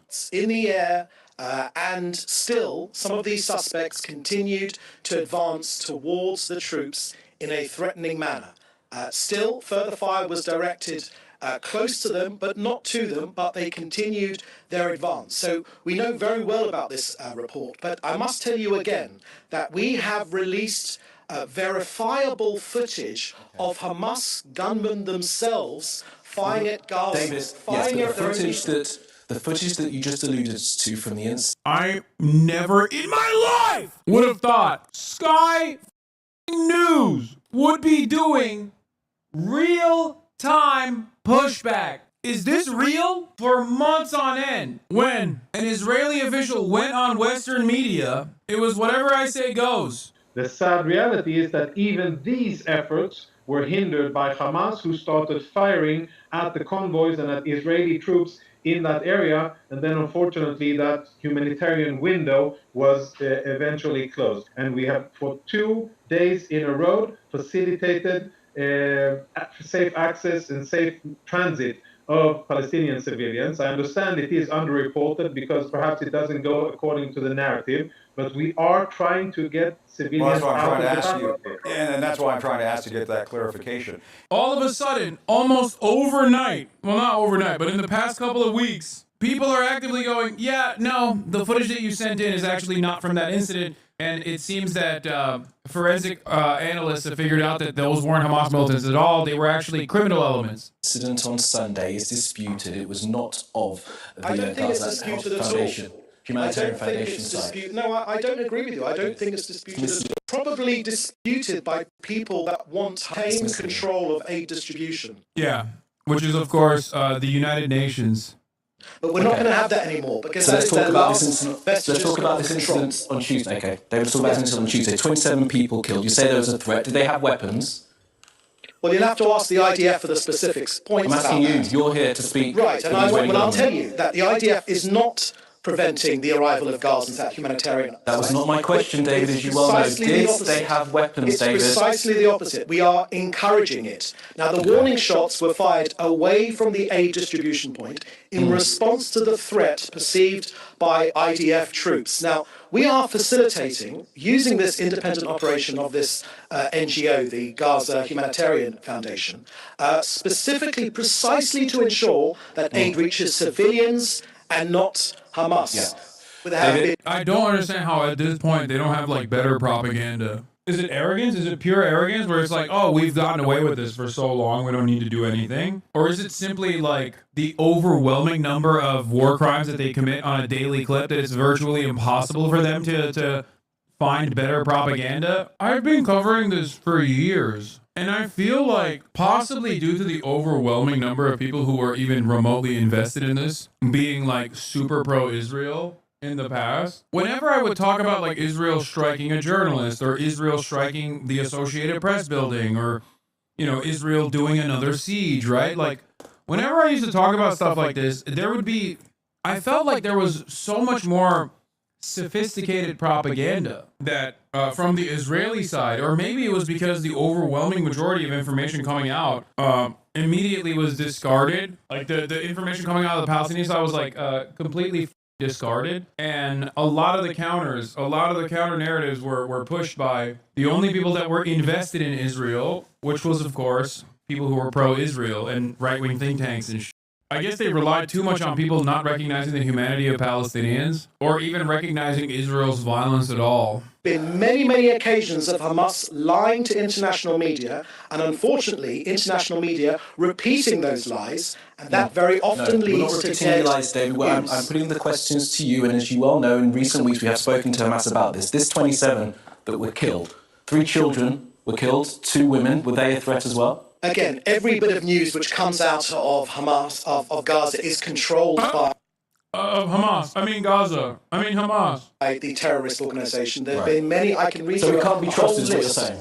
No, I'm not. I'm saying that you need to verify. Do your jobs, media. David, we are not preventing Gazans from accessing... As you know, David, as you and I have spoken about before, we would love to verify this, but international journalists are not allowed into Gaza, are they? Why not? Well, I'll tell you very clearly what the reason is for that. Our priority is getting our hostages out. Oh my God, he's getting increasingly more red. Bro, if Israel keeps this up, England is going to elect Jeremy Corbyn. By the way, every single one of these monstrous pieces of shit were directly in opposition to Jeremy Corbyn, including this fucking dipshit. One of the more sophisticated Israeli operations.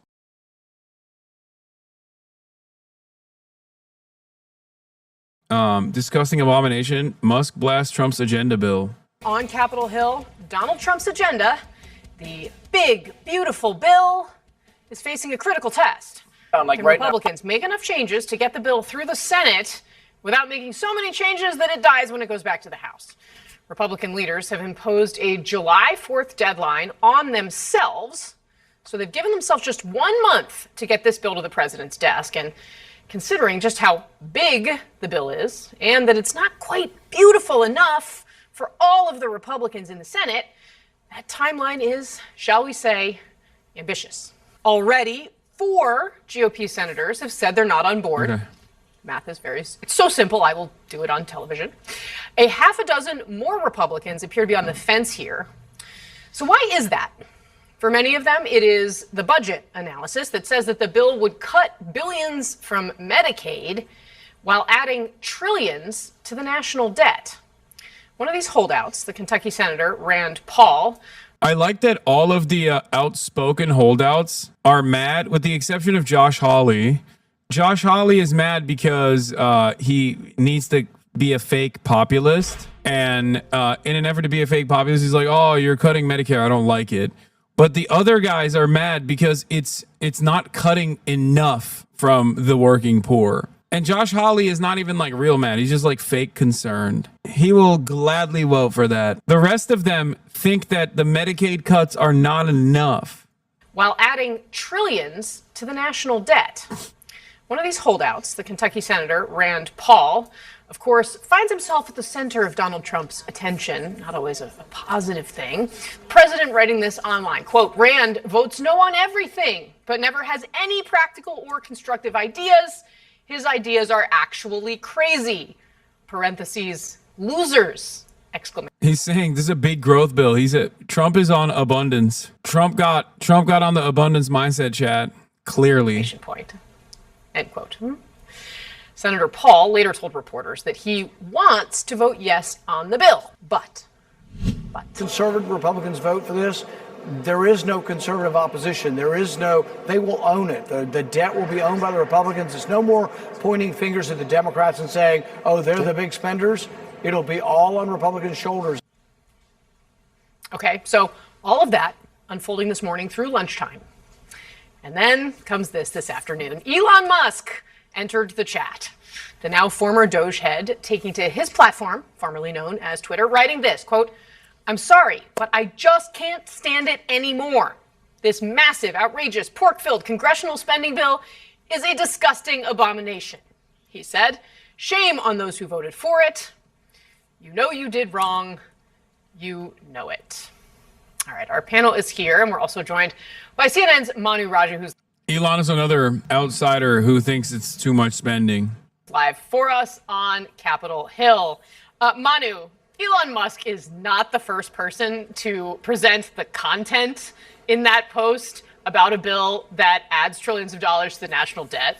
He sounds like a lot of Republicans that I've covered, you've covered probably in your time on the Hill. However, we are in different times, and it's a pretty remarkable statement from someone who is as close as he is to President Donald Trump. What has been the reaction from the Hill in the hours since that tweet came out?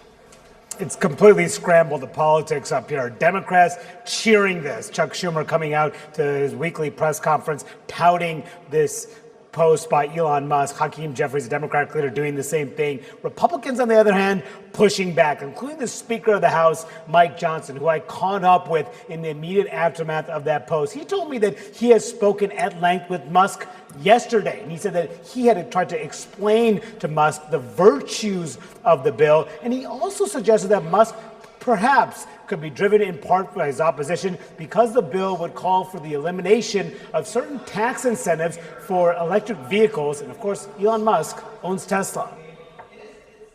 Elon is missing it, okay? And it's not personal.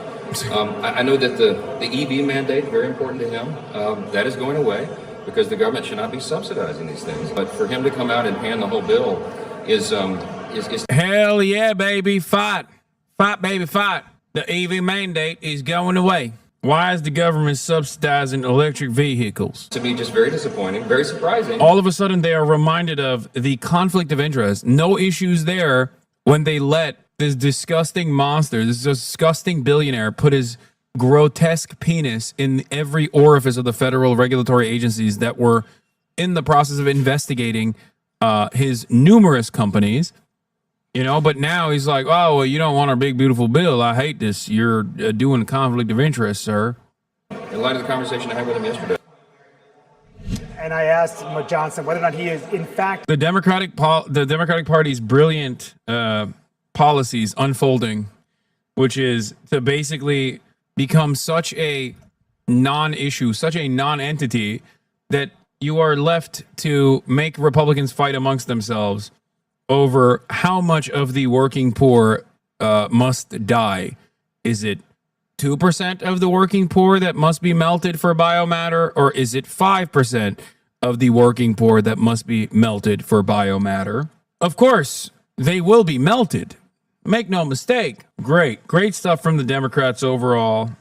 Fantastic work. Thank you so much. The Republicans have presented endless opportunities for attack, endless openings for attack over and over again. And the Democrats have no vision whatsoever and no interest in actually pushing for a grand design for a future America that somehow will be better than the not so distant past. So for that reason, they're just keeping quiet, unless it's Chuck Schumer chirping about nuking Iran, in which case the Democrats don't keep quiet when they should. Yeah, I saw this as well. We have the lamest opposition in American history.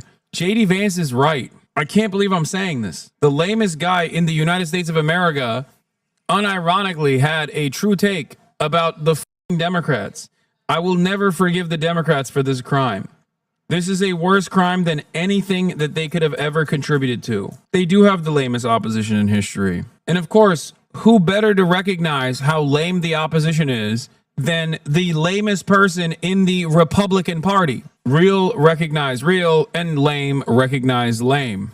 What a horrible disaster. Accusing Musk of attacking this bill because of his ownership of Tesla. He said, quote, I'm going to let others draw their own conclusions about that. But there are significant concerns among Senate Republicans about the potential impact on the debt and deficits. The House-passed bill, according to the Congressional Budget Office, would add nearly $4 trillion to deficits over the next several years. And that is something that some conservative Republican senators have raised concerns about, including one senator, Utah Republican John Curtis, who told me earlier today that he has significant concerns about the debt. Scott Jennings, we've got a new tweet just in from Elon Musk. You look excited. So he writes this, quote, in November next year, we fire all politicians who betrayed the American people. He's quote tweeting someone who, we'll figure out exactly what the things are that he's criticizing him for. And this also coming as CNN is reporting here that White House officials are telling CNN that they were surprised by Elon Musk's scathing criticism on Tuesday.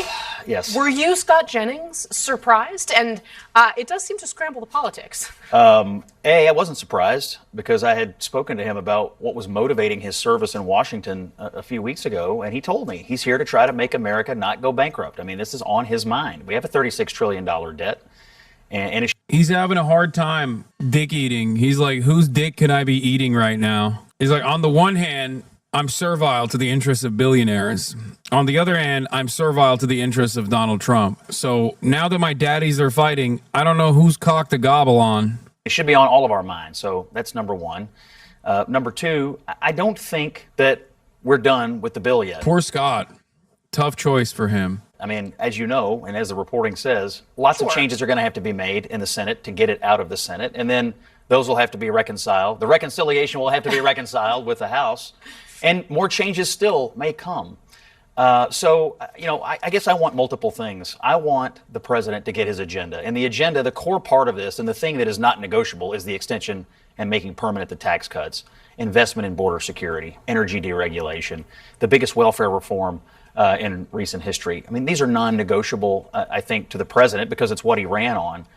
But the Republicans should listen here to Elon when it comes to the national debt. We have work to do on this. We have governing responsibility. And maybe it doesn't come in this bill, but the rescissions packages to come and our other work to come here, getting a handle on a $36 trillion debt is not going to be easy, but it is necessary because this is not sustainable. Yeah, Adrienne Elrod, I mean, this has put Chuck Schumer on the same side as Elon Musk. Yeah, I mean, who would have thought that would have happened? Look, a couple of things. I don't really know at the end of the day how many people are going to be impacted by Elon Musk, tweeting that he doesn't support this bill. I mean, he's deeply unpopular among Democrats. He's certainly waning or less popular among Republicans. What do you think? Is this bill happening? I don't think so, but who knows? Who knows at this point, chat? I don't know. I mean, they did actually push through the last tax cut when Donald Trump was president, and that was also hastily slapped together. The thing is, it's got funds for Israel in it. And you got to remember, Democrats don't necessarily care about melting the poor either, but they do care about giving Israel money. So on the one hand, it's like, what are you expecting the Democrats to actually fight for SNAP benefits for 3 to 7-year-olds? Probably not going to happen. So I don't know. If we get the big, beautiful bill, it'd be crazy, but maybe we get it through Democratic support. I don't know. He's out of Washington now. I think Mike Johnson actually was right. He said he's concerned about this bill because it doesn't have the tax credits for the EVs, and that's going to affect his industry. So I think that's one category. But look, at the end of the day, Scott, here's the bottom line. Isn't that political suicide for Dems? I mean, I feel like half of them are dead already. 6 of them literally died. Half of them are already basically in a vegetative state. I don't think they give a shit. I think it's a dead party. Look at their approval ratings. Like, they seemingly don't care about fixing their popularity problem. I genuinely don't think that they care about becoming popular again or like winning elections. It feels like they will work to reduce their base of support. I think they'll work to reduce their base of support while simultaneously still like being the marginally better party, and we'll try to ride on that forever.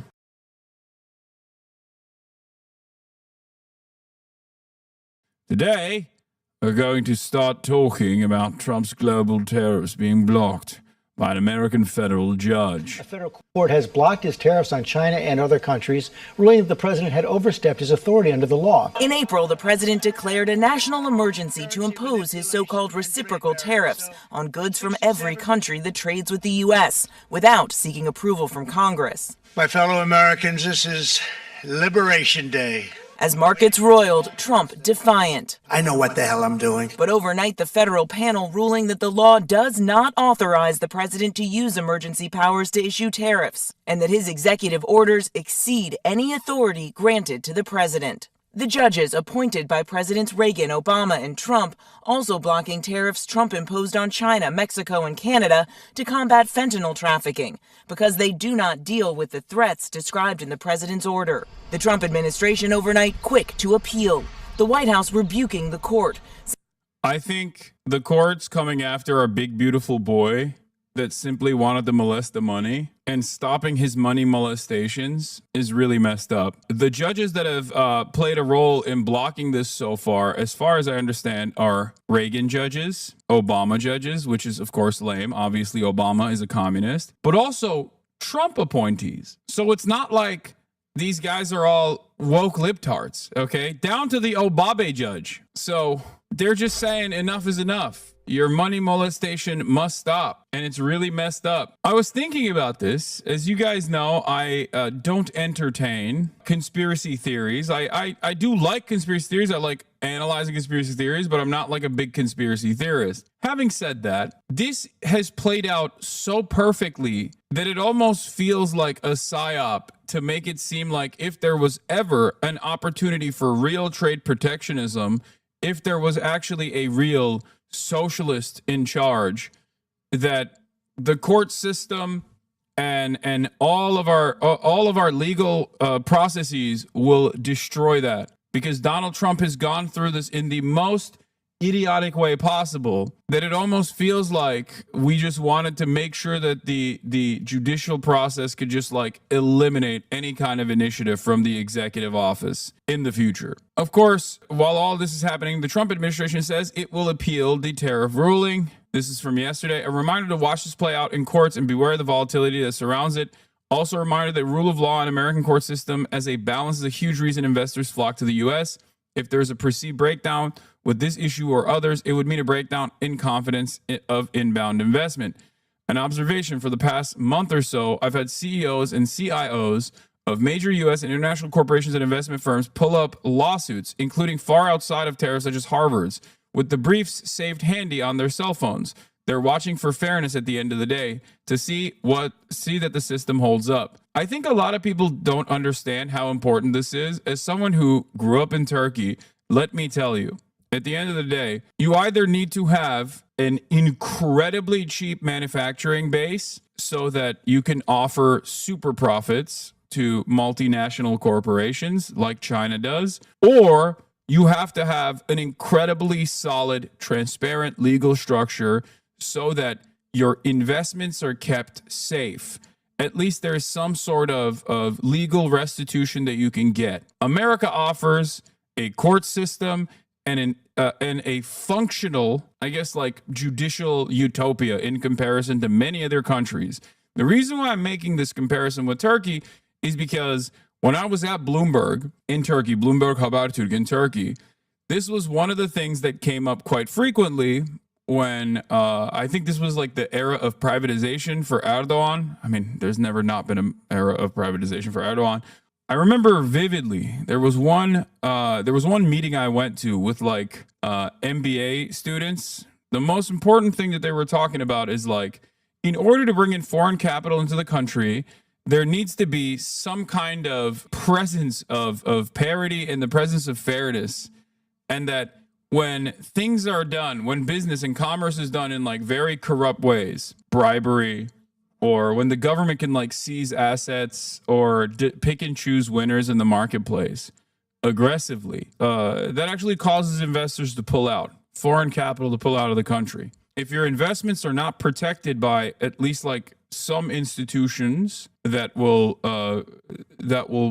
at least be as fair as possible, you're going to have a harder time bringing in foreign capital into your country. And the same goes for the United States of America as well. The United States is basically like the one of the greatest examples of this. For the United States of America, we don't have a cheap nor robust manufacturing base. The only thing we have is the courts. The only thing we have is the institutions. So Trump is not only molesting the money directly, but he's also kind of molesting the process. But let's see. Saying it is not for unelected judges to decide how to properly address a national emergency. Adding the administration is committed to using every lever of executive power to address this crisis and restore American greatness. For weeks, the president's on-again, off-again tariffs have caused whiplash on Wall Street, sparking major sell-offs when he issues new threats and rallies when he pulls them back. In the Oval Office yesterday, Trump lashing out when a reporter asked about a new term for his turnarounds. Mr. President, Wall Street analysts have coined a new term called the taco trade. They're saying Trump always chickens out on your tariff threats, and that's why markets are higher this week. What's your response? I'm not kidding when I say this. This, I think, originally came from the Financial Times reporting, and Financial Times has been kind of carrying the entirety of Legacy Publishers of the West on his back for the past year and a half. I kind of feel like the taco shit is dangerous, but I would be lying to you if I were to tell you I'm not excited to see where this goes. I'd be lying to you. And I kind of feel like a lot of people that have been, that feel as though they've been over by these systems also want to see how badly Trump can blow this shit up. I'm scared. I'm cautious. I think that it's not good if we had a Great Depression. But also at the same time, don't you kind of want to see where he will take this a little bit? At least for me, there is this morbid curiosity, and I want to see, like, how badly could he molest the money? How badly could he the bag up? I think there are a lot of people who, like, deep down inside, there's a lot of people who are like, I kind of want to see where this goes. Who do you think is more freaked out? I know everyone is saying that's because you are a rich man, you are privileged, you won't end up in the streets, but like chatters. I know. That's why I'm saying I'm cautious. That's why I said it's a morbid curiosity. Like, you know, it's bad. It's like the call of the void. Like, people are so angry, so resentful, and so interested in change that they're like, change in any direction is good. The reason why I'm describing this to you is because I need you to understand what the anger, like what the motives are for people who like Donald Trump, like where this comes from. Like, what are the different factors that contribute to his popularity? Because I believe that if we actually fully comprehend what those factors are, we can at least use it to our advantage and hopefully get these people on board and redirect them towards more productive points of anger and resentment. Anyway, let's continue. To that. I kick out? Chicken out. Oh, isn't that nice? Chicken out. I've never heard that. 6 months ago, this country was stone cold dead. We had a dead country. We had a country people didn't think it was going to survive, and you ask... He's so mad. He's like, this is the most disgusting question anyone has ever asked. No one has ever asked such a nasty question. Ask a nasty question like that. It's called negotiation. The court has now given the administration 10 days to halt these tariffs, and the Justice Department is now appealing, setting up a legal fight that could soon reach the Supreme Court. From the investor side, there's been a fascinating trend that's gone on, which is I think a lot of investors are looking past tariffs. You know, there is a trade acronym going around Wall Street, and it must be driving the president crazy. It's called the taco trade. Have you heard of it? No. Nope. Trump always chickens out. Oh. And this actual acronym is the position that many traders are taking. They are saying he will roll back these tariffs when the bond market moves against. I don't know. So when the it's like, should we? I go back and forth on this. On the one hand, I think the taco stuff is very funny and very good. On the other hand, I'm like, should we be playing with fire and antagonizing the beast like this? Also, on the other hand, I'm thinking to myself, why don't we use this to other stuff? You know, it's Taco Thursday, baby. Just weaponize the taco stuff, which clearly is working, on Israel. Just be like, dude, I have it on good authority. Benjamin Netanyahu thinks you're a bitch. I'm just saying, maybe we could use the weaponize the taco thing for something more productive, right? I'm out of options, man. I'm out of options. Do you have a better alternative? I don't think so. I want taco to be Trump always commits openly. Yeah, not Trump always chickens out. This is the libbest you've ever been, maybe. Because I'm desperate, man. I'm desperate, okay? I'm desperate. What are you talking about? It's literally the same reason why I was like, look, man, I don't really care. Obviously, it's a bribe that Qatar gave Donald Trump a $400 million plane. Like, it's not. That's a bribe. Like, everybody knows that's a bribe. This is just how he operates. If that bribe moved him even marginally in the direction of a ceasefire in Gaza, like I don't care. It's awesome. I'll fly to Qatar right now, and kiss the feet. We're in a situation now, big picture here is IEPA. We were using the International Emergency Economic Powers Act. There's no question that there's an economic emergency with respect to both uses that we had. One is we are in a world where China has killed over 1 million Americans with fentanyl poison, and we took this step to stop that. We will continue to press on that. At the same time, we invoked that rule to stop what has been 20 million illegal aliens streaming into our country, driving down wages, taking jobs away.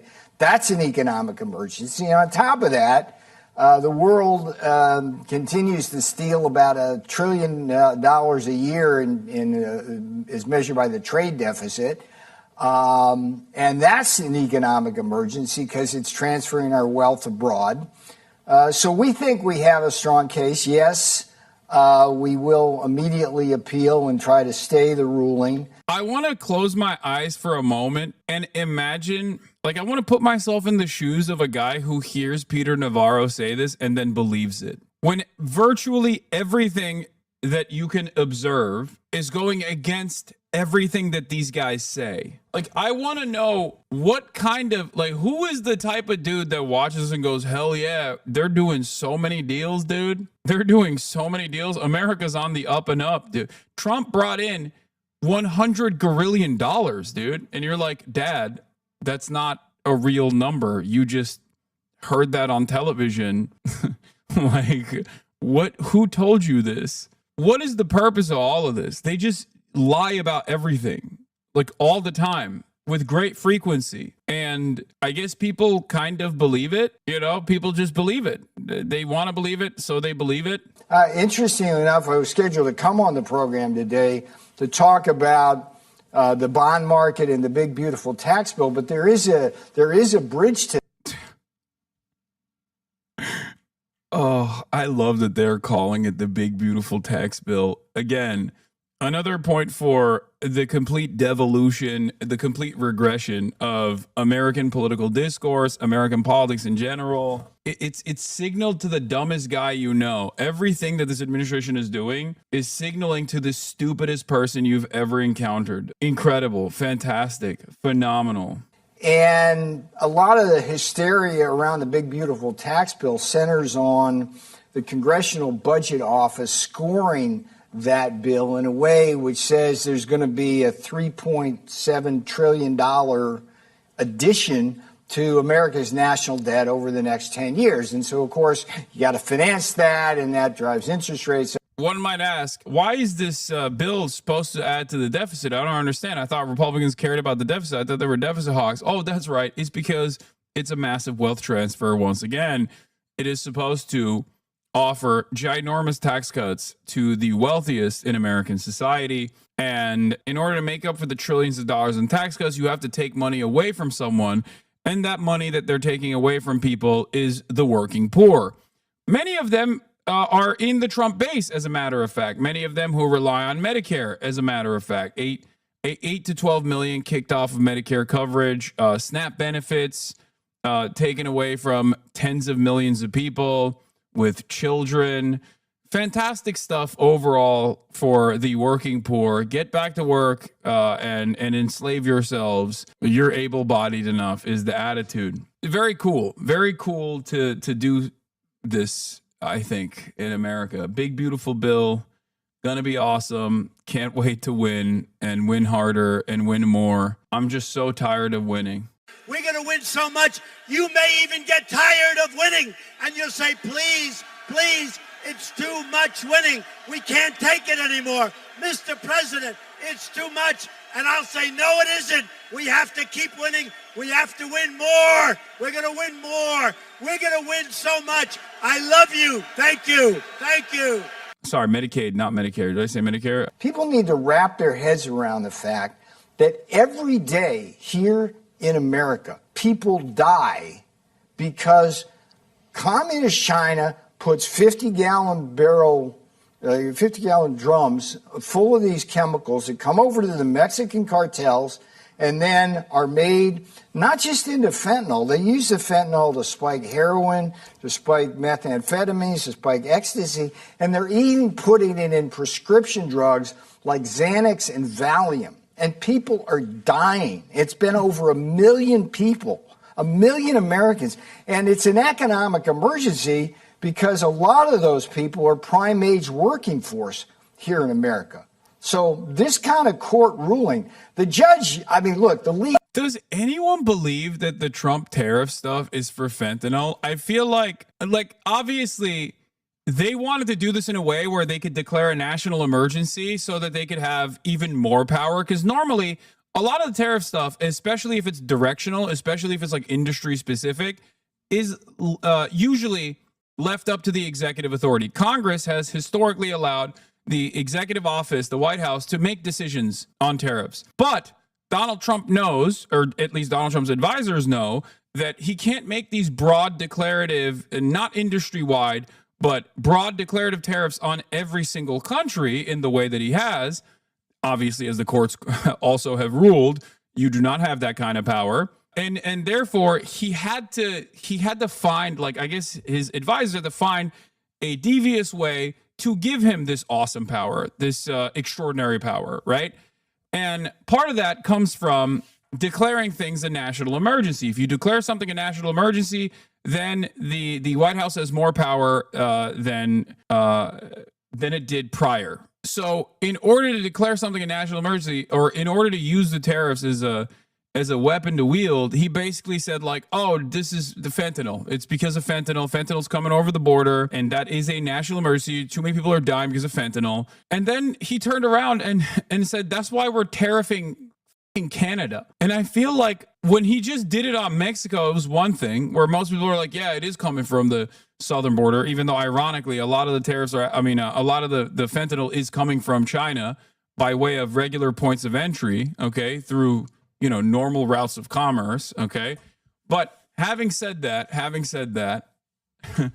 when he was like, oh, that's why we're actually putting a tariff on Canada because of fentanyl, everyone was like, what the f*** do you mean? None of it makes sense. It doesn't, like, I don't know why he's even, like, who believes this? Who's like, yeah, this is actually a great way to deal with the fentanyl crisis by adding tariffs, by basically slapping a sales tax, a broad sales tax on all consumer goods. We are combating fentanyl. But if the court said, if the ruling said, Peter, and we've been talking about this, page 34, 35, they say, basically, you are in your right if you use Section 122. Why didn't you guys do that from the beginning? Well, Section 122 only gives you 150 days. So there's your answer right there. So are you Section 122, if you use this now for 150 days, would it be a bridge to 301 or a bridge to 232? What are you thinking more long term? You can be the strategist on that, but those are the kinds of thoughts. And look, if anybody thinks this caught the administration. You guys are throwing up question marks, but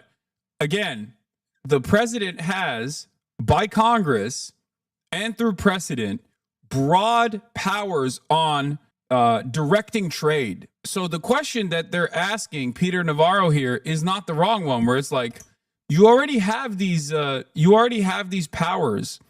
Why wouldn't you use those powers? Why are you instead trying to do this unconstitutional way of, or this illegal way of applying these broad tariffs across the board? I guess it's maybe a trial balloon. I really don't have a good answer for it. The Heritage Foundation's project that has been around and been implemented slowly but surely for almost 40 years. This is not new. It's not new at all. Part of the reason why the Trump administration is doing this stuff is because they think this is a great way to expand on the power of the executive office by simply calling something a national emergency and then behaving this way and then testing out the courts to ensure that they have this kind of broad sweeping power. I think that's the reason why they're doing it. Because once again, if you think that the Trump administration doesn't have advisors like Heritage Foundation guys that aren't constantly looking at different ways in which to to increase the power of the executive office, you're wrong. The one thing that I believe they're too incompetent to do is just like set up a false flag to greatly push for, I don't know, some kind of new war or additional emergency powers that allow them to start deporting American citizens, stuff like that. I think they're too incompetent to set up like a psyop or a false flag. I don't want to make predictions on that though. Who knows? But right now, when I look at like the way that they operate, it's pretty basic. They're kind of blundering into a lot of these positions. They're trying to just basically hip check their way into this agenda. One of the greatest examples of this was what happened with Mahmoud Khalil. Like they are basically working with groups like Beitar. They could have started this process by going after like documented citizens that weren't legal permanent residents, that had said a lot of violent stuff, you know what I mean? Even though it's still constitutionally protected, they could have at least like massaged this in a way where the public sentiment would not be broadly against this kind of anti-1A, anti-First Amendment initiative. But they didn't do that. They just worked with Beitar and thought that Mahmoud Khalil, for example, was on a student visa. They didn't even realize you had a green card and an American wife with a child on the way. Like, these are major mistakes that you're making that are actually very consequential when you're trying to work within the confines of the pre-existing system and moving that in the direction of tyrannical fascism. That kind of uncertainty and that kind of incompetence is basically the only silver lining in this administration that hopefully gives me a little bit more courage and a little bit more confidence that they might not be able to implement all of their desires, because I certainly do not believe in the Democratic Party as far as like resisting against these initiatives that the Trump administration is implementing. Speaking of like journalists missing the mark a little bit, let's take a look at what Jake Tapper was saying here when discussing how Democrats have lost young men. A left-leaning podcast that shall remain nameless. And we were talking about my kids because I think they were both people without kids. And they asked me about my son, and I said he was, you know, he's a football player and he wants to be a policeman. And their joke was about my 15-year-old son. Oh, how does he feel about minorities? Like the idea that he wants to be a policeman. He's not talking about Chapo. It's probably like Pod Save America or something. Jake Tapper would never go on Chapo. That's really funny. He's racist, my son. And like, you know, that was the big laugh. Also, I hate that this guy is the like dog whisperer of young men, Scott Galloway or whatever, Scott Gallagher. And he has like weird takes on this stuff too. He's like, oh, my 15-year-old son, does he hate minorities? Like, first of all, they're making a joke. I don't know who the hell was interviewing him. 15-year-old son, plays football, wants to be a cop. We all know he's not going to be a cop, by the way. Jake Tapper is never going to let his son be a cop. Are you kidding me? Why in the ever-loving would he ever allow that? That's why you're Jake Tapper. Your son's going to be in media or immediately get like a cushy staffing job with like a high-level DC person and go through that and then maybe become a senator one day. It's just not, it's never going to happen. Let's continue. I got dragged in the comments and all that stuff. And I thought to myself, this is why you f***ers are losing elections. 100%. Like my football playing son who has no political views. He's 15. He thinks about World War II and gaming and playing linebacker. That's his world. You're deciding he's a racist because he wants to be a cop. And why does he want to be a cop? Okay, first of all, that's a joke. Are there joy killers in the left and scolds on the left? Absolutely. People that absolutely love to behave as though being the biggest woke scold means you are the most morally consistent, best leftist. But like, that's a joke. First of all, every 15-year-old is already mainlining some of the worst reactionary propaganda on a daily basis. Let's be real. Ask your son what he thinks about women. If he says they're all hoes, then you know they are watching every bad manosphere podcast that's out there. Your son's going to be like, on God, them chopped huz, they're destroying my life. If your 15-year-old son calls women females, that's salvageable. If he calls them foids, make sure that there's no weapons in the house, okay? Because that's a mass shooter in the making. And if he says chopped huz or like bops or whatever, then, you know, that's also somewhat salvageable. He'll grow out of it. Foids is probably the worst version of that. Femoids, that's an incel term. He's probably gone. What's really funny about this stuff, by the way, is that a lot of people on TikTok apparently have been yelling at me because I said, you know, we got to figure out a way to like reach young men. They're angry and resentful. And a lot of people instantly went back to their stupid, like liberal instincts of being like, no, we should continue vilifying men across the board unconditionally. Well, then good luck. You know what I mean? I'm not saying we should just like take the concerns that men have about like why women won't fuck them seriously and then lean into their entitlement. That's not what I'm saying at all. But I'm simply stating that like there are obvious issues here. There's obvious resentment here. And I don't think like automatic vilification is solving this, especially as a political party. Think about how much Chapo, for example, got fucking railed. Think about how much we got railed as Bernie bros. You know what I mean? Oh, it was so dangerous. It was so dangerous that Bernie Sanders has young men. And it's not even just young white men, by the way. Make no mistake, it's young men across the board. That's the other side of the story that a lot of people are failing to comprehend. Racial polarization between the two parties is going away. As the W's that the Democratic Party could have presented during the civil rights struggle goes away, and as like the only people that remember that, the only black people that remember that are like 60 plus years old. More and more young black men and young black people, young brown people in general, do not look to the Democratic Party as like the automatic lesser evil any longer. It's that simple. And the Democrats have no solution for this. I don't know. I just like the Democrats are no longer the automatic, we are helping the working poor party. They have successfully shed that attitude. They've successfully shed that marketing. They really wanted to. They wanted to be the party for the super elite. And here's where we are. MAGA cosplays as the working class. The Dems cosplay as anti-racist. This is a pretty reductive but decent way of looking at it. Cop wants to be a cop because he wants to help people, you know, and he thinks that's the best way he can help people. And that's how the Democratic Party talks to men.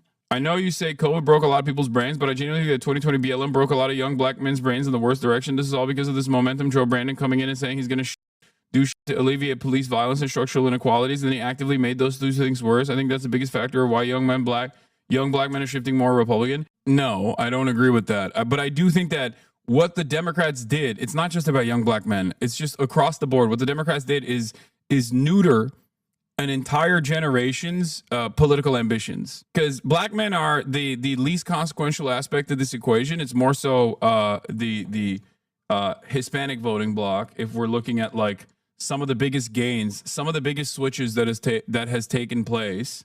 Part of the reason why I think is because like there's a lot of Latino people that are seeing themselves more and more within the white in group. I mean, one of the greatest examples of this is like this lady I saw the other day posting about how she got into an Uber and the Uber driver said, "No hablo inglés."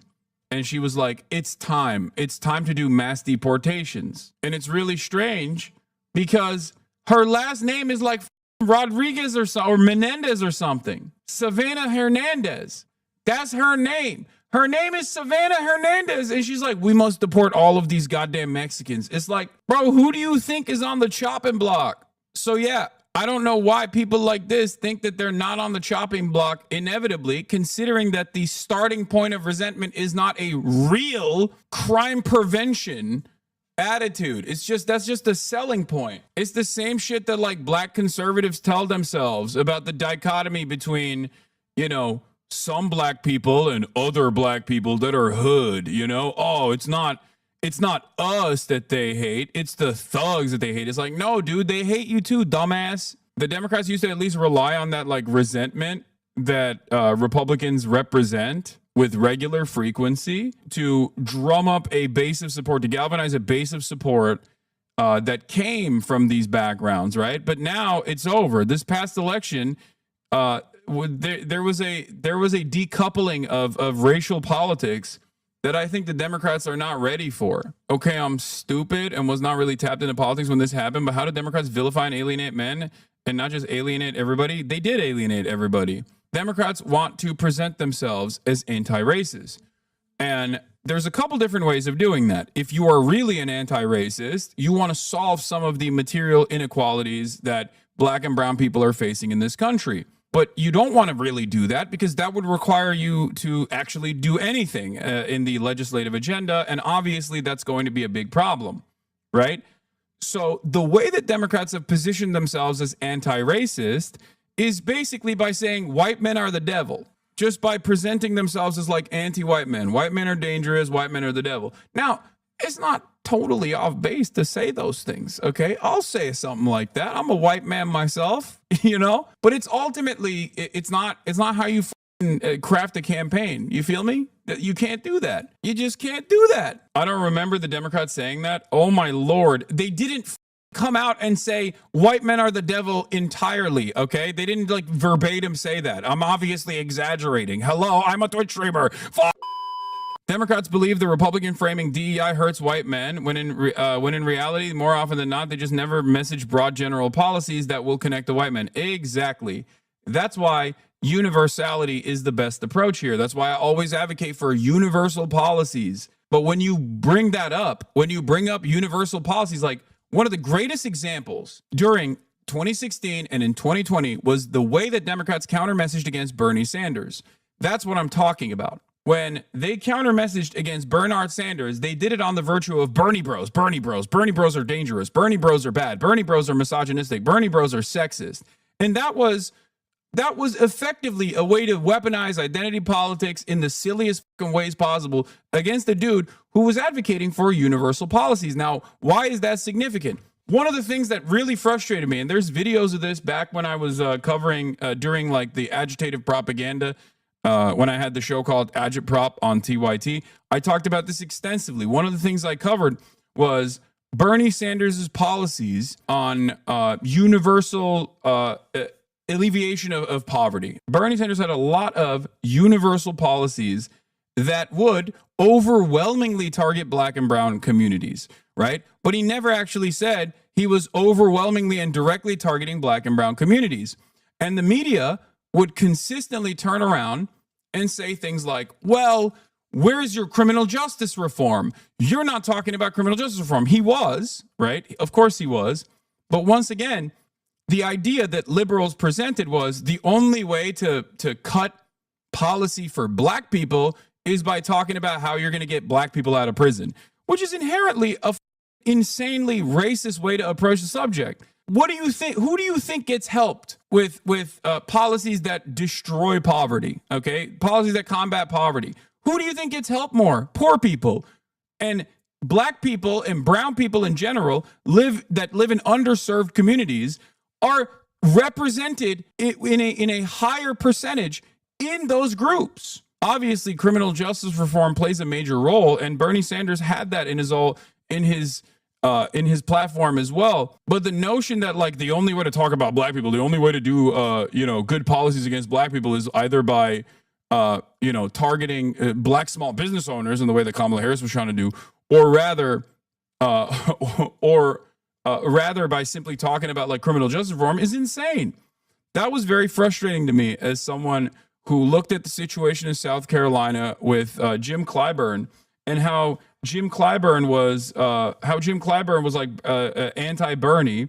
And a big part of the reason why Jim Clyburn was anti-Bernie was because he was backed by the same for-profit insurance companies that were giving him a ton of money. Yeah, here. Let's do it again. Senator Sanders, I do want to put the same question to you, Senator Sanders. What message do you think? Answer that question, but I wanted to get back to the issue of climate change for a moment, because I do believe This is the existential issue. Senator, with all respect, this question is about race. Can you answer the question as it was asked? I certainly can. Because people of color, in fact, are going to be the people suffering most if we do not deal with climate change. That's it. Universal policies are incredibly important because speaking about these policies from the perspective of universality is great because, one, you don't alienate any demographics by doing so, with the exception of the rich, I guess, and that's fine. But you also are addressing issues that impact these communities directly. Who do you think benefits more from Medicare for all? A rich white person or a poor black person? Overwhelmingly, these communities that are poorer on average will benefit more from universal programs. But it's very frustrating that Democrats are allergic to this kind of messaging. Even if it's performative, they're allergic to it. They love the performance of like attacking people. So do you attacking people that do take the universal approach? So do you understand what I mean when I say the Democrats did this to themselves for years and years and years? That's what I'm talking about when I said like the way that they presented themselves is like they tried to posture as though like universal policies are actually racist or anything that helps like white men is actually racist. And it's really stupid because the racial depolarization has already taken place. So it doesn't even fucking matter. Like here, Kamala doing pretty poorly among both black and Indian voters and an underrated blow to the id-pol theory of electoral politics, specifically the idea that Biden Hillary's weakness with non-whites compared to Obama was just about him being black and them being white. People also didn't vote Kamala simply because she's a black woman. Let's not forget that part. That's not as significant of a part of this puzzle as you think it is, I promise.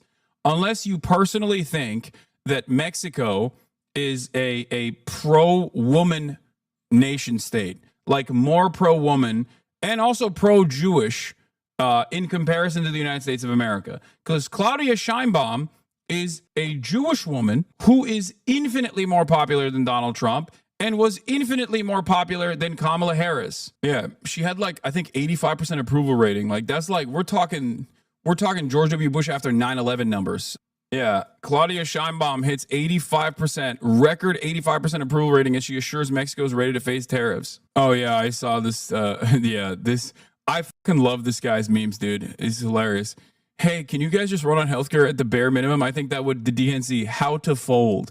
Democrats spend millions to learn how to speak to American men and win back the working class. Nope, we're folding, boys. I hate that I hate this article, dude. I genuinely hate this attitude that the Dems have. They are allergic to understanding what the real issue is. Democrats spending millions to learn how to speak to American men and win back the working class. How do Dems win back young men? Like, no disrespect, but like, how is this helping? Making men feel welcome, meeting men where they're at, inclusive messaging, simple policy platform, messaging to men. Dems are wrong about men. It's so crazy that this is a major part of the story here. Anyway, days after Jake Tapper fumed over a joke made about his teenage son wanting to be a police officer in an appearance on a left-leaning podcast claiming it was the reason why Democrats are losing elections, the host of How Long Gone responded to the CNN anchor. Him willfully choosing to take a joke wrong that he definitely knew what it was in the moment, I would say is only a pro move, co-host Chris Black drawly noted. At one point, Tapper brought up an appearance he made on the left-leaning podcast that shall remain nameless in order to argue that liberals in the Democratic Party are losing political ground among young men.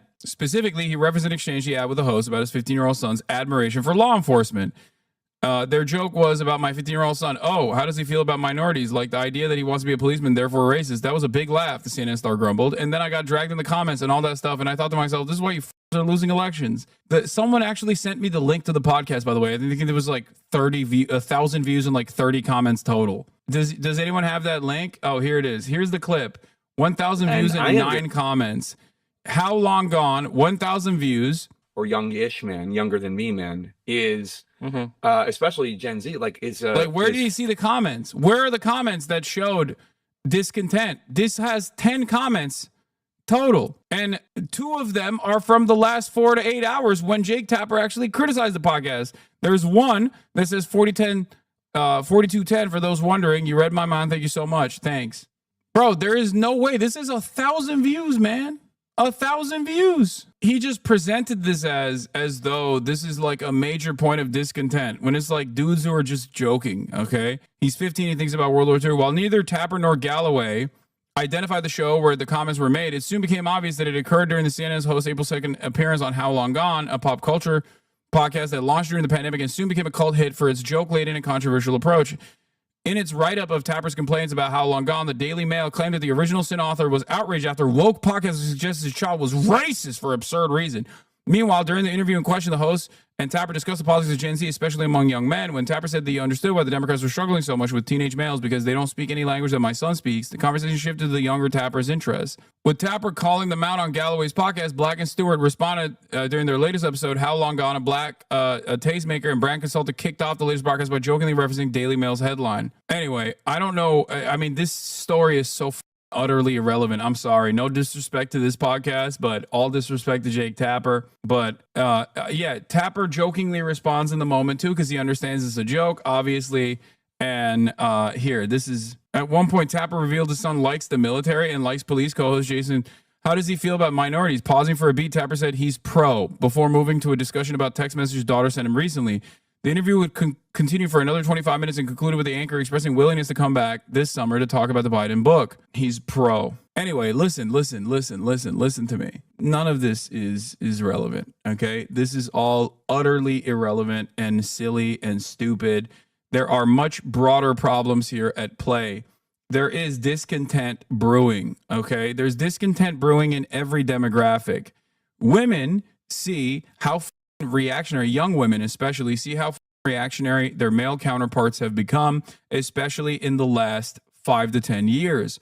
That causes them to take a defensive posture by voting overwhelmingly for the Democratic Party, which they see as like a better alternative. There is a, I guess, gender polarization among young women, whereas there is a racial depolarization happening in the grander stage for all age demographics within the duopoly structure that we have between the Democrats and the Republicans. It's understandable that women look at the overwhelming sea of resentment that men are displaying with regular frequency and turn around and go, okay, as a mechanism of defense, I'm just going to vote for this party that isn't like openly anti-women, only women of color. I think that women of color overwhelmingly, but women in general, even white women are young white women are still pro-Democratic Party as opposed to older white women. If you want to address these issues, you have to focus on the principles of universality and throw some red meat to the Republicans to counter message against. If you don't do that, if you stand for nothing, then you can be presented as being for anything that the Republicans choose. This is a major issue that I don't think will be solved anytime soon, and I don't really know how the Democrats are choosing to solve this issue. All I know is the Democrats are refusing to solve this problem, and I just like everything that they've signaled so far feels to me like they don't give a shit.